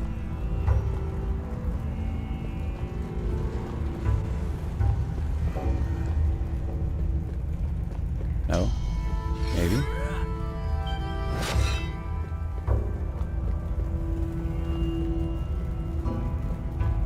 Or is this just to show it off? Like, hey, yep. They have it. It's real.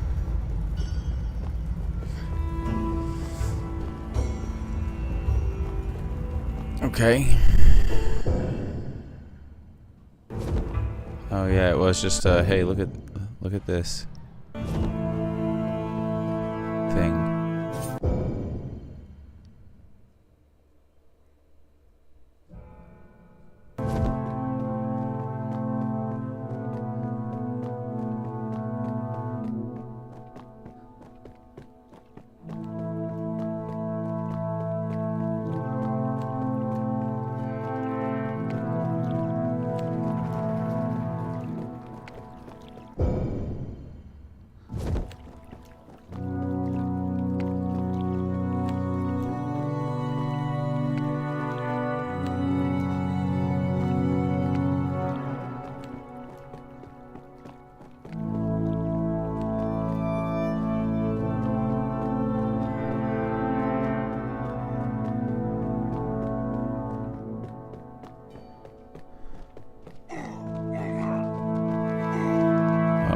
Another horde of them.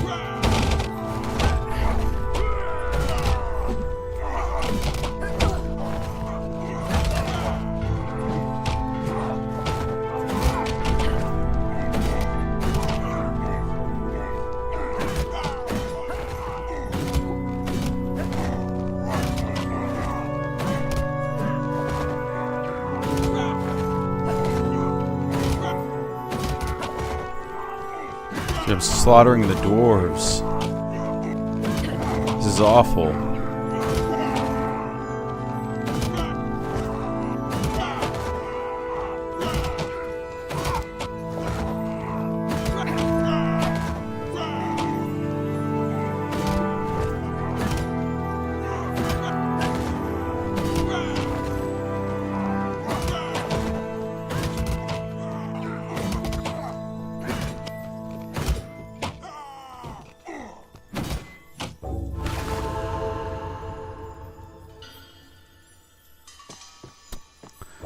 slaughtered the dwarves.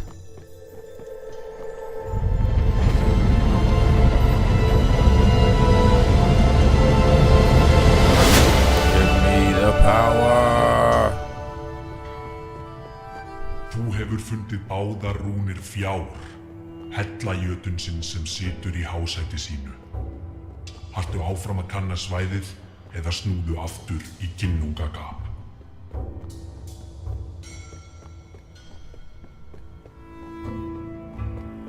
The mighty Fae.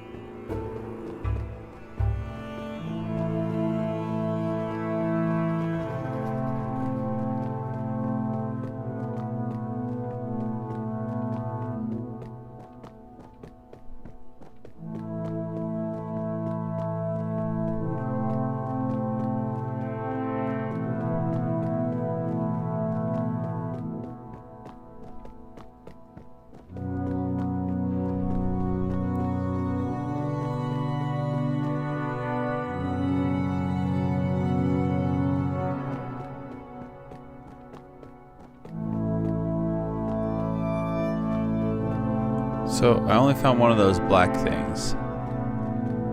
But I need 4 of them to reach the apple. I think all the dwarves are dead now.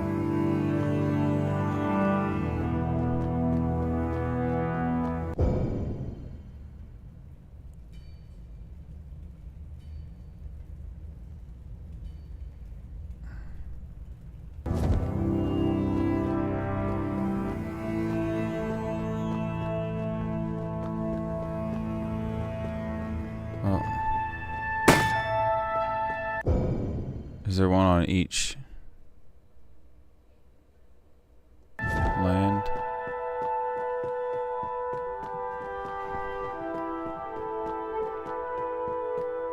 A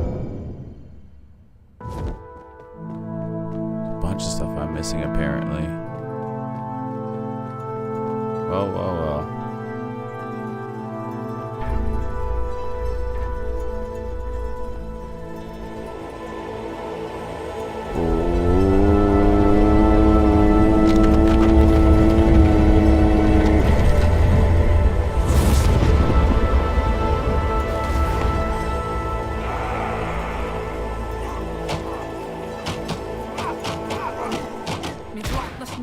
Blekkingarinnar. Hilsi þér loki, góð hrekkja og svíksemi.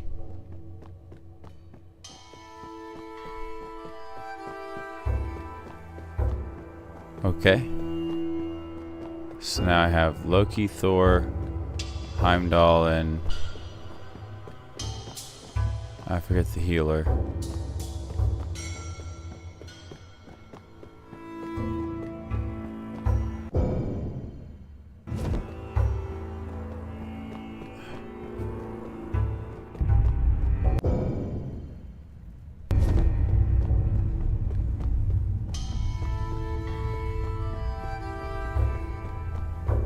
What a sight, dude.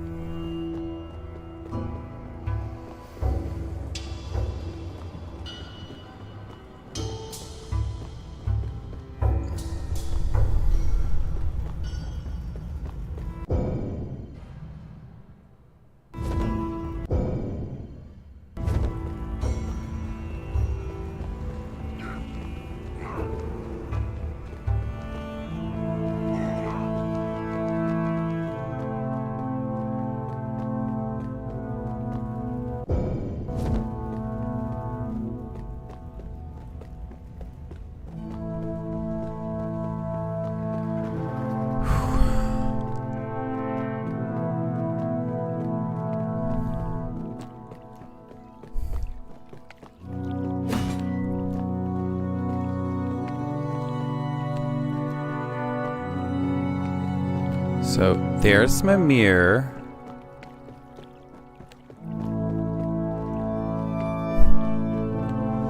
There's my mirror.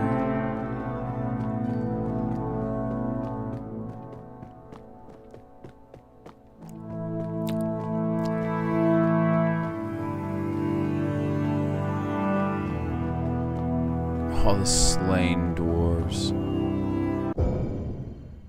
I didn't mean to laugh when I said that, but...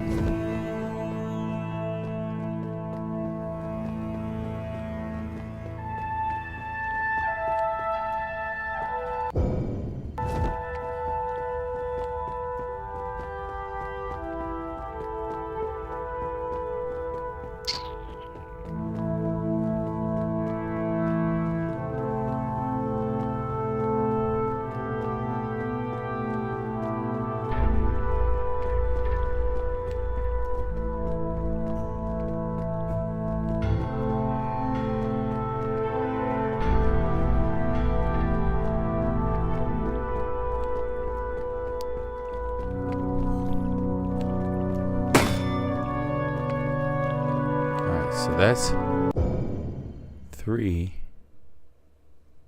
And there's a 4th.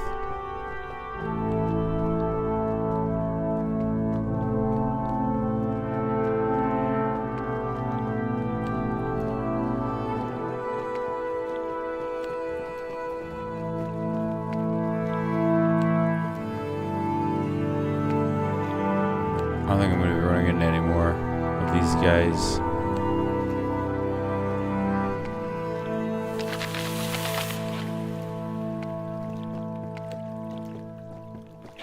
So freaky.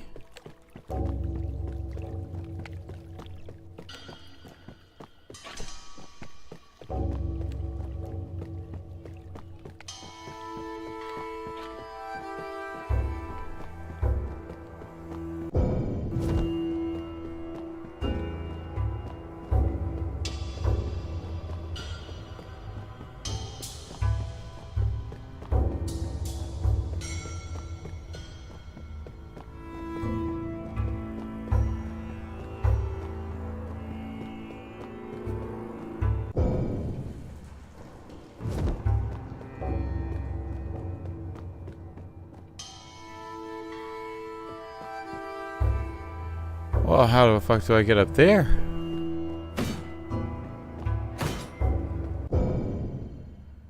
Oh, I gotta...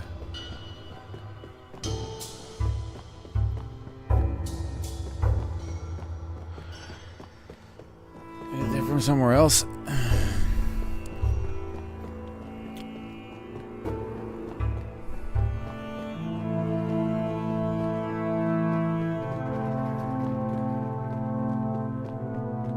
Oh, that's where this part came in.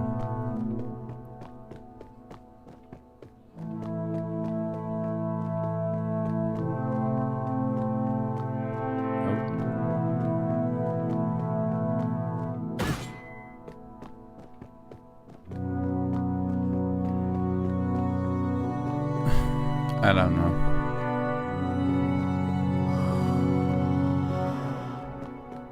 Ugh. My apologies.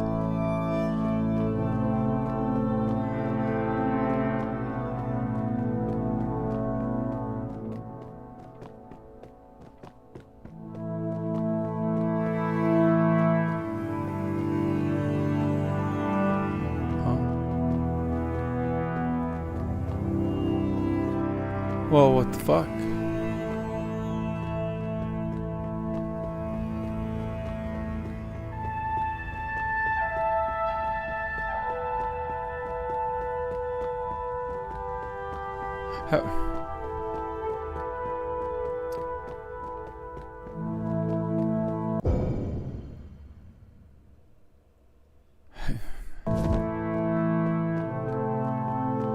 How do I even get down there?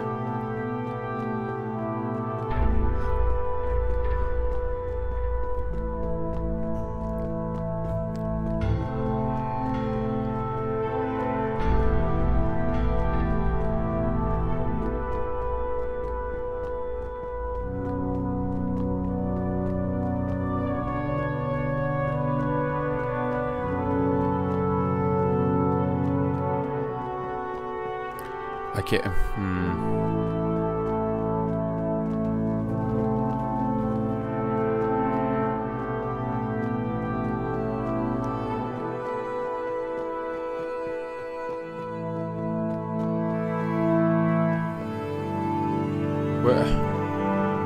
How am I supposed to get over there?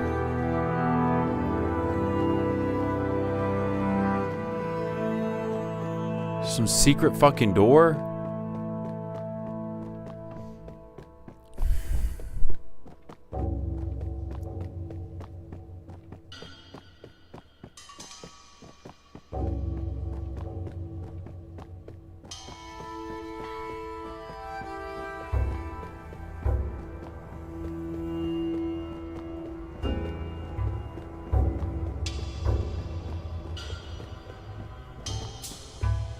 Is there a stairway I'm not seeing? Like, what the fuck? The only way to this thing is...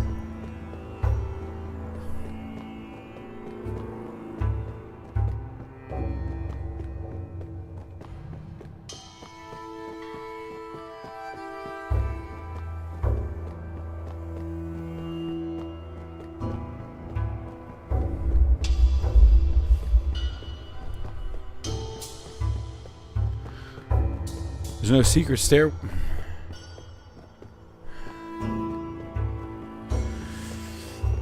There's no secret stairway or anything. This goes up. I'm not missing anything. This game is just fucking with me, dude.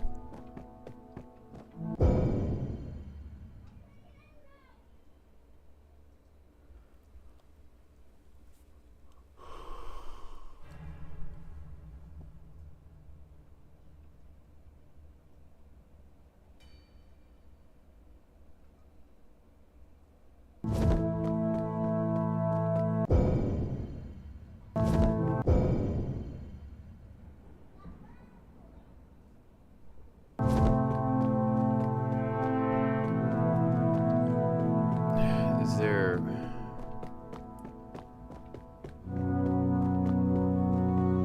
Am I just crazy?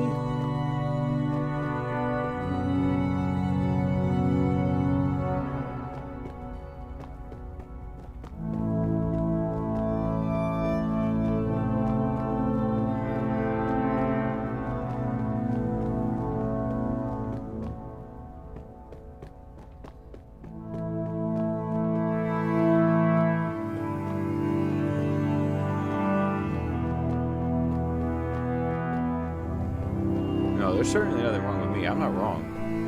There's just... It's such an unobvious fucking way of doing things.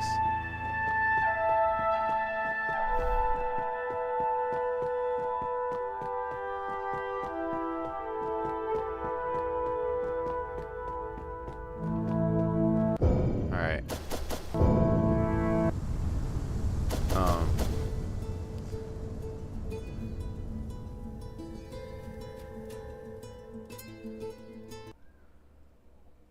I'm gonna end it there on that game.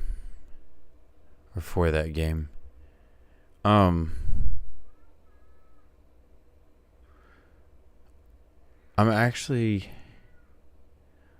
gonna go ahead and get off. I might get back on in a little bit. But I'm gonna have to step away for